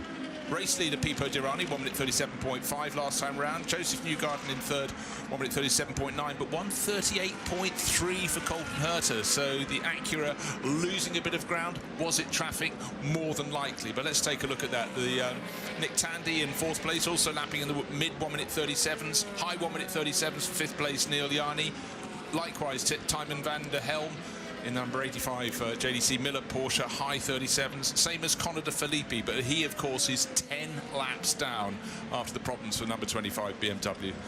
Nick Huloli couldn't really answer the problems with that one, but a steering wheel problem he thinks is what afflicted car number 24 in 8th place overall, and that was the sister BMW, where we had it coming to a halt, just approaching turn 6, suddenly not moving at all with Dries van Tor at the wheel. But that, unfortunately for them, is 40. Look at the Ferrari. Ferrari's got the run once again on Juncker. Sorella's going to go to the inside line, coming down to the Le Mans chicane, literally turning in. Juncker blocks him off in that Chevy The Corvette can't do anything about it. Side by side, taking the low line, coming through 3 and 4, and taking the lead in GTD Pro goes the 62 Ferrari of Acura. And Juncadella trying to hold on the outside of the top line, not paying off. And the Ferrari takes the lead and down low, and now up high in the tribal section. Juncadella trying to come back through to take the lead. It's not working off. Soraya for Rinzi Competizione leads in GTD Pro. Juncadella for Corvette Racing struggling, but gets a better exit out of turn 1 compared to the Ferrari. Into the braking zone for the International Horseshoe. Sending around the outside. The 62 takes a wide line in. Little bit of mistake from Juncadella. That's going to allow Sarah to keep the position. Fantastic action here and a lead change in GTD Pro. So many times, I thought his best opportunity for an overtake would have been coming off the banking and into the first corner. In fact, he did it into the Le Mans chicane on the backstretch. Yeah, what's interesting since that happened, trying to fight back, Danny Juncadella could take the wider line into turn 1, a better sweep through the corner, didn't find an advantage, could also take the wider line in turn 3. But since then, they're now just turning through left through the, exiting the Horseshoe through turn 6 up onto the banking. The Ferrari is pulling clear, so I really think the story has been told. He just was careful, cautious for a handful of laps. Spike has just flashed through beneath that number 3 Corvette as well, and the number 10 Acura into the pits. Oh, not again. The one that's up at the front, the one that's had all the problems, gone behind the wall. When I said into the pits, I should have been rather clearer in my description. Yeah, not a scheduled start. Well, it may well have begun like that for Brendan Hartley, but it's turned sharp left partway down pit road and into the garage area for Wayne Taylor Racing, with Andretti to do more significant work to the number 10 Acura of the 2 ARX 06s, though this was the one doing not as well. I'm sort of trying not to exaggerate with that comment, but the number 10 car had dropped many laps earlier on, and this could be yet another problem to compound the issues from earlier. However, the sister car, the number 40 ARX 06, still in the hands of Colton Herter, pretty good. Only 3.7 seconds away from the race leader, Pipo Derani. So having established itself into second, it's got up ahead of the 2 Porsche Penske Motorsport 963s. Joseph Newgarden and Nick Tandy in the 7 and the 6, and they're running 3rd and 4th, but crucially behind the Acura in second, and the Cadillac V-Series R of Pipo Derani, as we've reached 505 laps completed in this year's race. The Daytona Rolex 24. Right, Well, over 500. certainly still very, very busy out there, but just the pace of the number 31 Whelen Cadillac is just relentless. Last lap a little slower because of traffic, but bear in mind the sister car, the 01 Cadillac Racing entry, likewise was going really well in and around the top 2, top 3, and then suddenly going nowhere at all and out of the race. You never wish any misfortune on anyone, but particularly I think in the past decade, the way that these cars are put together in all the classes, the GT classes and the prototypes, these cars are much more rock solid, but they tend to run well, and then a problem happens, and then quite quickly you can be out. If it's electrical, it may or may not be fixed. We've had problems with both of the BMWs in the top class, but the difference is you haven't got loads of drivers out there nursing cars that are already with problems. Problems come, it's a question where they come, but they're not coming at the rate they used to. It's not something you generally have to expect, that majority of this race bouncing around the banking, putting so much stress and strain on these cars that you're going to be having a car that's not performing at its best. While they're running really smoothly. Fastest lap of the race, still to the race leader, Pipo Derani, 1 minute 35.863 seconds. A good lap at the moment is more like low 1 minute 37s. Last time around, he wasn't so good. I think there was traffic. A 1 minute 39, followed by a 1 minute 38. But he's getting back onto the pace, and as soon as it clears up, coming in head of the 31 Cadillac, and right now it is clear for them, the lap speed will increase. The 47 car has recently entered the pits, and there was some race control messages suggesting that that car had suffered some impact at turn 5. So the Cetilar Racing Ferrari has come in. Antonio Fuoco potentially with damage, as we head to Nick Damon with more news from the pits. Yeah, the Cetilar car just trundled past me. It looked fine. I mean, obviously there's a problem on the right-hand side. I couldn't see it. The Inception McLaren, the 70, has rejoined after his electrical problems, and I am staring down the very much the pit in, and I believe that is the red Acura, let's call it that, the number 40 car. that, to me, has had rolling away several times. They had a full set of boots and fuel, but I don't shoot me if I get it wrong, I don't think there's a driver change there. Thanks, Nick, with that CrowdStrike pit report. Yeah, so the sequence of messages from race control at 17 minutes past 5, so that's 4 minutes ago, impact at turn 5, which is the second of the horseshoes on the infield. Then they confirm that 10 seconds later, impact for car 47 at turn 5, and then a further 10 seconds after that, car 47 continues, and it came all the way around the track, and Antonio Fuoco brought it into the pits. It is actually rejoining now, so they've done a stop, maybe to check things over, or perhaps they plan to do a stop at the end of pits lap in the lead. 459 regardless. And the Cadillac Racing Ferrari 296 back into the race, as Nick suggested, looked fine from his angle. And also in, from the lead of the GTP, is Pipo Derani's number 31 Whelen Engineering Cadillac. So how many laps were on that particular stint? I make it 29, Bruce, which is about bob on. That's the number that sticks in the mind. That's the number he seems to run to. So running like clockwork for now. But Nick Damon, what else is happening down in the pit lane? Well, it's a little bit away from me. Its lights are shining, so it's luckily it's white lights. So you can tell it's the GTP. And again, I don't think there was a driver change. Just there isn't that kind of panic around the car where they're changing the driver. A number of tyres being wheeled away is just 2, I think, but then it's been fueled up and away it goes. So yeah, this is very much the point where they've got some real pace in this car, and they're turning laps and then really leveraging the advantage. As I talk about the 31 wheel in Cadillac, I'm walking past and now completely stripped. It's like there's been some sort of birds have come down and pecked every single piece of pit lane equipment away from the Cadillac Racing, the other Cadillac, the 01. I'll be honest, I was enjoying some 40 weeks, so just for my benefit, perhaps anyone else has just woken up. What happened to the 01 Cadillac, Johnny?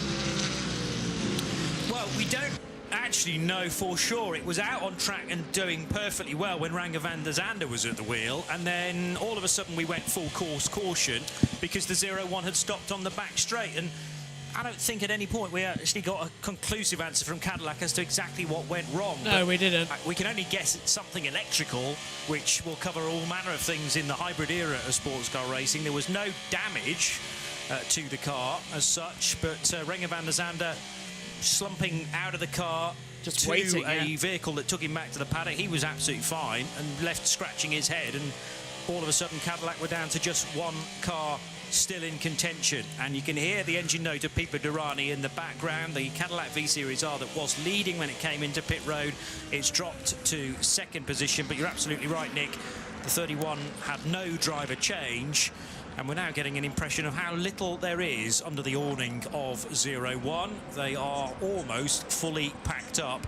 Meanwhile, next door, Risi Competizione, the party continues at the 62 crew because they're having a great race, leading GTD Pro. You know what, particularly for the mechanics and engineers, when you're going through the night, you want a battle to watch. Not only did they have one, they had one in which their car came out on top. That's Daniel taking the leading class from Danny Juncker there. And Joseph Newgarden, who was leading in GTP, has come into the pit lane for the number 7 Porsche, and he'll drop down to at least third in class. This is like I'm 6, I'm right close. So they've done the 2 outside tyres. They've got the left-hand side tyres to offer. Are they going to take them is the question. No driver change, yep. So it's 4 tyres for the 7 Porsche, and they'll be up and away with the same pilote as they had when they came in.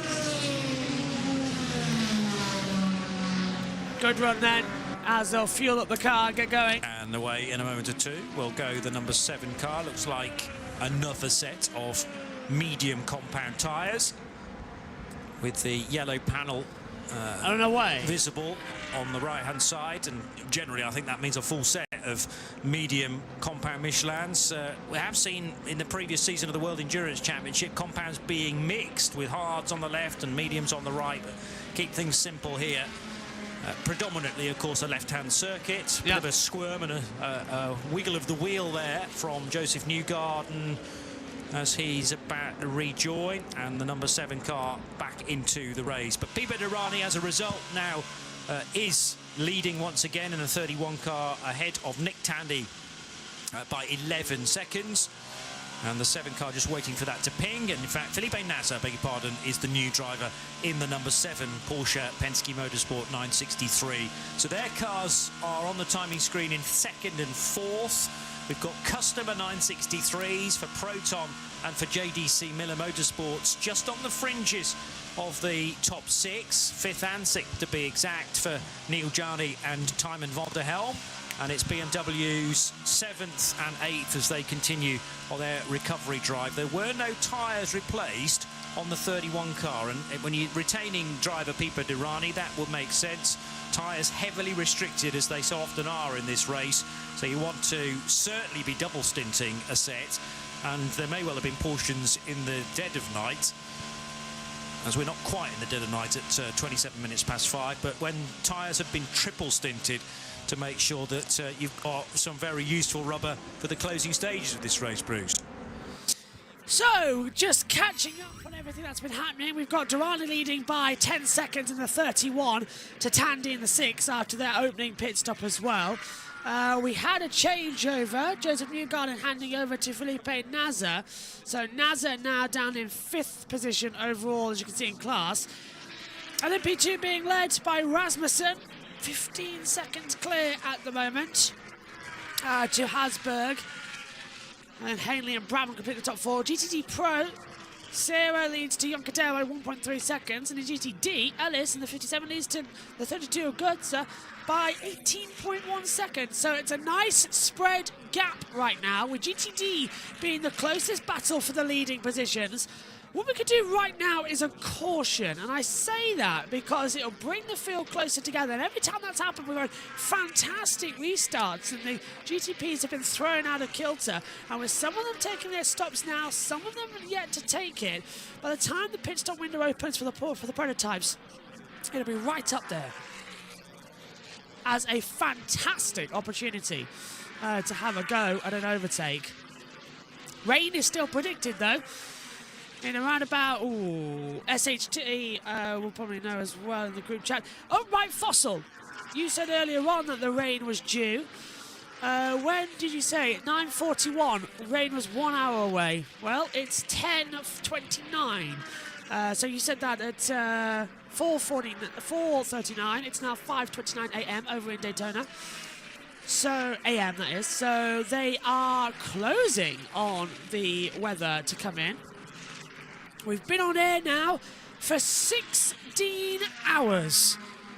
Non-stop broadcasting here on JB Motorsports for 16 hours. Before that, we did the Formula E races as well. So, well and truly, now I've been awake definitely over 24 hours. Definitely going to do the 36 in total, maybe 37, 38 max. As into the pit lane comes Daniel Yoncadea, and James Allen is down there as well. Pit road then one more time. Off on an outlap and caused some damage to the left side of his front bumper.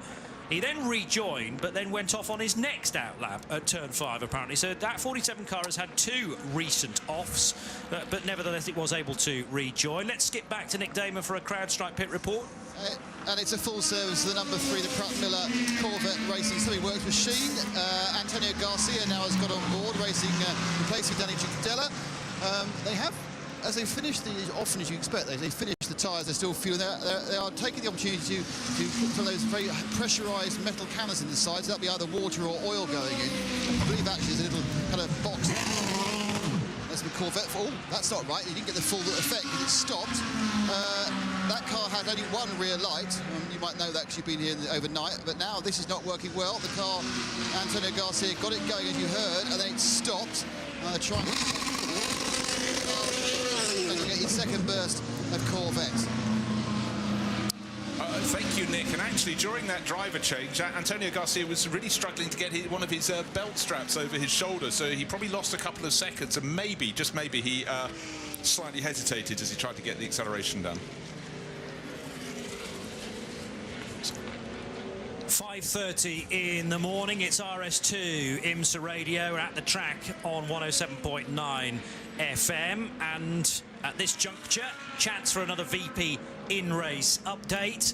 with another portion of the race to go. Remember, we didn't start on the half hour or indeed on the hour. A 1:40 start, so another 10 minutes and we will be at the 2/3 distance marker. 511 laps completed, and Pivet Irani leads in the number 31 Whelen Engineering Cadillac V Series R from the Nick Tandy-driven Porsche 963.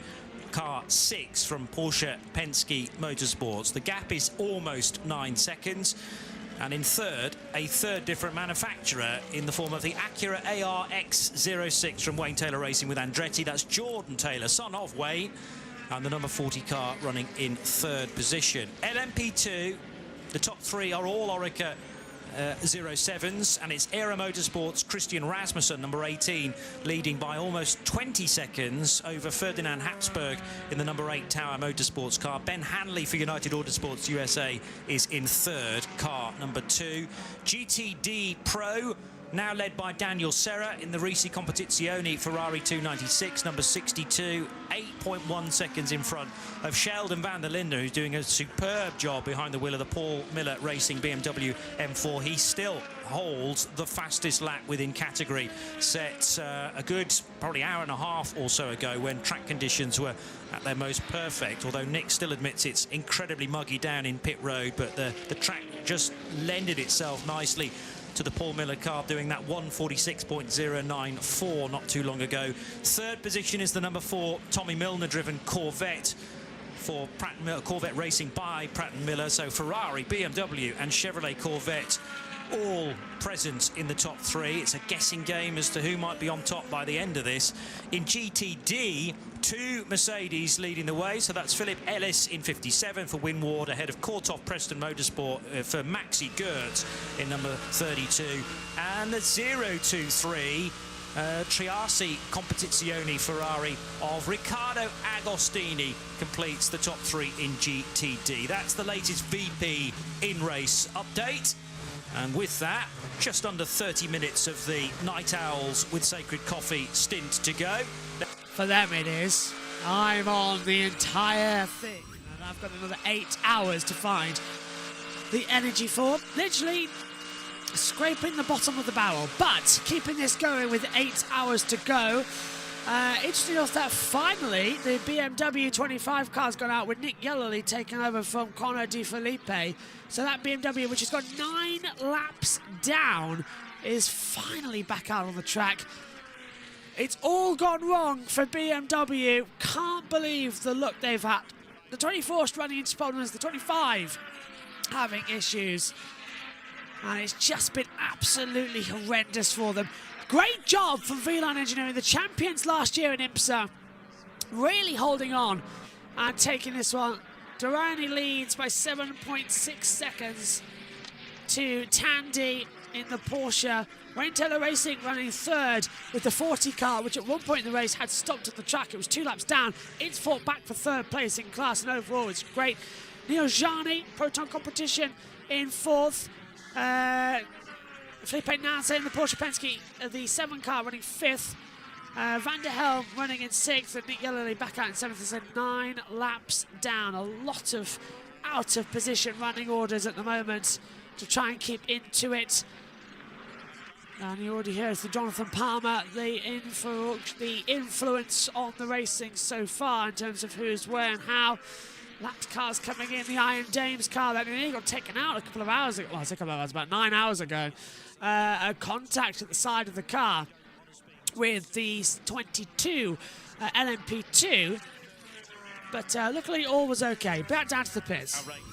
That stands in front of us, and you know, the kind of bread and butter World Endurance Championship race length is 6 hours, and we consider those to be a big challenge. This is by no means done yet. Yeah, but to paraphrase, Anywhere near. he's effectively saying the Ferrari was slightly faster. Yeah. Keep it simple. True. Nick Yellerly rejoining, by the way, after a pit stop in the number 25 BMW, so that is in 7th spot. And Yellerly, I think, will have been right on the button there. Well, Conor Di Felipe bringing the car in after 26 laps, and Nick back in the car. He was reporting to Nick Damon not too long ago that he'd been away for some rest, so was just starting to update in his mind what had been going on with the two cars, and there was quite a lot actually to download there. Yeah, well, before probably just about the point he went away, they were running absolutely in the mix. When we came on air into the Global Broadcast Centre, they were running in the top 4 comfortably, not quite at the pace of 31 Whedon Cadillac or of the 01 Cadillac Racing example, and one of those has hit trouble since then. And then both the BMWs have, but galling for them since they've come back. They're running absolutely on the pace all over again. So whatever their respective problems were are behind them for now. Let's hope they don't get repeated. But that moment where a driver has taken a little bit of time away, you don't just walk back in and know exactly what's going on. You know the sort of feel of the garage. There may have been no mechanical problems, but there might be something that the team know about. You just got so much information to take on board, and you're not at your best. Anybody who's coming to take over a car at 5 in the morning is hardly going to be feeling sharp. And who was it who told us that? Joseph Newgarden, saying you can never really prepare too much for going through the night. It's going to hurt come what may. Couple of coffees, couple of espressos, possibly quite not enough to get you through, but you know, each driver does it in a different way. Some are able to sleep, others simply in their break they would just want to lie down. Some have a massage. Everybody has a different approach, and it does depend at what point in the race. It also depends how physical the car is you're driving. Yeah. If the car's not behaving, you're going to feel a lot more tired. In fact, you ironically probably sleep better after driving a car that's been really difficult because you've just burnt through a bit more of your own personal juice. In fact, that'll be the next screen. We'll have that for next year. How much personal juice has a driver got left on board while their energy, fantastic graphics showing us how they're dropping down. Nick Tandy will be the next driver in from the GTP class. He's running in second place because he's only got 30% of his juice left, whereas race leader Pipa Durrani's got 3/4 of his energy tank filled at the moment. Another car coming in soon will be Tymon van der Helm, the JDC Miller Motorsports Porsche 963. That's running in 6th place. So much data to look at, but it's great. It's just you simply don't have enough eyes or enough time to look at it throughout the entirety of the race while trying to commentate at the same time. Very difficult, I would imagine, after one of those tricky stints to actually be able to switch off, though, as well. And you'll be in that sort of state of just dropping off, and then you'll jump back awake again, thinking, am I still in the car? Oh, no. I'm back in the trailer and just need to switch off for a few hours. It's a tough old thing, this, but that's why it's such an immense challenge, a 24-hour race wherever it's being held around the world. There's something about Daytona, though, about being perhaps the most intense. It feels like you're under a microscope because there's no escape from this place. In the grandstand, spectators can see absolutely every corner, and they will also, I'm sure, pick out Nick Damon in the pit lane. Well, I am perambulating on my own towards the uppermost direction of the pit lane, which I will find the 21 car, the AF Corsa Ferrari, Daniel Serra.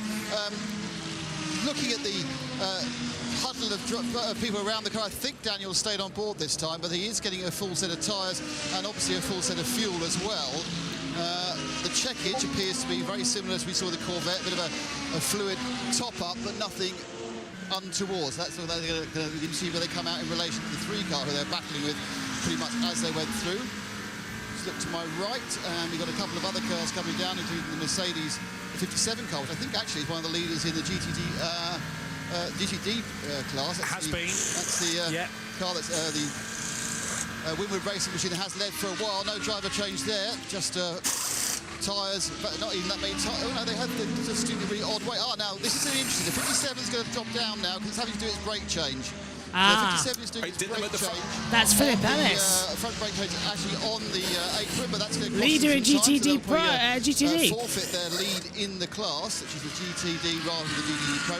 Actually, interesting, I think the 21, which is sitting on the apron about 100 yards from me, that's also doing its brake change. So both the cars around the lead of their respective GTD-based classes are doing longer stops to make sure they can stop later in the race.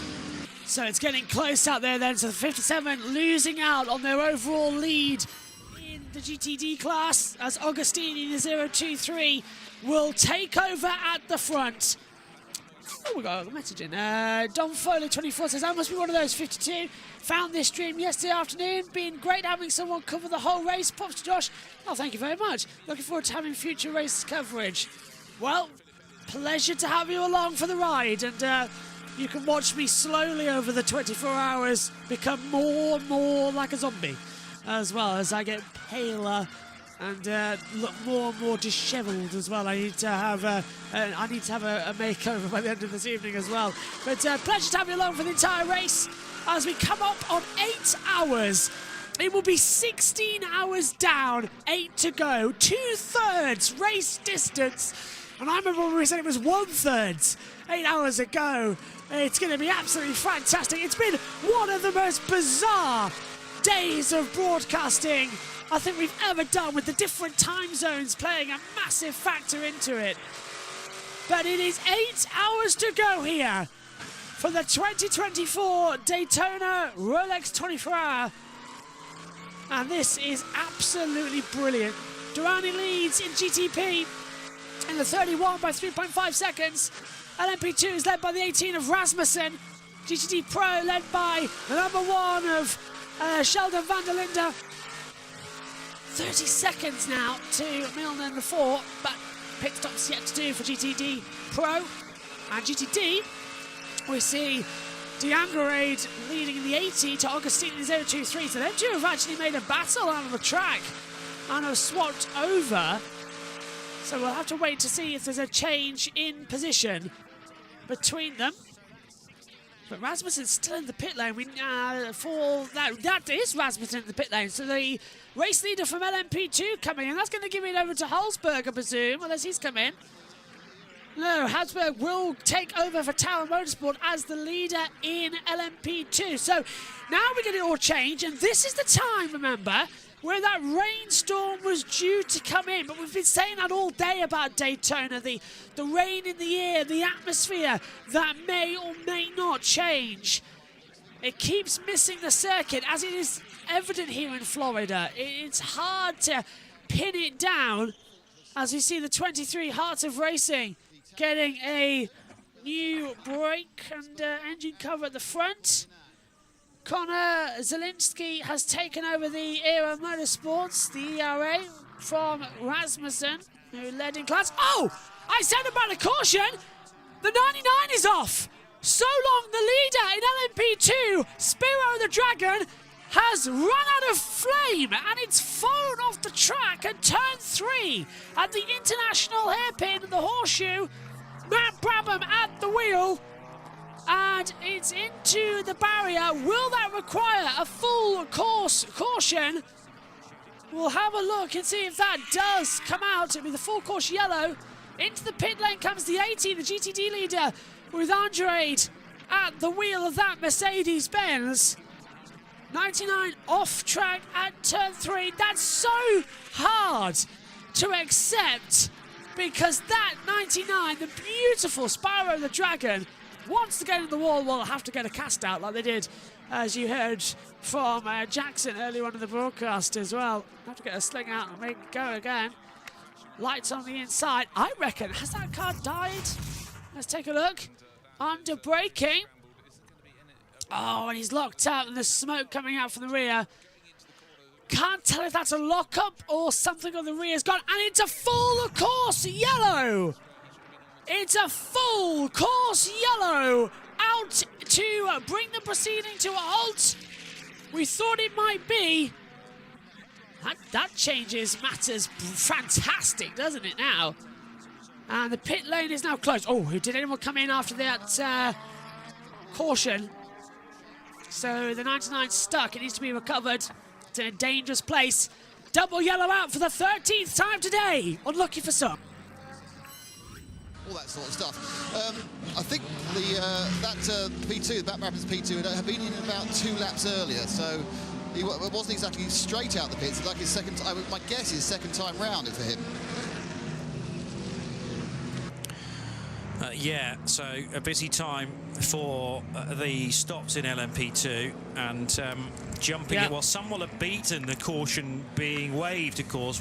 And all cars pack up as well, so that's the command that's been given. So all cars have been told, that's it, you've got to go forward, you've got to pack up, and they'll all go together. Okay, let's hand over to IMSA Radio then, while we wait for for the restart. Knowing that Matt Bradman was tucked in at the International Horseshoe there, slapped up against the tyre wall, and race direction will have given Matt as much time as possible to try and get out of there under his own steam, and as soon as that was evident that it wasn't going to happen, caution is the result, and that means we can take a CrowdStrike pit interview now with Nick Damon. With Freddie Habsburg just out the tower. What's quite amusing is his mate's just been covering up a couple of the stickers that aren't quite right for this sentence. I put out it's radio, which kind of confused him slightly. Great, Freddie, great stint there. The tower machine really coming back into contention now. I mean, I think we always had the potential, but we dropped back, you know, the 1 or 2 laps in the beginning, which we've luckily got back. So now we're in the battle for the lead, which is just insane. I'm just watching the TV to hope everybody's okay in the accident there. My this year's teammate Paul Lou is in that car, so I hope he's all right, but I don't think. Anyways, I'm super happy with my stint. Absolutely, I had a new set of tires at the beginning, so I was able to just build up to it. And as the fuel came down, the car really came alive, and gives me a lot of hope for the race to come. Yeah, the temperature, whilst it's cool, it's refusing to get cool. I mean, how is that affecting the tyre wear for these cars? Everyone's running with limited amounts of sets, so how are you having to manage that? I think we're just taking advantage of the cool to like make sure we have all the fresh tires that we need when it gets hot again. So right now the tire deck is not so bad. Of course it gets quite, you know, brutal towards the end of the second stint, but manageable. So if it was a lot hotter, we would have a lot more troubles. But I think we'll be able to manage with a lot of new sets towards the end, which is what everybody's planning for. I mean, the other thing I would say, as we've gone through this deep night hour, has the driving been respectful? We saw kind of a bit of a argy-bargy in the first couple of hours, but it does seem to have calmed down as everyone got their sensible heads on. I don't know, to be honest. I've had a pretty lonely race in a way. I'm just out there driving, doing my laps, which I like. You know, I can just focus on myself. I've seen a couple of funny moves in the beginning for sure. Luckily, we can see the car going back on track. But yeah, I think everybody's kind of respecting each other. I was able to overtake 2 or 3 LMP2 cars, and they always gave the room. So every time I've been out there, they've been fair, and I've tried to be fair back. So hope that will stay till the end of the race, yeah. Great, so thanks, Ferdy. Ferdy, they're helping us with some commentary as well, as the 99 car was rejoining on the screen left to us. That's the AO P2 car. I know, doing quite a good job as well, so better watch me back. He's very handy indeed behind the wheel of particularly an LMP2 car, but that phrase "we can see" on radio, we'll have to stamp that out very early on in his broadcasting career. But I can assure you the 99 Spike the Dragon car has indeed got going again with the help of the marshals. Didn't prevent the full course caution coming out though, and it had been a while since we were last in caution, so this will be a full wave around and the 2-segment pit stop phase as well. Just going to check how long that green flag running was until I think a third yellow during our segment. That's a vast improvement on some of the broadcast stints that I did last year, when most people were blaming me for full course cautions and for safety cars and for code 60s in other championships. 2 hours, 36 minutes and 32 seconds of green. I'm very proud of that. Frankly, Johnny, I'm surprised you're back, but you've redeemed yourself. But we've still got another commentary stint of 3 hours coming up. We have a little 2-hour break. You've got a chance to recharge your batteries and then get the drivers back on the toes. But really good to see that, the Bradman-driven car, the Spike, getting going all over again. So for AO Racing, they live on, because it was going absolutely fine. But I think Nick pointed out Matt Bradman had just taken a pit stop in that, and it was probably his second time around, his first time at full speed. But it was interesting that Spike just seemed to not want to turn in. You could see all the dust being kicked up at the outside of the circuit. Then he was on the grass, and then it kissed the barriers. Be interesting to see what the front left damage is on that car, if much at all. Yeah, as you say, relatively slow speed, but he would have felt the contact with the tyre wall. I would be very surprised if any of the crucial innards of the LMP2 car, drivetrain, etc., and drive shaft will be affected by that. But it might be that the splitter needs to be replaced. Similar, in fact, to the 04 CrowdStrike by APR car earlier on, when Stewie Cox was chatting to Joe Bradley in a previous CrowdStrike pit lane reports, describing just a nose-to-tail bit of contact, and they carried that damage for a few stints, actually, before they then took the opportunity to change the front clip, as it's coined. And if you weave that into a driver change, you don't lose much time at all, in actual fact. The longer stops are the time to do that, rather than just a fuel stop, for instance. Tommy Milner's just brought the Corvette in and back out again, and that was surely for emergency service, because the rest, well, first of all, the GTPs haven't been allowed to pit, so he's had to come in, no doubt, for fuel, and yeah, goes back out again. And let's hope that that was a very short stop indeed, and they didn't do any more than they were permitted to do in a closed pit lane from the lead of the race in GTD Pro, the Corvette. Neil Verhagen installed into the Paul Miller Racing BMW M4 during the last stop, car number 1, and Davide Rigon in the 62 Risi Competizione Ferrari. Another 9 minutes to go. Prototypes are open. Yeah, the prototype pit lane are open and they are going in. And I did think, would Pippo Derani stay out after he only had 50% of battery power left? But no, they are all going in and they're all going to take over. LMP2's in 2. So eyes everywhere in this CrowdStrike pit report. The first to hit its marks is the 31, Nick. Yeah, there's a complete phalanx, and I'm kind of, it's quite interesting because my view gets occluded by another GTP each time, because I'm at the kind of the far end of the list of them, and one pops in and covers the next one. Now, one thing I can tell you is that the Proton car's gone for a driver change. That's the number 5, the Mustang sampling sponsorship, also a full set of tyres. Already underway is the Whelan car, and I think, yep, Durrani stays on board, recognise the helmet. Running into second place, that's the 40, the Acura, the deep red car. Again, not anything more about 3 cars, but I can't say it's changed driver or not. The car close to me is the 52. That's, of course, the Inter Europol P2. There goes. Now, the Porsches are all through away. They've got the 6 car, and interestingly, all of them showing about the same amount of time. The one car that's being left behind at the party is the JDC Miller, the 85, the yellow car. They've had the rear deck off that. Don't forget they've had the rear deck for a look. They haven't changed it, I don't believe. Full set of tyres. JDC Miller car comes down off the jacks, so you know, you can take these extra 20-30 seconds. It's absolutely fine. You're not losing anything apart from a bit of track position. And that car goes away. So question is, who changed the driver?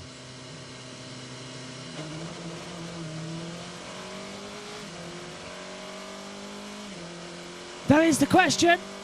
Nick Damon down in the pit lane. Hello again, John Randall. CrowdStrike pit report as we gently bring to a close the famous, nay infamous, Night Owls session. And for the moment at least, we bid a fond farewell to our Night Owls of Bruce Jones and Johnny Palmer. Powered through that 4-hour session by Sacred Coffee, available in Europe and the US. They've got their own grinding and roasting facility in the US now. Search Sacred Coffee wherever you are in the world. Fulfill your coffee needs. And that is just about it as far as our coverage on Peacock is concerned. I think I'll stop it there because we're going out throughout here on the broadcast, but I'll just give you a quick update then. Pit lane is now open for the GTDs, which we were hopefully going to see a little bit more of excitement between them out there on the circuit. This is just brilliant. 8 hours to go, and you know, it's been light here in the UK since 7:45. I can almost start to see some daylight out there at Daytona. It's not looking as dark as it once did. So I reckon in around about the next 45 minutes or so, we might have some sunrise, which will be absolutely fantastic. That rain is still in the air. That could come through at any moment as the GTDs come in and change over. We'll head back down to the pit lane. Our US colleagues just about a couple of booths further down to my left. Actually, it's a bit bizarre at the moment because as I look to my left, I can see the real TV booth and the TV booth that they built last night for the movie.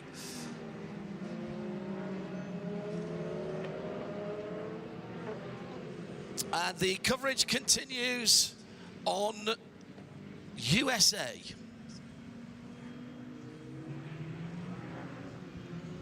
So they're transitioning over as the cars come into the pit lane. Here's the 80 changing over. brake disc pads too, it seems. Still 100% of energy out there for everyone on the guy front. Let's head back down to the pit lane for this crowd strike pit reports. Nick Damon has snagged himself a driver. I've snagged myself Neil Yarney out of the number 5, the Proton car. As the race is going on, it appears to be getting better and better for you guys.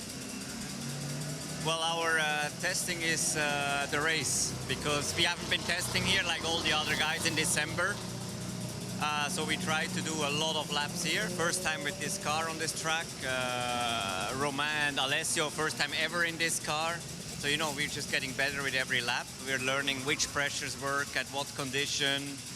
Just the basics, basically, at each stint. And hopefully, by the end of the race, we are there and we know what we need to do. But how much can you do to the car without taking the engine cover off and adjusting the ride height and the springs and everything else? You know, there's tire pressures, you play a lot to it, and especially with the hot weather we had and now cooling down, it's quite crucial to be always on top of it, especially because of the minimum target. And as soon as you overshoot, you lose a lot of pace. When you undershoot, obviously you're illegal. So that is experience, and that's what we are learning now. Great stuff. Thanks, Neil. Thank you. Nick Damon down in the pit lane. With Neil Janney from the number 5 Mustang sampling Porsche. And that's just about all we have time for our viewers on Peacock who've been with us here on IMSA.tv and IMSA Radio over the night time period. Once again, our thanks to our colleagues at NASCAR Productions and NBC for putting this together for the overnight coverage for you Night Owls, powered by Sacred Coffee. For those of you in the US, switch over to the USA Network, where coverage continues through to the end of the 60-second running. Stay with us, though. That's where you need to be, because we're getting ready for the class spit. Prepare. That's all, folks. See how much we're getting off on the timing schedules here as well, not being able to sleep. Prepare for the prototype class split has come up on race control as the message. Yep, trust that to be my type of message. And the pits are open to all cars from now on. So we're getting ready for the restart here for the Daytona 24 Hours once again. Up after Johnny and Bruce on the overnight, on the Night Owls coverage.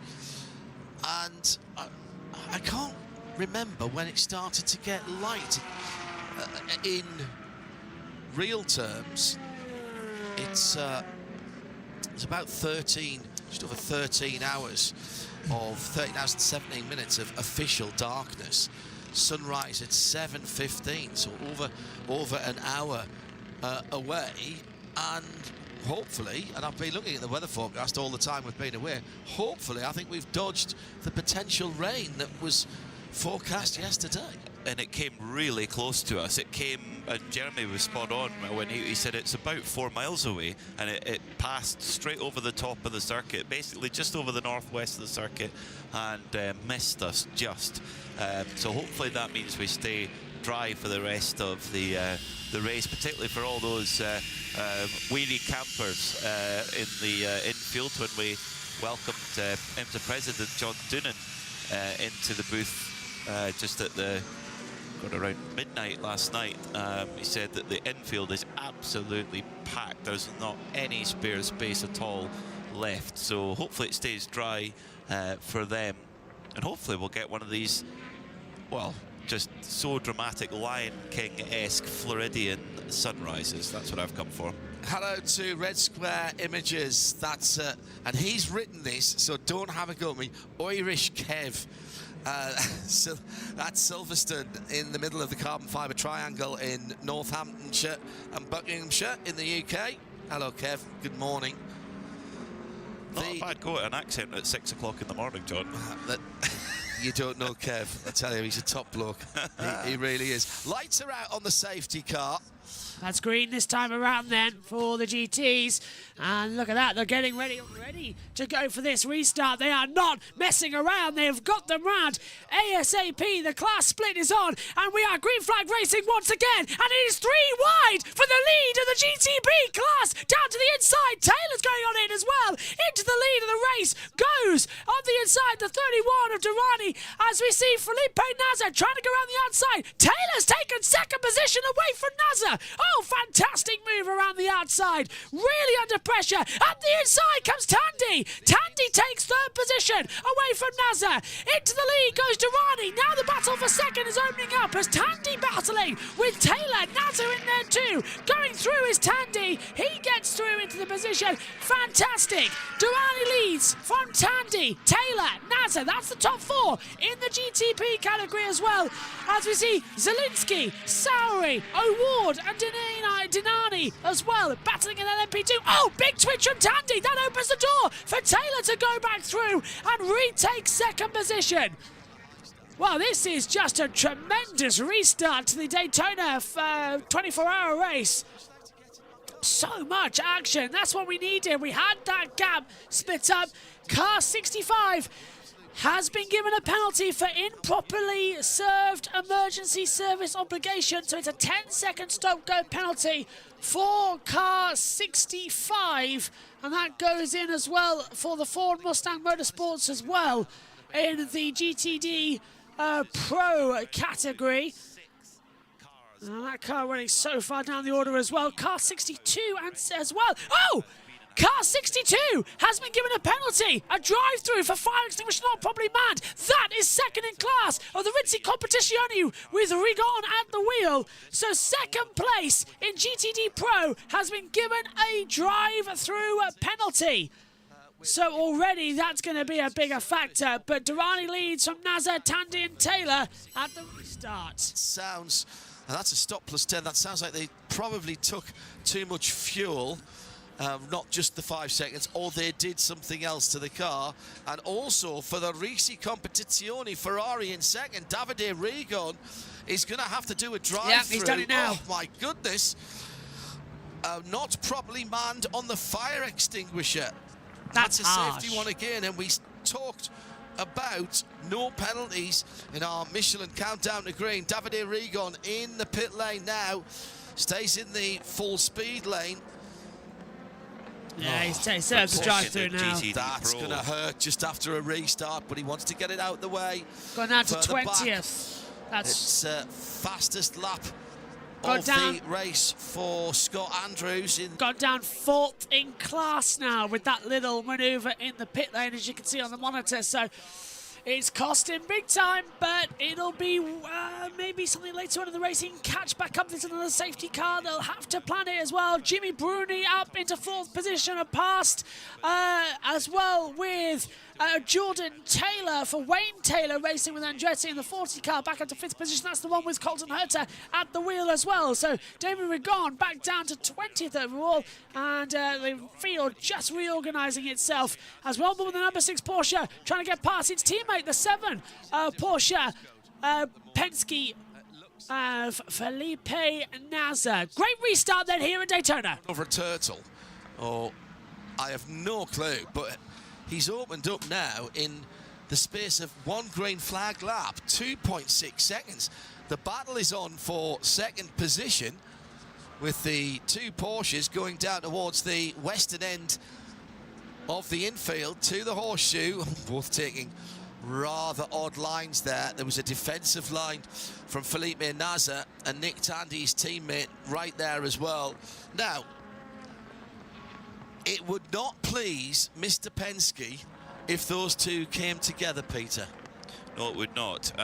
But they're even just fighting is allowing Pipo Derani to escape, because in Sector 1, Felipe Nasr in second place lost 7/10 of a second to Derani. Morning, Jack. Yes, we did have a full course yellow. The Spyro the Dragon car, the 99 that led in LMP2, off at turn 3. It's got going again, but it's now dropped to last in class, down to 16th. Lead lap, of which 50% of them exactly are Porsche 963s. 66%. Oh, really? 4 out of 6. Oh, 4 out of 6. Yeah, sorry. So both private cars and both works private cars and both work cars. I apologise to the JDC Miller Motorsports team with that bright yellow number 85. My eyes were drawn to the 2 BMWs next up. The yellow submarine snuck up on you. It really has, stealthily. Johnny Palmer reminds me that sunrise last year on Sunday the 29th, which is when this race ran, was exactly the same time as this year, 7:15. So official time of daylight there is 7 I a.m. have no recollection of coming back in this much darkness. I thought it was already starting to get light last year. Extraordinary. Been a long night. 13 hours and 17 minutes of darkness by the time the sun starts to peak over the eastern horizon. And at the moment, it's Pipo Derani who is driving into that sunrise with the remaining Cadillac. Mechanical issues for the 01 car when it was running very well indeed, and then it wasn't. It stopped out on the circuit and joins the growing list of cars with issues from all of the manufacturers, to be honest. We first lost the TDS Racing Orica on lap 58. Stephen Thomas taking a wild ride after clipping the exit curb of the Le Mans chicane and hitting the safer barrier pretty much head on. The 88 Orica LMP2 of Richard Mille, of course, lasted 107 laps. Daniel Goldberg, 128 for United Autosports. They had a couple of goes to get that car back moving after an accident, but the 22 went no further than that. 185, Seth Lucas. Finally, the MDK by High Class Racing Orica cried enough. The number 20 car had been put through the ringer quite a bit, in fairness. Lucas Stoltz was the last driver in the Sun Energy One Mercedes, 193. In the 193 laps completed for that brightly coloured 75. Iron Lynx Lamborghini number 60 went on lap 293. Magnus Racing, Spencer Pumpelly was the last driver of the number 4 Aston Martin 294. 303 lap, another Aston Martin Hartner Racing team, the 27 car was retired. And Alex Lynn was the last driver of the 13. That had a troubled start to the race. They somehow got it to 308 laps. Haven't seen that one for a while. No, neither are we. So we'll keep an eye on that to see if it does pop back out again. Gianmarco Lavorato for Proton Mustang he and his team did 367 laps in the light blue number 55, light blue and white car. And following on this number 11 and double numbers, the 66 Tatiana Calderon driven Gradient Racing Acura retired on lap 368 to the pits and has not been seen since. Neither has the number 14 Vassar Sullivan Lexus RS. They got the 397. That car with Mike Conway on board involved in an accident actually with the 20 high-class racing car very early on.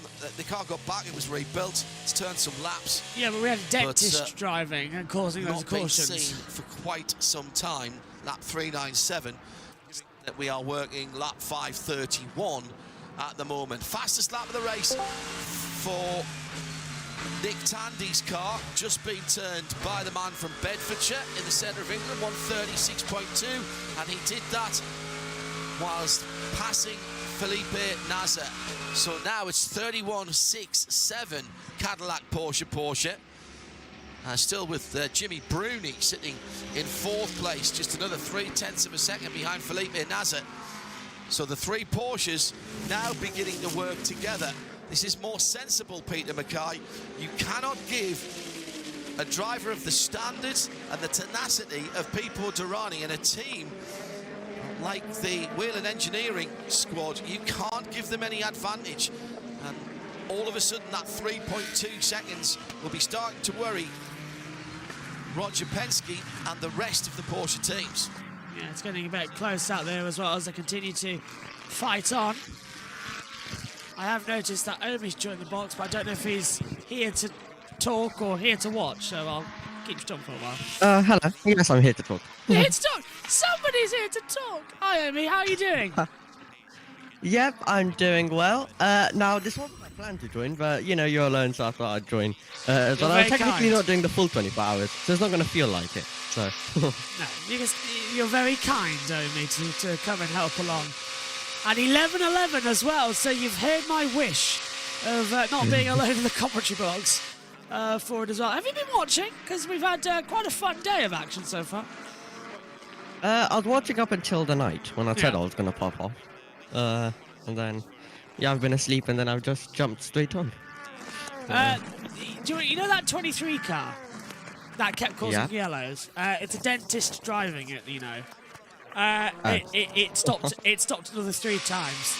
Out of the 13 cautions we've had, it's caused about 4 of them. Oh.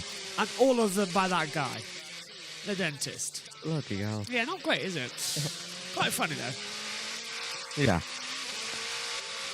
Right, let me get some life tabs up, because I've just popped straight out of bed, so... IMSA live timing to alchemysystems.com. Just type in IMSA live timing and you'll get to it. So let's have a look then with Vague leading in GTD Pro. 8.860 seconds to Katzberg at the moment. Do you remember what I said to you about back at Le Mans, that sort of lull you go through and then you get an adrenaline surge? It's happened to me it's happened to me now, but it's quite late, but it's kind of the same time. Quite weird. As into the pits comes the 45 Kyle Marcoletti as well as into the pit lane. So that Ferrari GTD looks to be out of the running order. The Wayne Taylor racer with Andretti, Lamborghini, Hurricane GT3 Evo as well is out of the race. Well, like a Ferrari from the back, the 2 Italian cars, I suppose, not too bad. Tom Dillman has just had a new fast lap in LMP2, 110.317. I was really hoping that Tom Dillon would join, but he's got COVID and needs rest. So that's a shame. Yeah. Yeah, at least not doing I mean, every time you kept saying that name, I just kept thinking Tom Dillon. I know. I wanted him in the box so I could say, Tom, your namesake's over there. He's, he's doing this, doing that. But yeah, he never turned up, unfortunately. We'll have it soon enough. I'm just looking forward to when this race ends. I know it's awful to say, but the crescendo to this race is going to be something else with the top 4 in each category on the lead lap. We are going to be on for an insane end. The final fuel stint here. Yeah. 24 hours of racing. It's going to come down to about 10 minutes. It's going to be brilliant. Yeah, and it's all going to be worth it for you as well, staying up so long. This is worse than Le Mans. Not kidding either. This is 100% worse than Le Mans because... Yeah, because you start later as well. Yeah, that's it. We did the whole And then you're still full waking day. up early in the morning. Yeah. It is worse than Le Mans. 13.5 hours of darkness as well. Like... Yeah. We are 45 minutes away from light. Official light is at 7 a.m. according to the notes I've got here. So just light. I came to the box at 6 p.m. It was dark. It's now light outside, but it's still dark for me. And by the time it's light here, it's probably going to be dark outside. Just want light. I am severely I need vitamin D tablets. Orange juice or something or other. Something silly. Yeah. I'm just looking through all of the drivers right now. Is Verhagen Michael Verhagen by any chance? Yes. Okay. I'm just looking for Porsche Supercar drivers, F2, F3, F1, old ones, you know. Just looking around. You're getting it. It's pretty much this Daytona is like just a collection of every racing driver under the sun. Yeah. I do like that though. It makes more sense as it comes in. Just on the banking now at the back of Daytona, Speedway 3 and 4. This is the battle, I believe, for LMP2's race lead. Zelensky we have and Turner Sauer. Motorsport. Say again? You have Turner Motorsport now. Turner Motorsport. Yeah, the car looks like an IKEA logo. Ah. If you, I sent the com notes in the Discord, in the comms chat, with the liveries, the spotters guide. And car 96, the Turner Motorsport, it's a yellow car with a blue livery on it, so it looks like it's like an IKEA logo. It's really strange. Every time I see it, I want to go to shop in an IKEA and buy some really annoying flat pack furniture. Saying that, I have got flat pack furniture somewhere. Still. The race still looks very interesting. I thought we were having a Well, radio still close, isn't it? Very. In fact, we're going to have a move here for LMP2 in a second because Sauri in the number 4 as well in the crowd strike is going to get ahead of Zielinski in the ERA Motorsport 18. So this battle, look, they're caught up in traffic as well with the GT car, so this is where it's going to come into its own now. Ellis in the GTD ahead by a second to Foley in the 96, and that's what we're watching now in the battle on the screen. It's all close to go. Oh, pit road. Is the 10 car actually going round? Yes, it is. Brett back out again, because I was wondering whether they just stuck it on the truck. It's been in and out like an in and out piston, let's say. It's the most cleanest in and out I can think of. Well done at this time, the Nick. Thank you very much. Good save. You missed my magnificent opening to this section at 5 in the morning where I confused myself by saying the word Nick, because I was talking to Nick Yellowly and thought, why are you talking about yourself? Well, it's because it's all about you, Lou. Well, not that time of day, it's not. So, yeah, so we've seen a level of attrition recently. It's obviously, for example, I've walked right there, none of the P2 cars, they've all been packed up and gone. So, yeah, if you're out, you're staying out if you're not the Lamborghini. But, yeah, you know, apart from the large number of P2s, I don't think it's been a particularly atrocious race, is it? Well, 3 P2s, 4 P2s have bitten the dust. It is, in that case, if you take out the Wade Taylor Lamborghini, there are 5 GTDs and 3 GTD Pros. A round dozen official retirements, I'm being told, from our producer Aaron. Just under a quarter. Yeah. That's insane. 12 official out of this race, out of the 59 cars that started. Yeah. So, my mental math is not good at this time of night to try and work out, or this time of day, whatever it is, to try and work out how many's that left. That's 47 cars still circulating here at Daytona. Wow. Anyway, have you felt like that you're going to fall asleep at any point? Yes, I have. Really? Really, honestly, Twitter's annoying me now. I almost fell asleep after Joe left. Like a couple of times when I was with Jackson and Joe during the middle of the night. Yeah. They were talking and I nodded a little bit, and I was hitting my head a little bit, and I was really struggling to stay awake.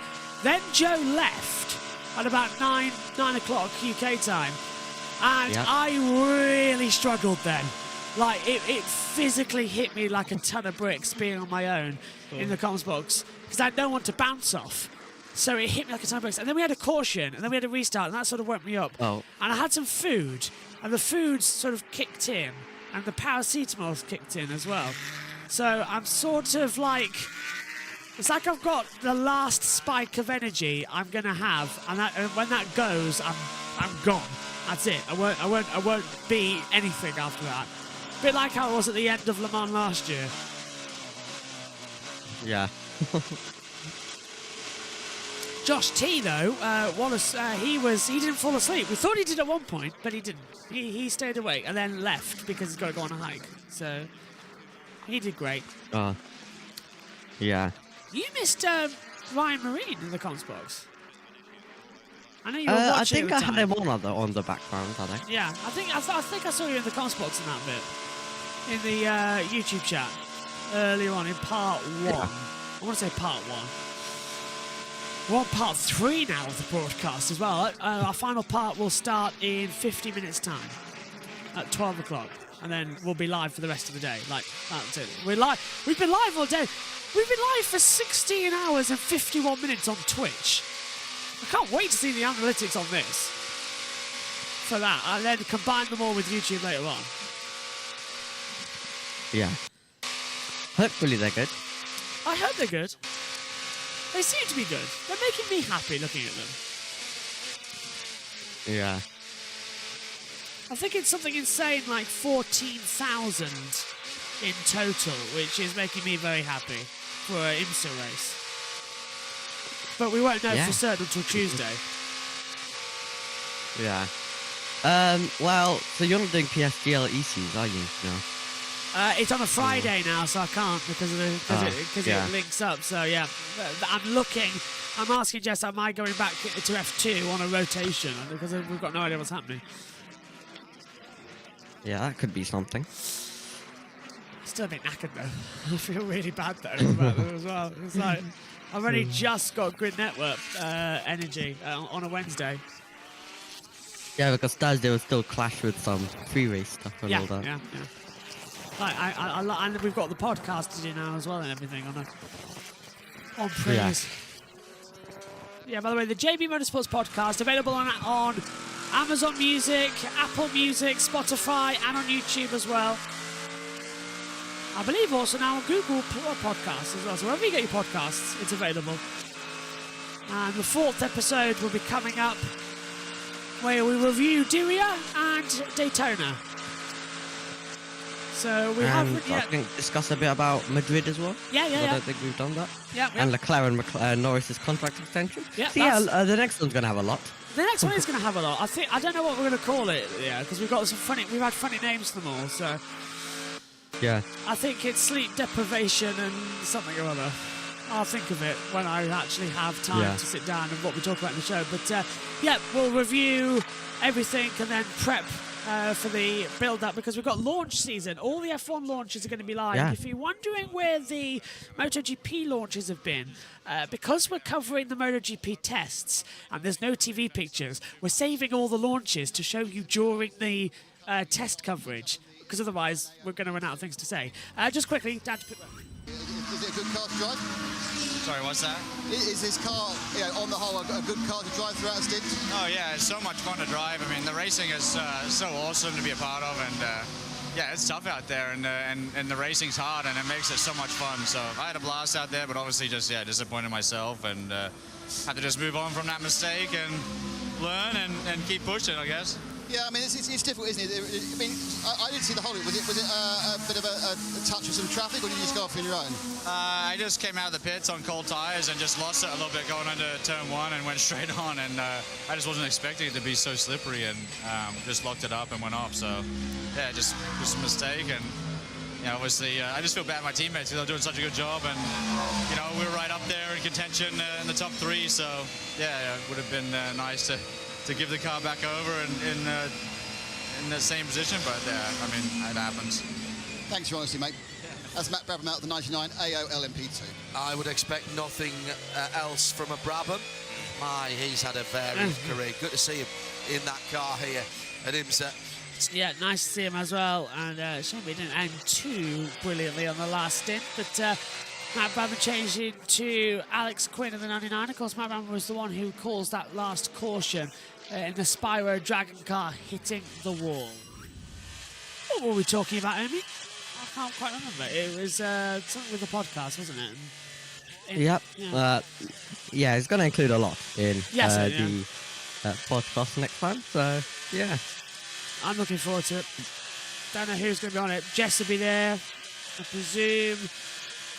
You'll be there probably as I talk about F1 stuff. I think we'll have to have our first podcast where we have different segments. Yeah, I'm probably going to give this one a miss and then just wait for one that's maybe more based around just F1 and that side. Well, I think we're going to have to. I think we'll have our first podcast where we have different segments. So we'll have a segment on the Formula 1 news, a segment on the Formula E review, and a segment on the Daytona review. And that way we can have different people on and split up the podcast. I think that's how we're going to have to do it because not everyone's going to be available on the same day. So we'll have to sort of filter it out quite quickly. So we'll get working on that. It won't be filmed until about Monday, Tuesday. Well, Tuesday at least as well. I'm not doing it tomorrow. Go on. Have you seen Tom Brooks's commentator's cam? I have. He stands up. I approve. Yeah. I didn't think he did. He stands up, and That's what we love to see. Yeah. Still uses a headset though. I would much rather use a lip mic. I'm forced to use a headset, but I'd rather have a lip At mic. every opportunity, I'd use a lip mic. Yeah, same here. Yeah, I've got a handheld mic right now in front of me, but I've been using that every now and then when I need to take the headphones off because my headphone cups have now completely broken in this 24 hours. So much so. Okay.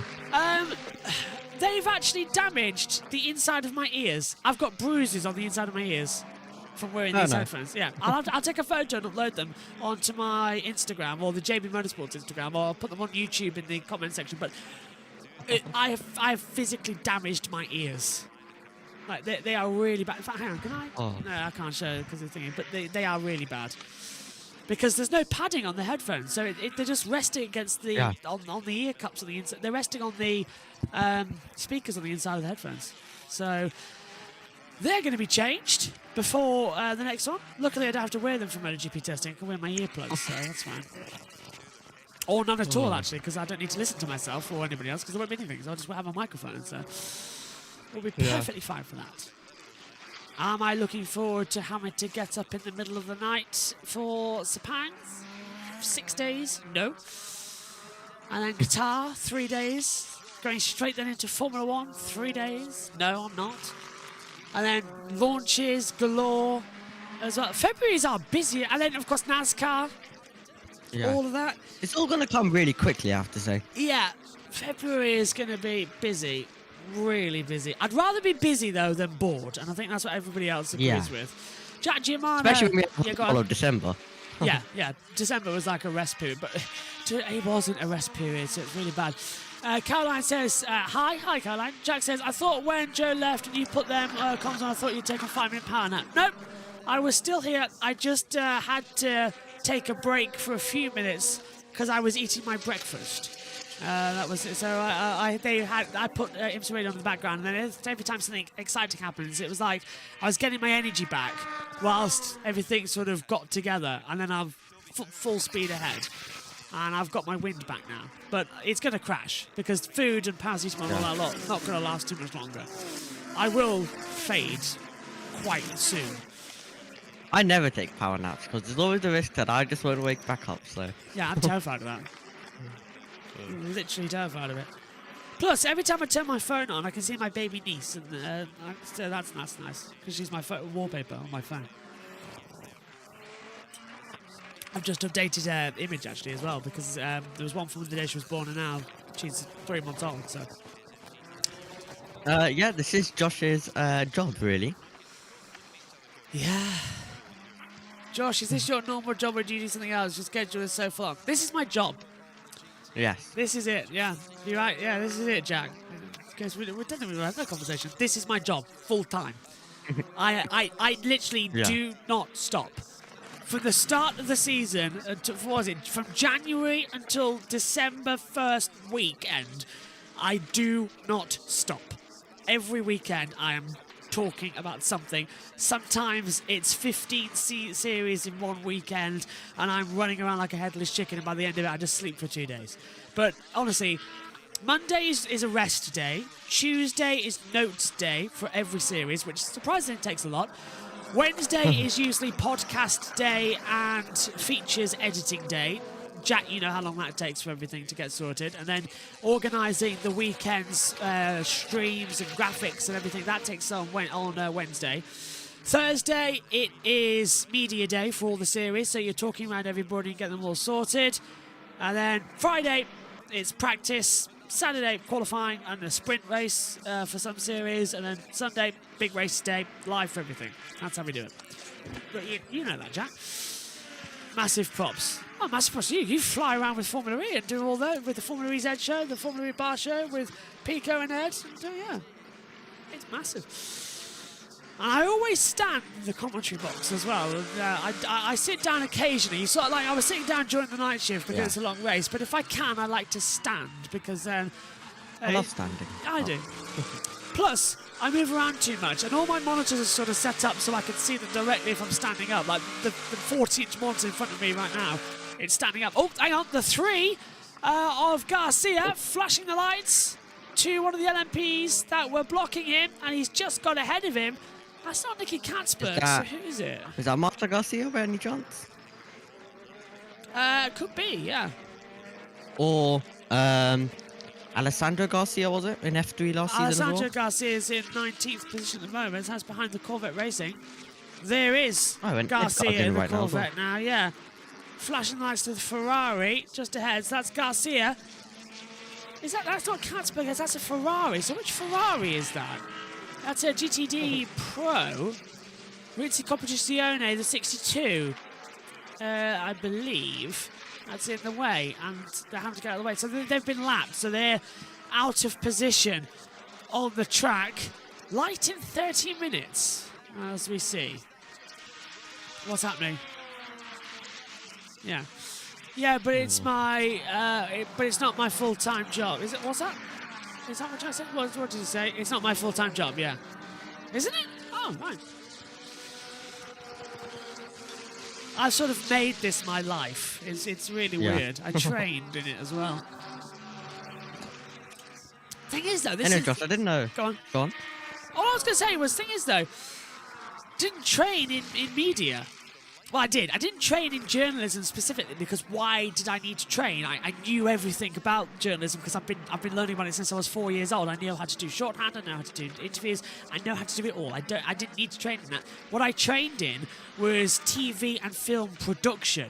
So what I had was the knowledge of journalism that I've built up myself throughout the past 18 odd years. And then I learned how to run a TV production and a film production. So I learned how to use the cameras, the operating software, the sound stuff, the television stuff. So it gave me the opportunity to then set up the commentary box stuff. So I'd learned the best of both worlds. So I consider, frankly, I've got like an all-round career. I'm trained as a TV production director. I'm part of the director's guild. I can direct things, I can produce things, I can edit things. So I know how to use all of that. And then on the other side of it, I'm a broadcaster as well. So my experience as a TV producer and director helps me be a presenter because if I'm doing a feature or if I'm doing this, I know how to present it and I know how to edit it and I know what it looks like. So it all sort of just rolls together quite nicely. And I think that's where it all comes to quite good. You know how to do shorthand? I do, yeah. I learned that actually in Lincoln as well because I went to 2 universities. Not for long in Lincoln, but I went to Lincoln for a total of 3 days. And in that time, we learned shorthand and I can do shorthand.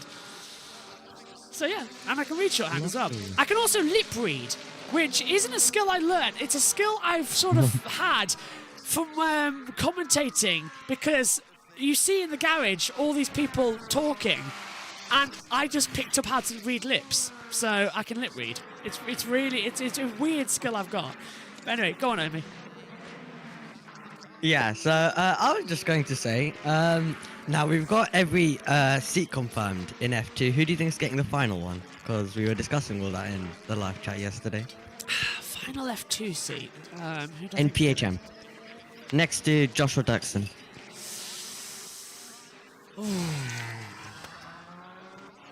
I don't think it's going to be Nissani now, because he would have been given car 24, I think. Nizani, if he was going to stay, would have been announced by now because he's a paid driver. Yeah, and he would have been given the car 24. So Isn't... I'm guessing it's a rookie then. Is Kimi Antonelli already been confirmed in F2? He has, hasn't he? Or is he in Yeah, F3? he's in Prema, yeah, alongside he's in Prema. Berman. There's not that many left. I don't know who to put in F2. I think Joshua Mason, probably. I think Mason deserves a full season after what happened last year. I don't know why, but I would still give it to Vesti. I know he didn't win the title, but he's out, so I'd still give Vesti a shot. Because he could win the title again. Yeah, but I doubt he'd want to. I doubt he'd want to go to PHM as that's only the only seat left now. Yeah. Oh, yeah, absolutely zero chance. If it's PHM, it'll be Joshua Mason then, as he ended last year. Yeah. Well, miserably ended last year. Would it be Ragunathan? My God. I think we'd all... And then also Rafael Gomez, who's got a seat. He doesn't really deserve it, to be honest. 3 seasons in F3, and nothing special at all. Gone are the days when we had Russell, Leclerc, Norris coming up through the ranks, and we all thought, yeah, they're going to be quick. And we got to see them develop. And now, 2 of them are Grand Yeah, I Prix. think next season could be good. 2 of them are Grand Prix winners now. Yeah, there's Lando Norris. Yeah. I know it's cruel to say that, but he keeps mucking it up for himself, Lando. And Lando's been really kind. I do have a Lando Norris worn hat that is currently in the house. It's supposed to be a birthday present, but she can go to hell. But still, it's in the house. I kind of want to put it in a box somewhere and frame it, like a glass box, or have it decorated somewhere. I don't know if I could wear it. That's the thing. I don't know. Anyway, is anything going to happen in this race? Because Tandy and Delaney are separated by 0.8 of a second right now, so the lead in GTP is closing up. We've got Sunrise coming up very, very quickly. Oh, my ears have gone completely destroyed on this. What do you think about the new Formula 2 car, by the way, Ermi? Obviously now for me, as I've watched like every season of the Dallara built one, it is going to take the Dallara 2018 one. It is going to take some time to get used to it with the rear wing. But yeah, I think I'll get used to it at some point and I'll like it. Do you know, honestly, these are painful now. Putting back on, I did not like the 2018 Formula 2 car. Didn't like it. I thought it was a step backwards to what we had. I really liked the 2012 to 2017 car. That was my favourite. Yeah. They sounded right. They looked right. It was good. In 2014, wasn't it even quicker than F1 at some races? Yeah, it was. That car, the K2M was faster than the K2M CT05, which was, I think, a 137.2, and the F2 cars were doing 131s or something, 0.9. So the K2M's F2s were faster than the K2M's F1s. I actually remember that being the topic in the BBC and Sky shows. It was like, how has Formula 1 gone so far backwards? And 2014 was embarrassing. 2014, 15 and 16. That first 3 years of the hybrid era, I think, were very embarrassing for Formula 1 because less so 2016, but they just weren't ready yet. And then 2017, when they finally changed the cars to suit the engines, I thought, yeah, now we're in it. Now we've got better. And 14 was very ugly, though. Yeah, then they had the Halo in 18, and it didn't really work. And the Halo didn't work on those generation of cars. They needed to be changed so it incorporated it. And I think that's why 2021's looks very good, but to me, they still looked a bit flaky. I like the new generation look of cars because I think it incorporates the Halo well, and they look cool again. I think the Ferrari last year looked beautiful. It's one of my favourite looking cars. It did. But personally, I've seen the regulations for 26. I've seen what 2 different teams are thinking about as regulation changes and what they've sketched out as possible ideas of what the car could look like. And they're both completely different. And they've both got 4 wheels, a front wing and a rear wing, but they look completely different to each other. So that's already 2 different interpretations of the regulations. I think it's going to be fantastic in 2026. And if you're wondering which ones I've seen, one begins with an M and one begins with an R. Interesting. Yeah. And it's not the one you think begins with an R either. Interesting. Up the inside, LMP2 getting away. That's Zielinski passing the Ferrari. Honestly, for next season, I'm just super excited to see Antonelli. How quick he's going to be. Kimi Antonelli, well, he's been signed up, hasn't he? I remember when George Morgan first told us that he knew that Kimi Antonelli had been signed by Toto Wolff but couldn't say anything. Because Kimi Antonelli's dad had told him while he was on the grid at one of the races in Freca. And George told us in the chat on one of the PSGL nights, and I thought, yeah, I can see that. That's going to be good. And we all said he'll be in the F1 seat in 2026 or 2027. Yeah. Honestly, I think him versus Behrman's going to be interesting next season. Behrman, I And think, Martins is right could there. be up there, even though I think Martins is incredibly aggressive. So I think he could still be up there. I think the title is going to be Martins, Behrman, alongside a challenge from Antonelli as well, definitely, because I think Behrman, when he wants to be, could dominate a weekend. We saw that in Baku. So it's going to be so close, the F2 this year. And then I wouldn't be surprised if we see some shots from possibly drivers in their third year, fourth year. And then never count out people like Ritomo Miata or Bortoletto. Miata so never count those racing, people out either. Yeah, Miata's racing here in this series as well. In the IMSA 24 here. I think he's out of the race, actually, thinking about it. I think Maloney could be pretty strong next season as well. I think that would be interesting. Zane Maloney? Could be. Yeah. Yeah. He did get up to speed usually more at the end of seasons. Now he's gonna have a second season, so yeah, maybe a full season of that. And then there's some drivers, if you're in a fourth year, you just gotta perform now, like absolutely perform. 7 hours to go here at the Rolex 24 Hours of Daytona. We've completed 17. There are 7 to go. We are nearly there, everyone. It almost... And Rossi's left the pit lane, so... Nearly there. Go on. Nearly there. Nearly there. It's been 84 years. I'm just looking forward to having some ice cream. Very much needed for my voice. And it's a full-on brownie ice cream. I think I might have that instead of my tea, just to have some sugar, because I need something. I want... Literally, what we've got is I want a brownie chopped up with 3 scoops of vanilla, whatever ice cream we have, loads of whipped cream, wafers, covered in as much chocolate brown sauce as possible, and just give it to me in a massive bowl, and I'll just give me a big, big, big spoon, and I'll just eat it. Shovel it into the mouth. Give me the calories I've missed.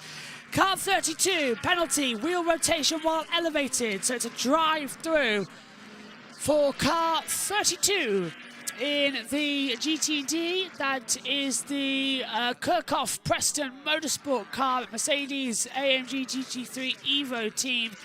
That has already had a couple of penalties in this 24-hour race, so they've had to adjust once more. The number 6 Porsche Penske of Nick Tandy is closing in. I've got 1.1 seconds to Peppo Durrani at the moment. And this is far from being all over. I want a bit of a battle now. Go on. I want a bit of a battle now between those guys. It'll come. We'll have a safety car. There will be a safety car. Look, sunrise.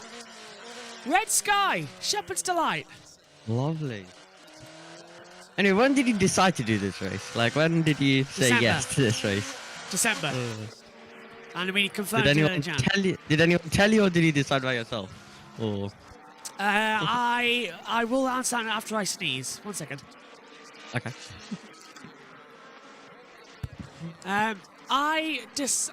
We knew. I thought Grid Network would be doing it all. So I thought, all right, let's do it. Let's figure out a way that we can do it all in one. And then it got to the midpoint of December, and I thought, there's nothing that on in January, and we need something to relaunch the channel with high views and let everyone know what's coming. So I thought, well, we're going to have the podcast. We've got a couple of Formula E races, but they never usually do so well in January. So I thought, what's the biggest motorsport event on in that month? And I thought, oh, it's the Rolex 24. So I thought long and hard, and stupidly I agreed to do it. And I said, yeah, we're doing it. And then I let everybody know in the Discord that we were covering it. And every single person said, what the hell are you doing? But I must admit, this race wouldn't have been possible without the Americans. And I really must have missed that, because Josh T was amazing earlier on with the amount of time he put in before him to leave, but Jackson, Joe, especially Adam doing 9.5 hours in there. I think Joe did about the same. I think even Jackson did it with all overlapping as well. Jack Giamana stepping in as well, helping us out for about an hour and a half. Alongside as well, Ryan Marine stepping in. He was only supposed to be in for 30 minutes. He stayed for an hour. Yeah. As well. That was fantastic to have Ryan in the broadcast booth as well.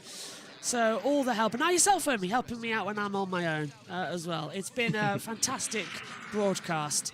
And of course, Megan, when she turned up for 30 minutes and then put Brendan Hartley out of the race. But he's still going, apparently, the number 10. We have got cars in the pit lane, including Delaney and Yamier and Bruni. So let's go down to the pits. And the way they go, that, as you say, goes away on milk float power. It's not as good as the Toyota milk float power from Le Mans, but it still whistles away. The recovering BMWs are both in now. And yeah, so whatever was ailing the number 3 car, they felt they could fix quite easily. It's a bit of a kind of I'm looking now, kind of a post-mortem at the stuff they found. But they don't seem overly concerned. There was an awful lot of fluid on the rear, the top of the rear, underneath the deck, on top diffuser. I wonder if that's fluid that maybe had come out and that leak is now fixed, and it's just sort of stained the rear of the car. Full service. Full service of the 7. The exhaust are glowing red, which is absolutely fine on the Porsche. They're outside and not about to set fire to any tyre detritus. Full service driver change. They're putting on a complete set of tyres, and they have the big M on them, the big yellow M's. They're certainly running medium tyres at the moment. Cars drop down. Obviously, the last thing done is fuel. No faffing around on this car, so a lot less of the looking about, just cleaning it up. So that one's obviously giving no cause concern on the telemetry. And that's the 7 car. The 6 car had a little bit more of looking around. But it's been driving a little bit more in traffic, and of course, Durrani got away, still in the lead. And Nick, one of the nice things this year is we've got 3 new compounds for GTP, soft, medium and hard. And as we've seen in the WEC and at Le Mans down through the years recently, they have different stickers on the side, different markings. It's yellow for medium, yellow is mellow, that's the medium. White is the soft and red for the soft from memory. As long as they haven't changed that around as well. Generally speaking, this year we won't have to worry about the compounds in WeatherTech Sports Car Championship competition, but because of the unique nature of Daytona, and particularly with the cold weather that we experienced a few years ago, there is a special regulation here that allows you to take the softs from 7 o'clock last night to 8 o'clock this morning. Don't have to, and I suspect many of them haven't. Let's go down to Bedfordshire's finest, and that's Nick Tandy with our Nick Damon. Well, Nick, the number 6 Porsche, in fact, all 4 of the Porsches are really taking this battle, aren't they? We saw through practice and qualifying a little bit off the pace, but once you've got racing, the cars are going really well. I mean, the conditions are a little bit different. This is the thing. The night is, the track cools down, and it looks like it suits our car. This is the thing. The start of the race, we sort of struggled a bit, but then you don't know what people are doing on tyres. Obviously, you can see when people put 4 tyres on. I think us and the 31 ran with 4 tyres the last stint, and it was, it's pretty close. So it's difficult to know what's going to happen when the sun comes up. This is the thing, but. Yeah, so far so good, and like you say, with 4 Porsches up there,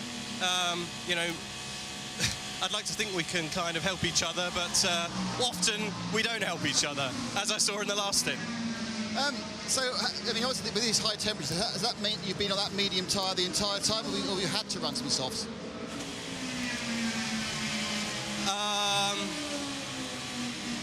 I couldn't possibly tell you, Nick. Right, okay, I understand that, so mostly medium then. It's probably still not the coolest part of the day. So, until the sun comes up, there'll still be, ground temperature drop. So we have both compounds still available, yeah. When you were trailing Pipo towards the end of the stint, Did you decide there's no point overtaking him? Might as well just sit in his toe and save some fuel, or could you not overtake him? I mean, it's very difficult to stay close and pass when you're running together in clean air. It's almost impossible unless you've got a 1 second advantage on the car in front. But when you get in traffic, this is when you've got to try and make sure you're close enough to pick up on an opportunity. So, whilst if you can sit in the toe and save a bit of fuel, all well and good, but you still need to stay close enough to see if you can make something happen in traffic. But it's still, I know it's a cliche, but it's still 7 hours to go. That's the thing. Well, it's cliche, but it's true. So, as I say, we are now working. We're getting towards the end. We can back time for this. So, are you going to take the car to the finish, or is one of your other fast friends? I have no idea. It depends how the yellows fall and how the driver stints work out. But the good thing with the four of us, it doesn't matter who's in the car at the end. So, yeah, we'll wait and see. But I'll get ready just in case. Yeah, I will do. Thanks, Nick. Cheers.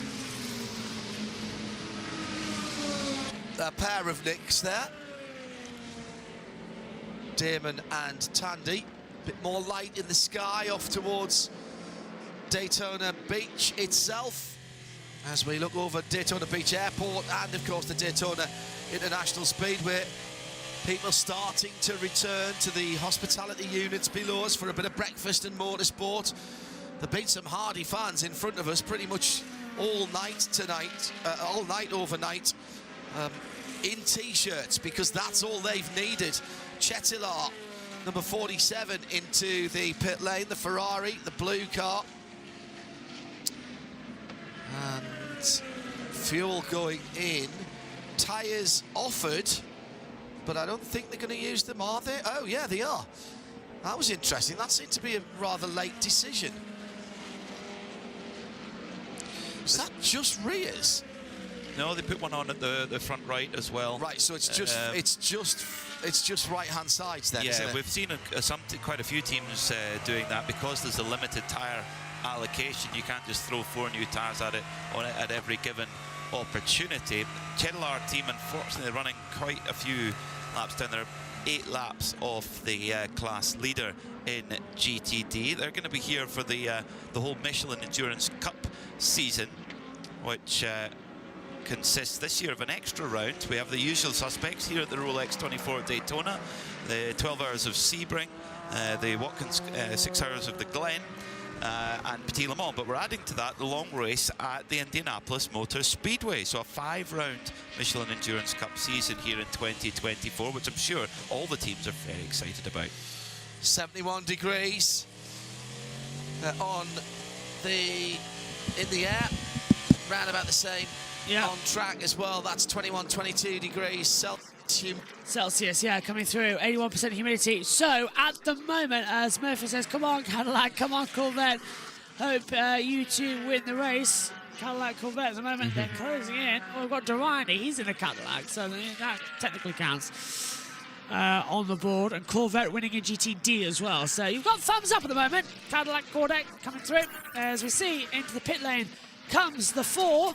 Leading from the GTD Pro category, and the leader from the GTD category in as well. The 023 is the 2 leaders in.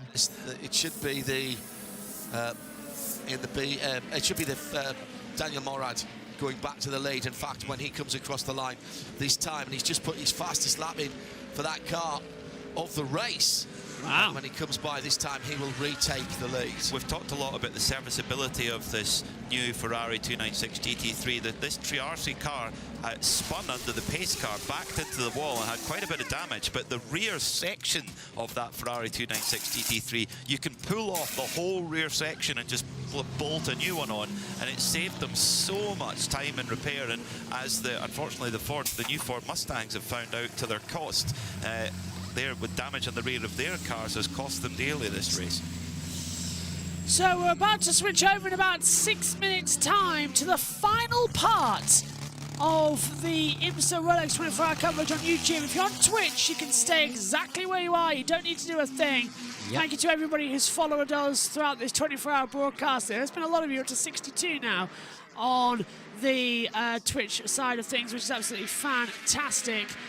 But as things currently stand, on YouTube, we will have one more part to deal with, and that'll get underway in 5 minutes. We'll do the switchover. We're just loading it up now so that it's all ready to go. You'll automatically be redirected if you're watching us on YouTube. So basically, just sit still, wait until it ends, and you'll be redirected. If not, go on and click it. It'll be part 4.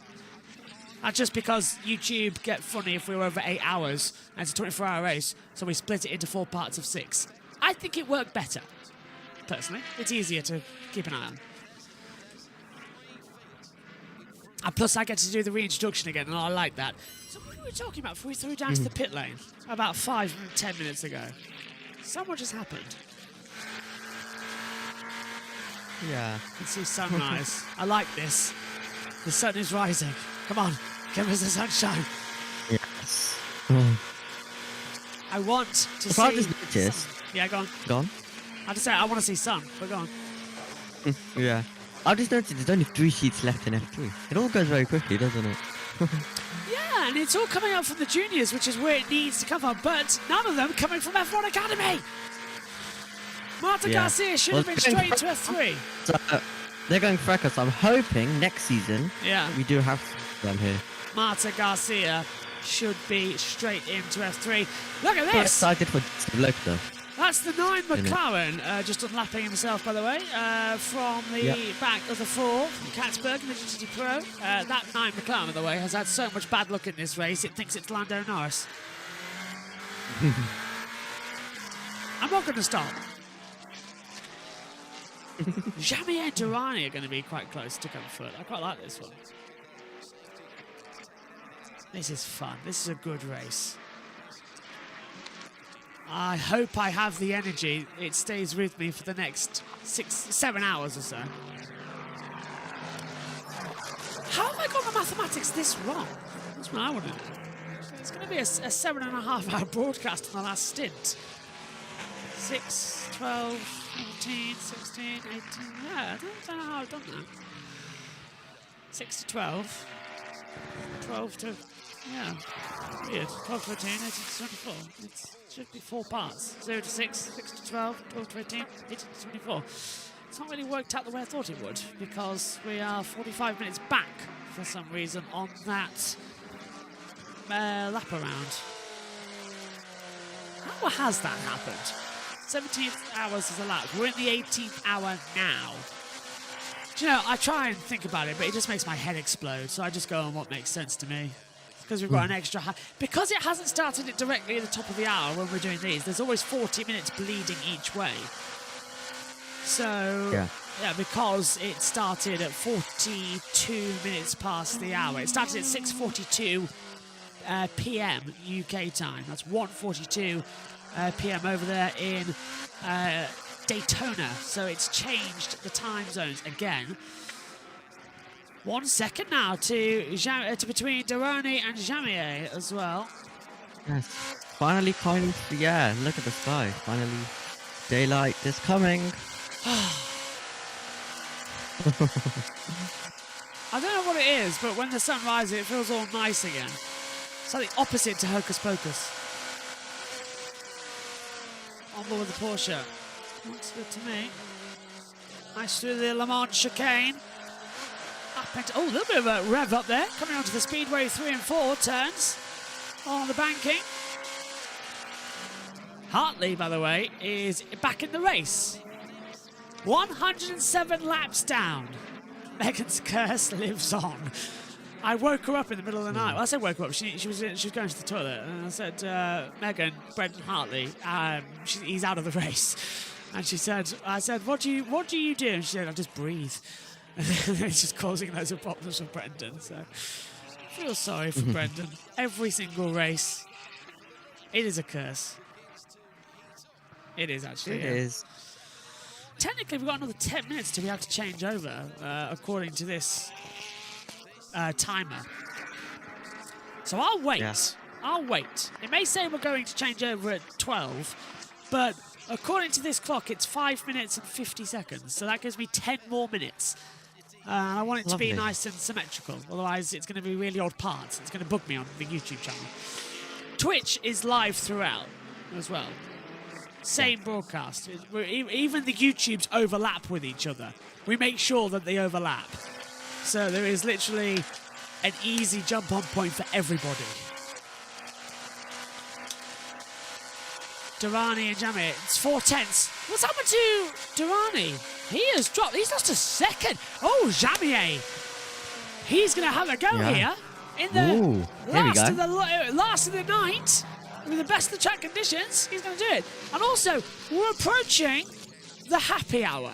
And happy hour is when the sun rises on an endurance race that's 24 hours. The track is at its best. Its literal best. So we see the fastest lap times coming up. And saying that, Matt Campbell just on a 44.5 in the middle sector. Proving my point. This is the happy hour. It is. Oh. Gianni's going to have a go here. Oh, I need that ice cream. Somebody just get me a Mr. Whipping machine and I'll sit below it and someone can just pull the lever so I can have ice cream directly eaten. Cooling my vocal cords. It's like a guitar that's been missing a string. I'll have no voice tomorrow. Some say that'll be a relief. I heard that, Luke.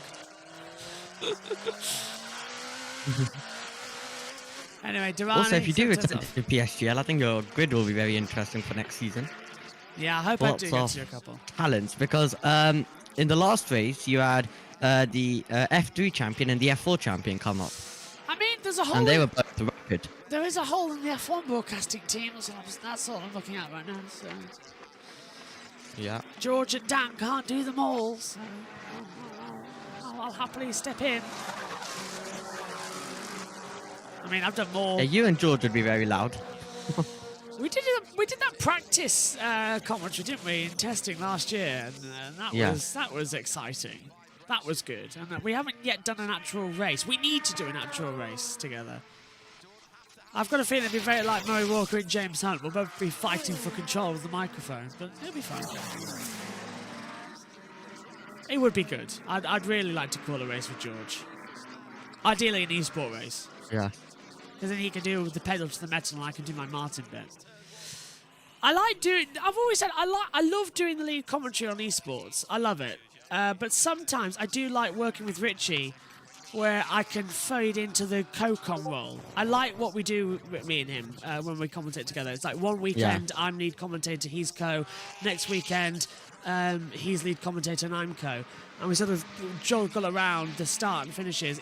It's a nice way it works because it gets us both to feel like we're equal in the broadcast, and it gives us a chance to do different things, and I like that. I like being the co for some races because it enables me to sit back a little bit and analyse what I'm seeing, and it gives me time to learn the driver's racing strategies compared to that when I'm just looking like, oh, look at this. So it's nice. It's a nice relaxed time, and like this is what I love about 24-hour races, because right now Jamier is right on the back of Durrani in the battle, and this is for the overall lead of the race in GTP and overall in all the classes. If you head down towards the Le Mans chicane, the Porsche, the filming car, the 120, Chip Hart Racing with Wright Motorsports, the peak liveried car that's being filmed with Brad Pitt for the Lewis Hamilton Brad Pitt F1 movie with Apple.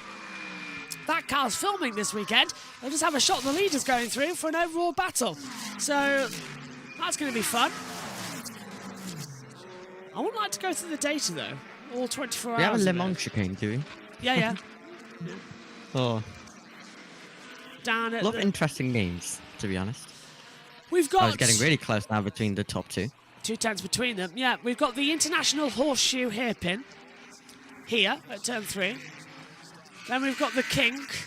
Then we've got the Daytona Hairpin. Then we've got Speedway 1 and 2, which is the turns 1 and 2 on the 500 course. Then we've got the Le Mans chicane, Speedway 3 and 4, and then through the Tri-Oval, and then back into turn 1. That Ferrari getting in the way now as well. It's blocking out Durrani. Yeah. Here comes Jamier. He's going to go through on the inside line. The two leaders nearly take each other out with only 6.5 hours to go. Here at Daytona, that Ferrari getting right in the way.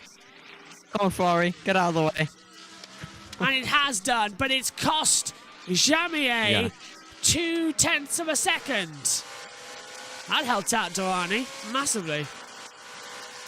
It does. Gives a bit more breathing space. I don't want to go off some here. kind of echo going on? Yeah, it's something on that. I can hear it too. Yeah. Fastest lap for GTD to Alessandro Rover in the Trias Competizione. A 1:46.265. So now we're seeing the fastest lap times in this happy hour. Sun is officially up. We are out of the night. Race control have officially declared that it is daylight. So we are underway. They can turn the lights off any time they like now as well. Something tells me that I keep them on a little bit. Porsche coming out of the pit lane a bit late in the GTD category. When's Jamier going to get through? Wide through turn 1. Into the international horseshoe. Turn 3. Loops it round. I just said the commentators call it happy hour as well, so that's where we are. Drinks are half price, 2 for the price of 1. Buy one, get one free. Is Jamier going to get the lead away from Dorani? He did it earlier on. These two have been battling throughout the race. The number 31 V-Line Engineering that had pole position, and the surprise of the number 6 Porsche Penske as well as the Corvette. I think you'll probably need some tense battling between these guys to keep you awake. Oh, look at that. And get you shouting. Zelensky and Jacobsen in LMP2 are a tenth between them. They've caught their battles as well, look, on the track. Interesting. So we've got the battle for the lead in the race in GTP, LMP2, and then the GTDs are just sort of out of it, the Pro and Am category, so they're out of it. So the battle in the prototypes now is where it is. Yes. Well, this might keep you awake then. Yeah. Still want the ice cream though, if anyone's got one. I could do with a Magnum. Oh, I really could do with a Magnum right about now. Voice is dead. Is Megan joining again at any point? Probably. She's not probably. She probably will be dressed at some point. So I reckon that towards the end of the broadcast, she'll come in at the start, she'll come in at the end, and claim she was here for all of it. And she came in at 11 o'clock at night as well, so. Yeah. And then she'll say, oh, well, I've had a hard day too. I was like, yeah. Yeah, definitely. Smile and wave as she gets firsts at universities in her coursework. I'm like, yeah, nicely done, Megan. Lovely. I'm like, I've just talked non-stop for like 48 hours. Over to you. Checkmate. It's remaining close in the LMP2, I have to say. It really is. A tenth between them, and they are still in traffic as well. It hasn't moved as much as I thought it would do. I think we're going to get a lead change at some point now going on any second. Yeah, somewhere. This is the number 6 Porsche. Especially with the traffic, with someone getting blocked. We should be taking a look at the LMP. Oh, 1.5, so they've lost down the gap there, yeah. Yeah, so he would have been blocked then, I'm guessing. It's just traffic. It's just causing too much issues. And that is 6 hours on this YouTube broadcast. So we are going to take this opportunity while it's still close between the two to switch over to the secondary broadcast. So stay with us here on YouTube. You'll be automatically redirected. The final part is up next here at Daytona.